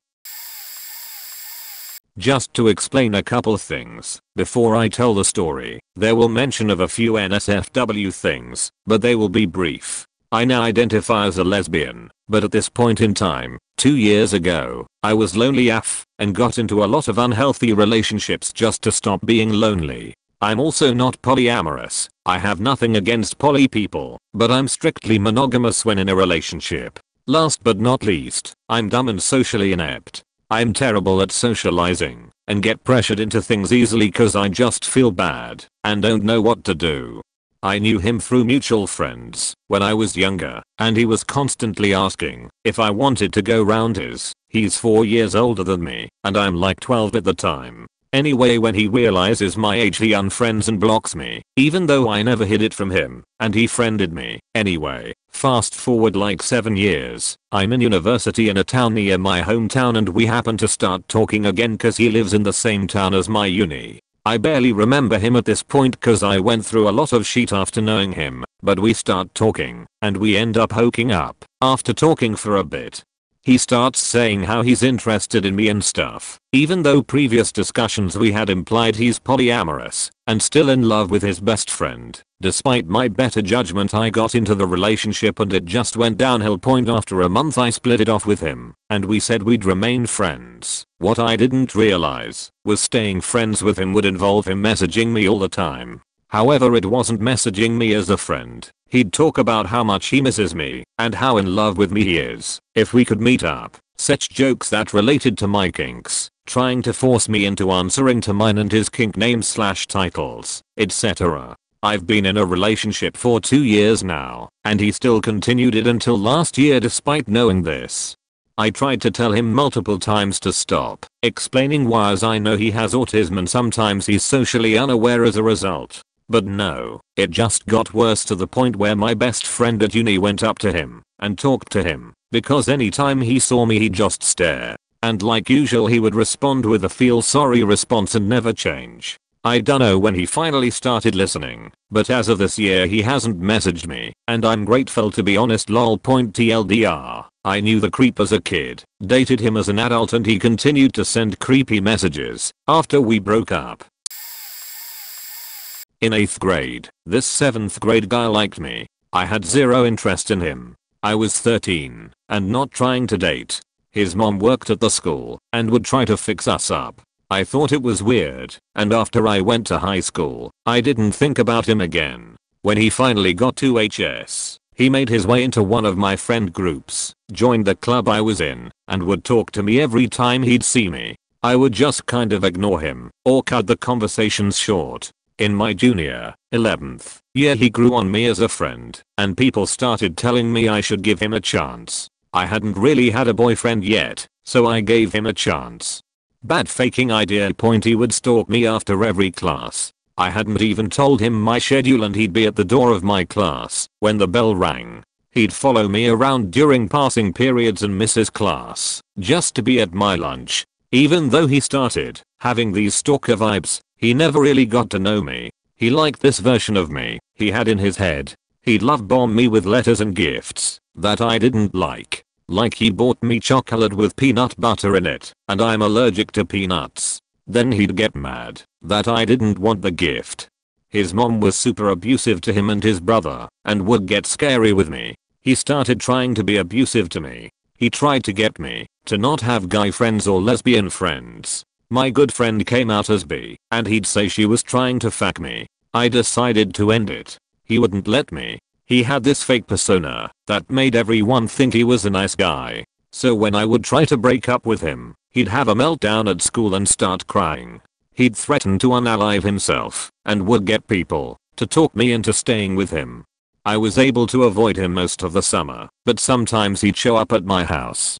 During my senior year, I mostly avoided him at school and didn't see him at all during noon school hours. We were just technically together, so I could avoid being harassed for breaking up with him. His family finally moved out of state, and I broke up with him. He would still call me. He had a morning DJ in my town call me on air to do a wake-up prank. I hung up on the DJ after he said the guy's name. When senior bowl came, he said he was flying back to go with me. I told him no. I had plans with my friends that night. He lost his sheet. He said that his parents had already paid for him and his mom to fly back, the hotel room, and his tux. I told him I was sorry, but that I had never told him we'd go together. His mom got on the phone and yelled at me. Then she threatened to sue my mom for the costs of everything if I didn't go. My mom was going through a bunch of health stuff, so I agreed to go with him because I didn't know any better and didn't want my mom to get sued. We went to the dance, and by that time people knew what was going on and how he was. A lot of them physically kept him from me at the dance so I'd have a good time. After that I told him to fuck off and didn't see him again for a while. He would occasionally get my number from someone and call me to tell me I was a bitch, stupid, and a slut for living with my boyfriend, then for marrying that boyfriend, then for having a baby with my husband. He found me on MySpace and offered me $20,000 and a car to move to his state and have a baby with him. He said I could bring my kid if I wanted. One time he showed up at an event I was putting on and got mad that I couldn't hang out with him. He stayed the entire time. I had to have other people close the event for me when it was over and snuck out early. He told people that I tried to extort money from him and that I was crazy. He made different social media accounts and tried to add my friends and family to them. It all finally stopped, knock on wood, a few years ago when he tried the same sheet with another girl we went to high school with. She contacted me to ask questions and then told me how he had created a bunch of fake profiles to hype himself up on his FB page. After we talked, she put him on blast on FB about everything he did to both of us. He's left us alone since. I'm pretty sure he still stalks my business page though. 27, worked at a hotel in Denver and we are close to a prominent transplant center. One day a young guy, 21, checked in with his mom for an extended stay because he needed a new organ, omitting for privacy, but happy to share in DM. The mom was super nice, but the guy was a little off. For Valentine's Day the mother asked me to be her son's Valentine, which I thought was just weird helicopter parenting for her dying son. I laughed it off, but later she made jokes to me about how he's had a lot of girlfriends, so he must have something to offer, and she winked at me, implying his size. Anyways, us employees decided to Google the lady and her son, because that's what we do when people make us curious about them. It turns out, the son had a previous girlfriend get him arrested and a restraining order because she tried to break up with him, and he took it hard. He had nude photos of her that she sent when she was a minor, and he published them to Craigslist with her phone number and work address. Needless to say, creeps started calling her and even showing up at her job looking for what was advertised on Craigslist. They lived in the hotel for a while, so would bulk order things from Walmart and have it shipped to the hotel. One day we got a call from a detective to hold on to any package coming from Walmart that day because it was bought with a stolen credit card. Sure enough, a package for them came, and we told them we never received it. The organ transplant fell through because he drank 3 Monsters a day and his body was very ill, and he was bumped down the list repeatedly. We haven't ruled out karma. Lesson: don't give the creepy nice guy a sympathy date, especially not because of his mom.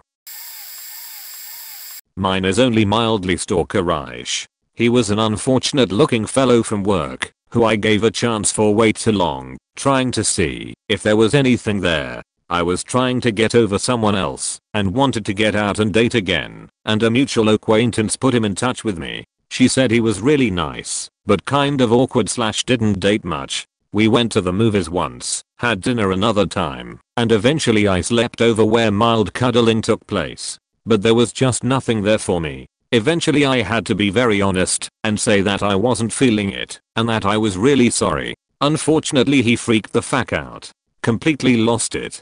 Texted me pages and pages of text over a few days. One text involved how his trigger finger hurt so much because he was repeatedly squeezing the trigger on his gun because he was in so much pain. Then weird shit started happening. I got back to my place one evening and my door was cracked. No one inside, thankfully. I'm very OCD about my door. I literally lock it, push and pull the door, and sometimes double / triple check that my door is closed before I leave, so my door being opened was extremely unusual.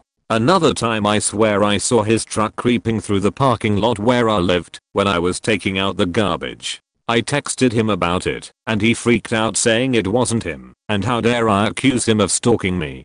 But just really creepy subtle stuff like that. The most blatantly creepy text I got was while I was hanging out at my friend's place. He texted me to let me know that my friend had left a light on inside his car and he didn't want the battery to die.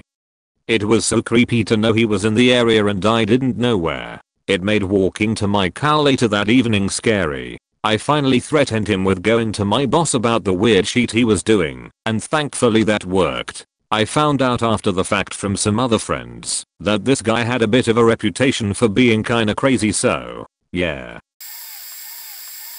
We had mutual friends who pressured me to date him out of pity for him. We were 16 and I already had a relationship that lasted nearly a year before, so I guess it was like let's try. I was aware of my sexuality back then, but I tried to just fit in. I didn't felt chemistry, but I blamed my sexuality. Then he kissed me right in front of everyone. No consent given. At some point I discovered he had Nazi-like ideologies and I began to be afraid of him and forced me to meet his older sister and mother. It made me feel trapped. Just the day before they left for our graduation trip, I couldn't afford it so I stayed. He presented himself in my apartment. I was alone and I was weirded out because I never told him where I lived. He came in and told me he was ready to have sex, as if his disposition was the only one that mattered. I'm ace, but I had sex before and had fun with it. But I was not ready to have it with him, but he pressured me using manipulation and telling me my sexuality didn't exist. It was a bad experience. I didn't enjoy it and was tense, uncomfortable and disgusted. He didn't care for my feelings or pleasure, and then he went home. I just was relieved he was gone. I planned to break up with him once we graduated. Only 2 days later my best friend calls and tells me he has cheated on me with another girl. Then I texted him, and he was blaming on me for it, saying the sex was so bad he had to search for it on someone else. Because he kissed me in front of the entire class, everyone knew we were dating, and that he was cheating. the girl too, and I received lots of calls and texts even from people I barely talked with who were worried, and had a bunch of wholesome conversations with them. It made me feel so loved, especially since I could not go to that trip and I always thought I didn't click in that class. I warmly cried. The confidence boost was enough to break up with him, and while he spammed and pestered me for hours I only felt relief and freedom. I just muted my notifications and played my favorite music. I'm pretty sure I even made homemade butter, cheese, and honey garlic bread, my fave, as celebration point. So yeah, never date a creep or someone who just doesn't give you the right vibes. Now I'm engaged to an amazing man who is a decent person, who respects me and my sexuality, and who cares for my satisfaction as much as I care for his. I feel just right and comfortable with him, and any new situation doesn't make me feel uneasy, because he checks on me first. We dated for 2 months. It felt like 2 years. It was intense. He was a narcissist and often gaslit me over things he would read on my Facebook, or he would question who a guy friend was on my friends list. He was a compulsive liar, claimed to love me, but cheated on me with multiple women, all while having them believe they were also the one. I found another girl's panties in his bedroom, which he claimed must belong to his ex. His apartment was filthy. He hated to shower. He was only relaxed when he was high, which was most of the time.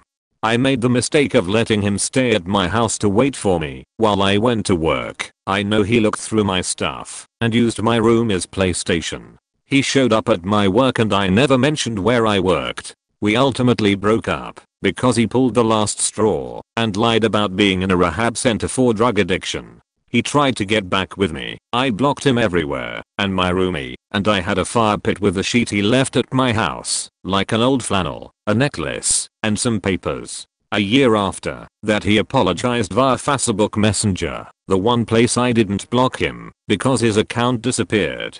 I ignored and blocked him. Haven't heard from him since, but before leaving the job at the time, I carried a knife directly on me just in case I got any surprises. It's now been 5 years since all of this, and I met the real love of my life. It was 2 months too long, and I wish he wouldn't have had me so wrapped around his finger that I didn't leave him sooner. His next girlfriend wasn't so lucky. She had 2 babies with him and had to kick him out and get a restraining order. I'm sad that the bullet I dodged hit her right in the heart. Late to the party, but we became best friends for high school. He was super quiet before me and nobody really spoke to him, but we met at a birthday party and I was instantly taken in because it seemed like we had the exact same humor. He'd say something faked up and then laugh like it was a joke, so I just thought he had dark humor. I was literally 14. I know I was stupid. We, 3 of us, went to a hotel to get drunk one night. We were all 16 to 17, and he kept saying how hot I was, and how he could get me so drunk to fuck me, and how hard he's made other girls come. He laid down on my legs while we were on the bed and I absolutely could not move him at all.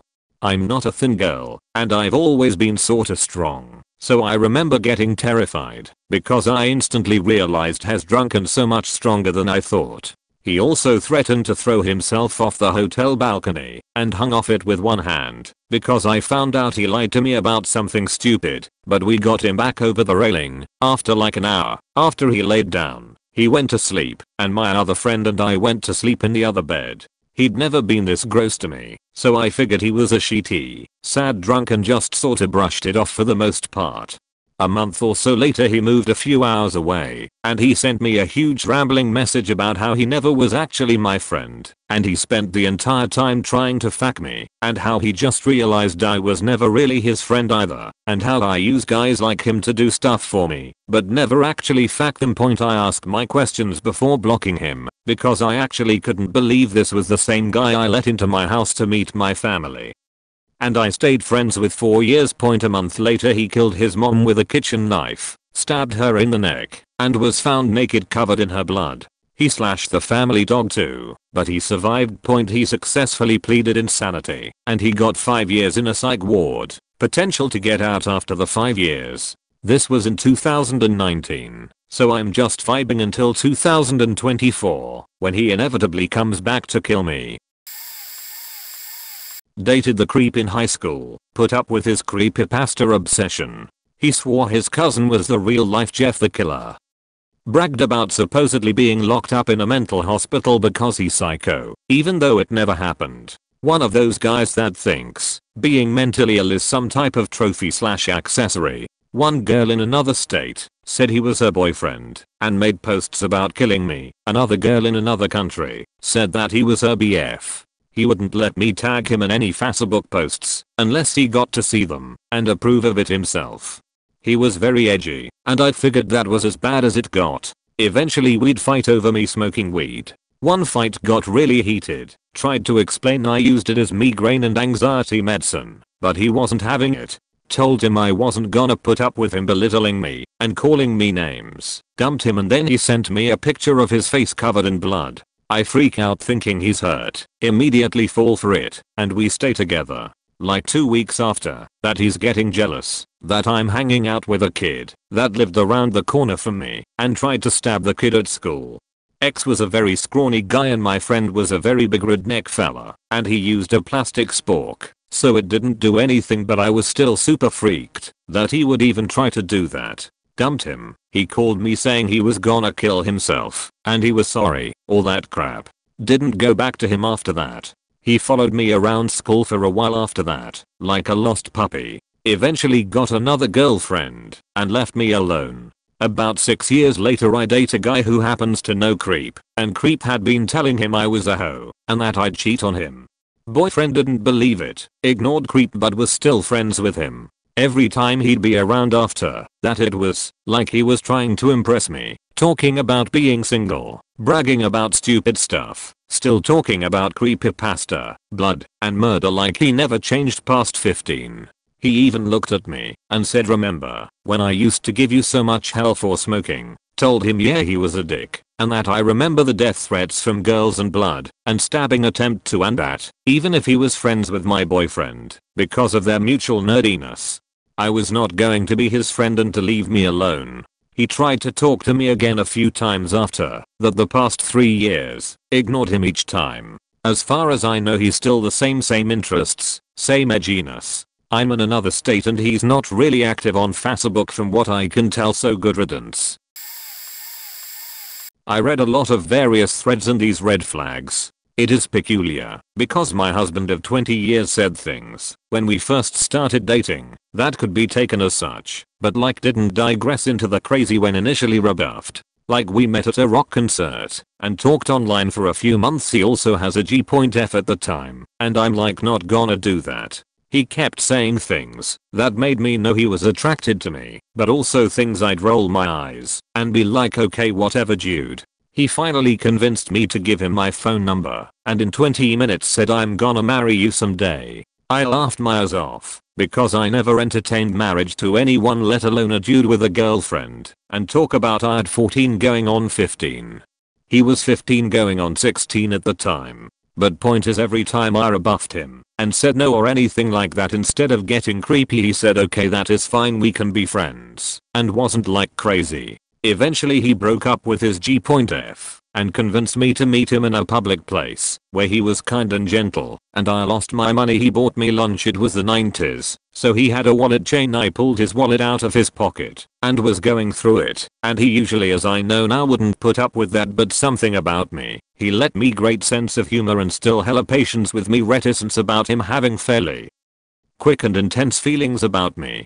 So basically, even though he said red flag things, was honest in his feeling and attraction he never once gave me. That creeper vibe never made anything feel forced. I think that is likely the exception to the rule. I think most PPL who behave in the natures I read other women describe, they should follow their intuitions, but just an odd thing I have noticed over the years. And we are still together, 3 kids, 4th on the way, he stops and picks up strays, or we chase them down together and find their homes. One when a dog jumped out of a person's car and bit him. When he tried to collect it and he didn't get mad, it was scared, he brought it home and we found its PPL. Like, he is genuinely a good guy. I hope all of you find someone who is genuine to you.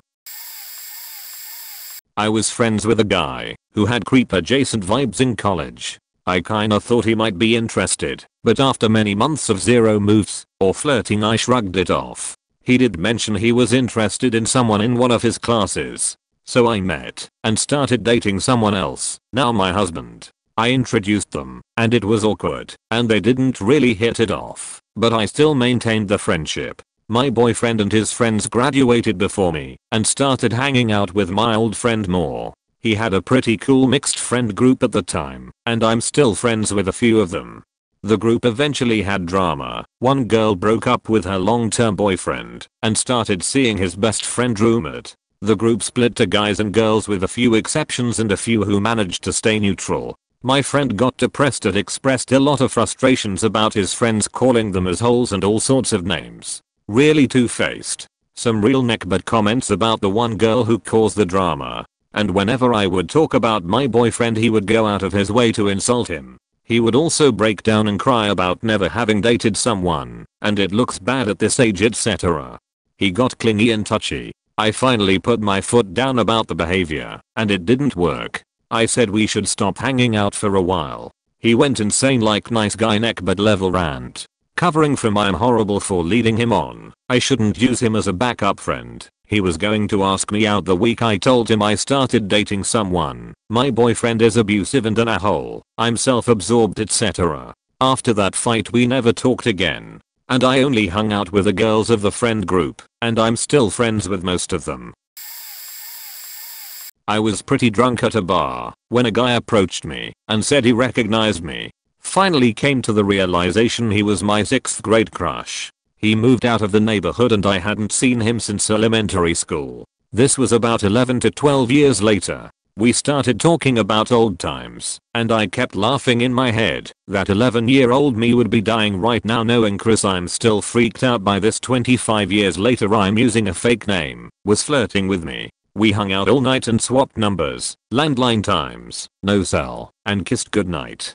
By the time I got home he had left 4 messages on my voicemail. They increasingly got strange, but I figured he was just trying to be funny. I figured I'd call him back the next day. Phone starts ringing around 7 AM. On a Saturday. My roommate answered and told him I was asleep. He told her to go and wake me up and tell me it was him. I told her tell him I'd call him back. She didn't hung up. I just remember her saying psycho after she hung up the phone. He called back 2 more times then we took the phone of the hawk. I'm starting to get freaked out by his persistence, so I eventually called him back and made up a couple excuses why I couldn't date him and just wanted to be friends. Just got out of a relationship, getting ready to move for a job. He said whatever and hung up on me. I figured this was over and was mostly relieved and a little bummed tbh that he had become a creep. This was far from over. He called constantly leaving initially okay voicemails the first couple days. Then they started getting violent. He threatened to find me and rap me. Things like that. This was the 90s, and I wouldn't say this kind of thing was tolerated, but it was more so just brushed off. I couldn't switch phone numbers, because I had 4 roommates and we all shared this line. One voicemail was just him reading off my address. Finally about a month and a half later the calls stopped. Relieved I'd put that nightmare behind me. About a month later my mom called to say a guy named Chris had called their house looking for me. What the fuck? Then my mom actually gave him my phone hash. He told her he already had that number, but he couldn't reach me, and it was important. He must have looked up their hash in the phone book. Obviously I told her to never ever do that again, and told her the whole story. He called them one more time, but my mom said not to use her as an answering service. Haha. About a year later, in an entirely different part of our city, I ran into him at a bar. All he said was you think you're so fucking clever. I grabbed my friend and we ran out of there. I never saw him again. Fast forward a few years to my 10th high school reunion. I was chatting with some of the boys from the neighborhood. We went to elementary school together. One of them said whatever happened to Chris. I didn't say a word. But another guy said, you didn't hear? He's on trial for murdering his girlfriend and her daughter in another part of the state. A couple of them mentioned he had gotten weird as a teenager and lost track of him. Then I told them my story and we agreed I dodged a bullet. Possibly literally one of the guys said he was a meth head, which explains some of it I guess. Years later I found him on Google. He apparently did spend some time in prison. Didn't see anything about him killing anyone though. My takeaway was that it was the last time I hooked up with someone from a bar, and I never gave my phone number to a stranger again. I was scared for quite a while. Second one, that I wouldn't call giving a chance as far as dating, but hanging out. I worked in an Italian restaurant when I was 18 until I was 20. We were in a fairly large city, and I had really grown to love living there. About a year into my job, we get a new hire. He was late 30s, super tall, and bald. He was funny, a really southern guy that had probably lived here his whole life. After working there around a week, he wrote one of my coworkers an extremely explicit poem about cunnilingus. She was 21 and understandably grossed out. She reported him, and nothing happened, because we desperately needed staff around the holidays that were coming up. Few months of talking to him at work, he tells me his wife passed away, and he really needed a friend, and thanked me for being kind to him. I'm kind to everyone, so it wasn't like extraordinary. He then says my amethyst necklace needed a better chain, and I agreed. I'd had it since I was 13, and didn't think anything of it. Next day he brought one in.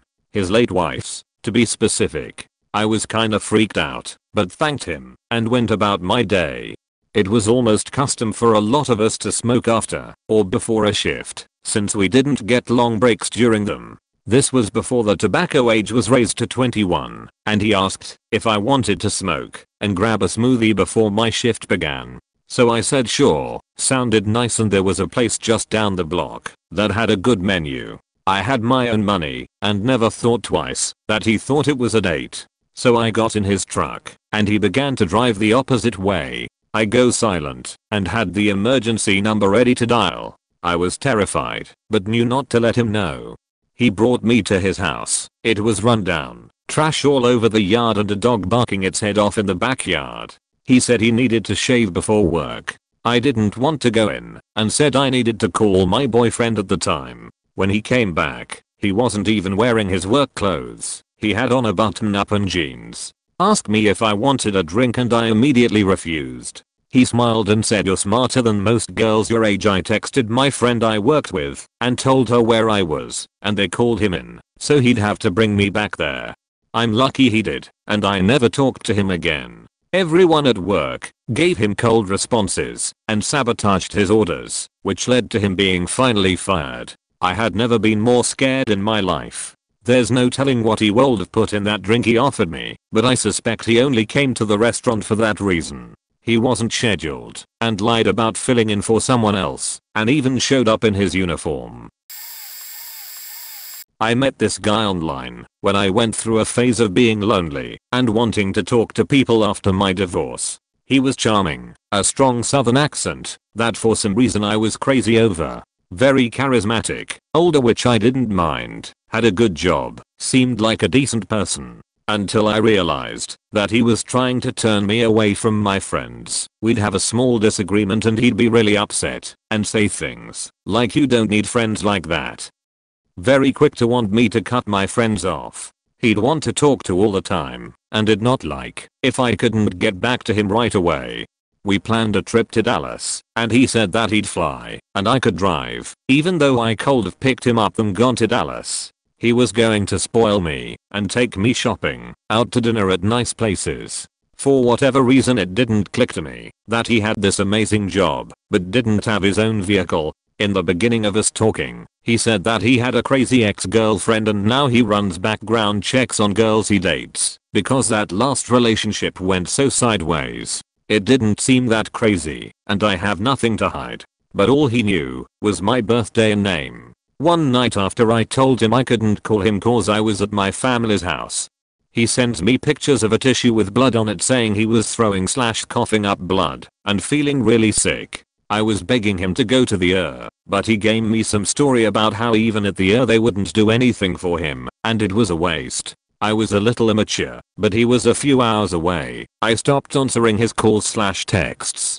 Because he knew my name and where I worked, he was able to get my work number and started leaving me several voicemails and calls late at night on my work phone. I finally had to unblock his Bunsen to tell him to stop calling me and that I wanted absolutely nothing to do with him. Luckily, it stopped completely after that. Typical abusive relationship. TW. Sexual abuse, mentions of suicide and self-harm. A self-proclaimed nice guy who would go through temper tantrums when things went sour. He isolated me from my loved ones, slowly made me get accustomed to having my bodily autonomy violated, and then started all the heavier sheet punishments of sexual nature for anything I did wrong, from not performing good enough to a video game, to performing better than him in video games, to talking to other people, being 1 to 2 minutes late from school, and even not being excited enough when he sent me unsolicited pics of his dick. He'd take out his anger and frustration caused by other factors, a rough day at school, his mother scolding him, etc. out on me through humiliating such acts that if I didn't perform, I'd get punished. He threatened to 1. Leave me, 2. Share my nudes, 3. Hurt my loved ones, 4. Hurt me, 5. Hurt himself, 6. Kill himself whenever he felt like it. The significance of the threat increased as I stopped caring about the less harmful threats. Frequently gave me tests to prove to him that I loved him, which I never got right, because let's be real, it was all excuses to punish me, and my rewards for behaving well was seeing his dick, which would turn into a punishment if I didn't seem excited.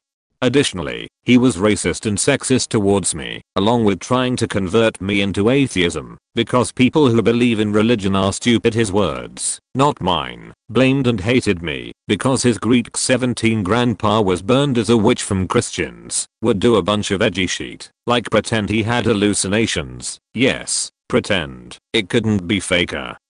It always conveniently happened when he wanted me to care for him. Tried to scare me during Halloween, but he failed to elicit a reaction from me because I expected his jump scare, and you guessed it, got punished for it. He wouldn't let me do homework because it meant that I don't care about him, but one day I recommended we do homework together and I can help him on math, which he doubted I could possibly help him because his math was obviously superior to the math my barbaric people can learn. Even though I was a grade above /S, and I managed to do some homework of my own, better than none. The next couple of days though, he asked for extra work from his math teacher, which was promptly dumped onto me as my own responsibility, since he couldn't solve it. Also, his diet consisted of microwaved hot dogs and wraps, no condiments, no seasonings, no vegetables, nothing, Monster energy drinks, maybe sometimes a soda or a packaged juice, and desserts, mostly cake. He complained about his acne, but did nothing to fix it. That diet will only cause acne, and yes, I've seen him shower. I'm not impressed.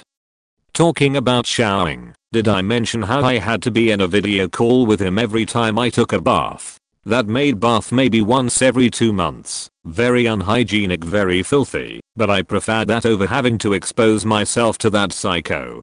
At some point he started apologizing to me because he cheated on me. Upon confronting him about it, apparently he got rapped by an adult. Don't remember who, honestly don't care, which meant he cheated on me.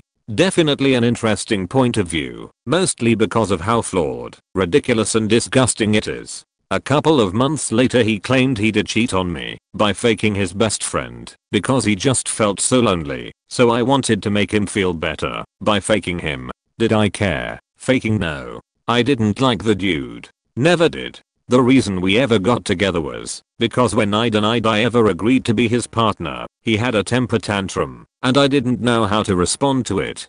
Do I believe such horrific things happened to him? No. Why? Because he had said so many stupid shit that were exaggerated, if not straight out lies. Things like "you're my 48th partner," mind you. He was 14 at the time, or "there are ghosts in my room," or "I've talked to Satan via Ouija board, but the Christian God doesn't exist because I have no proof of his existence." Unlike Satan, I hospitalized someone because they were mean to my friend, and I punched them so hard because I was in a state of unfiltered rage, etc. Some of these things that I'm assuming now are lies are all traumatic events that would pop out nowhere to excuse his abuse and make me pity him while never being mentioned or seemingly affecting his actions or decisions. Traumatic events such as my sister lied to child services and they took us from our parents. But it's okay, because somehow they miraculously got them back. When I was in the Philippines, I used to take care of a stray dog, and one day our neighbors ate it. When I was young, my dad's friend tried to rap me, but my dad came in and saved me. When I asked him about therapy, he said it doesn't work.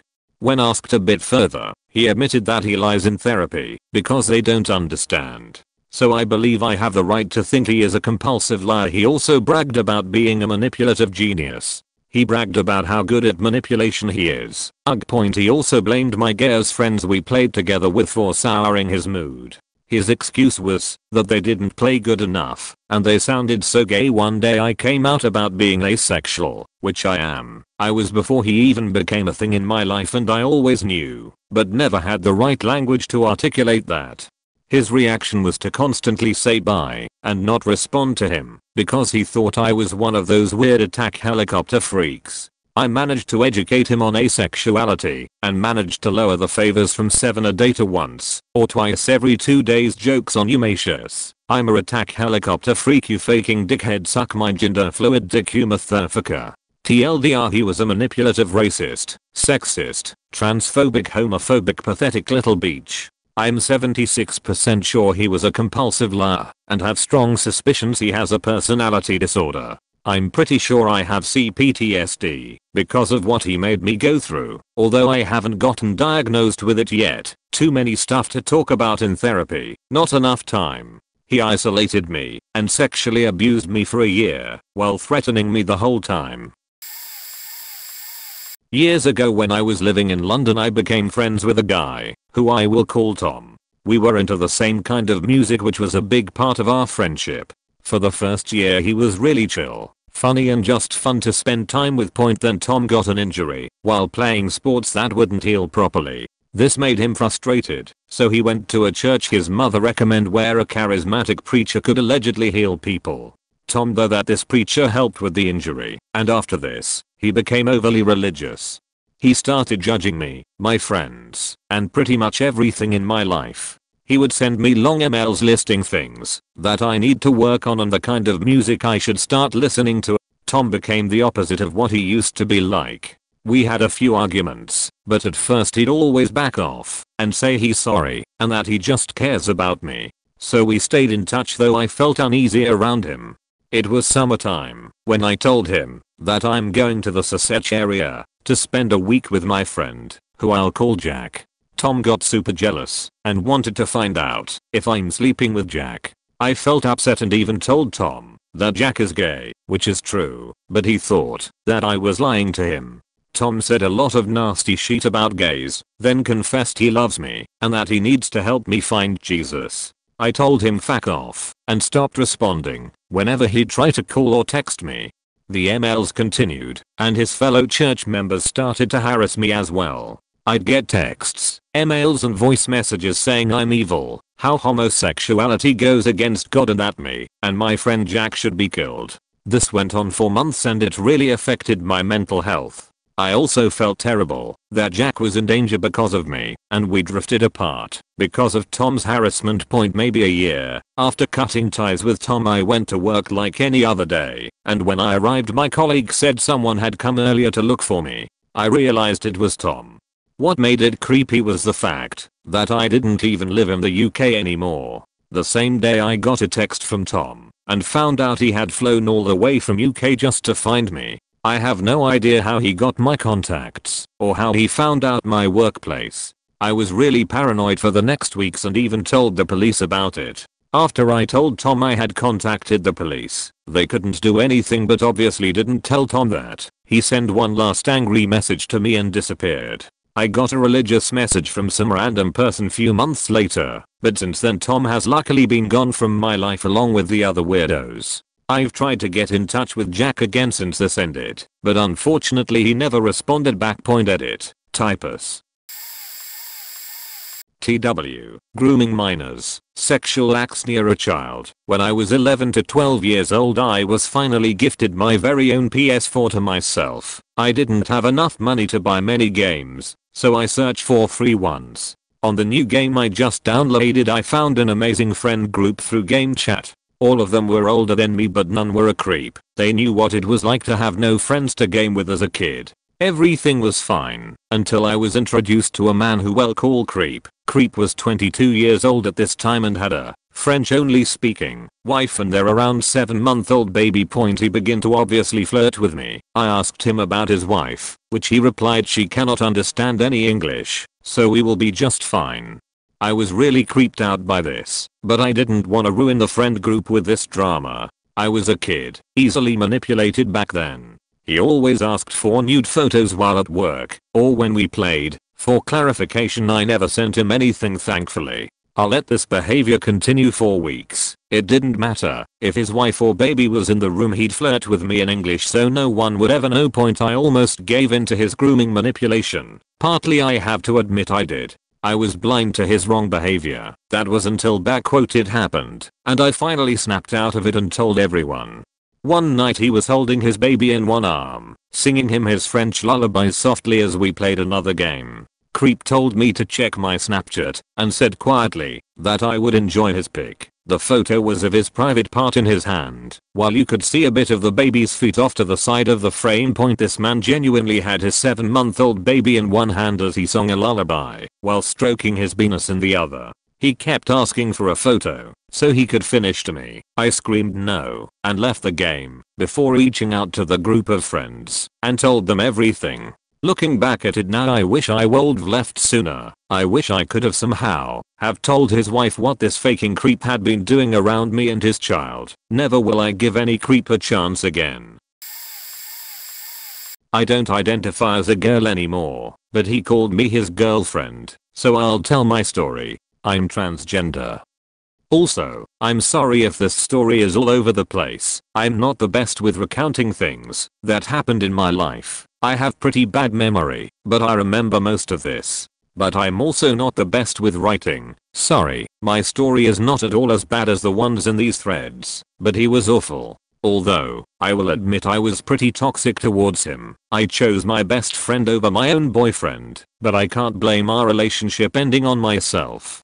He was super clingy and would cry anytime I didn't spend time with only him. Just him. I was pretty social at the time, so I would spend a lot of time with larger groups than just me and him. He would then go cry and send a teacher after me to talk to me. He just needs time. You understand, right? Or, you're the mature one in this situation. You need to help him. I was in 7th grade. I felt so much pressure on me just to try to deal with this guy who was constantly guilt-tripping me to spend time alone with him just to sit in silence while he clinged onto my arm. He was so attached to me that he would constantly text me, and at school he'd constantly ask me if he could talk to me. Then we'd sit in silence for an hour and a half. This was my first serious relationship, and it made me want to K-word myself when I was 11 to 12 years old. I don't fully blame him. I did some stupid shit that traumatized me a year before, so that's a part of it too. But having the pressure of him manipulating me to leave my friends to be with him worsened my mental state. I began to hurt myself and abuse myself, and I opened up to him. I'm gonna call him Ron. I opened up to Ron. I told him I'd been hurting myself and I'd felt really depressed, and I began venting to him. He never told me to stop. He just sat there and listened. A couple months later I felt weird stares on me walking into school, but I was the weird kid, so I ignored it. Right. Around an hour later I was pulled out of class. He told his parents, who told the school, who told my parents. I was being blamed for him having panic attacks and meltdowns from my venting over text. I didn't know he wasn't comfortable with it. I always told him before I vented that if you ever feel uncomfortable with things I say, you'll tell me, right? And he agreed with me. And he blamed me. This guy I met a year before we began dating was blaming me for something I couldn't help because he wouldn't tell me he was uncomfortable. I asked before I vented if I could vent, and eventually he would say, you don't have to ask, you know, I'm okay with it. 3. And now he's blaming me. Am I in the wrong here? Sometimes I still blame myself for ruining his reputation because of the things I told my friends after this, but am I in the wrong? I dated a guy when I was in high school. His list of crazy shit included DUI, stalking me, cheating, hitting, choking, pulling a knife, rap and so on. I went away to work for the summer, 12 hours away, showed up, and got a job in the same hotel I worked in. He started dating a girl who worked there with the same name as me. He rapped her when she was passed out drunk. He did the same to me when I was on serious meds for migraines. I left in the fall to go back to school. He stayed back. Thank fuck for that. Months later I hear he is back in my town. I was scared and angry. A friend of mine who drove a big rig saw him walking in a mall parking lot and chased him down with his rig and screamed for him to stay away from me. He did. About 10 years later, I was moving into an apartment, different town, and was unpacking. My family had come to help me get settled. My mom had brought me a pile of her already read magazines for me to have when they all left. Fast forward to everyone leaving, and I curl up with the magazines. I was reading one that was a national news publication. There was an article about a woman who had ran her husband over with her car. She claimed she had zero recollection of doing it. Her husband, who survived, said that he truly knows that she was not with it when she ran him over. After extensive psychological testing, the experts concluded that she suffered an autonomic response when they fought, meaning that something in her brain switched off and she did the act without any conscious thinking, realization or awareness it was happening. She was not found guilty, if I recall correctly. I finished the main article and pondered if it would really be possible. I thought we don't know all the mysteries of the brain, so maybe it can happen. Below the article was a blurb about other cases where autonomic responses have been involved. I then read that so and so from such and such place was acquitted of sexually assaulting a 2-year-old girl due to the fact that he was asleep. Yes, it was the guy I dated in high school. I knew this was a load of bullshit lies on his part. He had climbed through my bedroom window and come into my house and took advantage of me when I was asleep or vulnerable due to medication when we were together. I spent days trying to decide if I write to the magazine so I could tell the parents I believed them.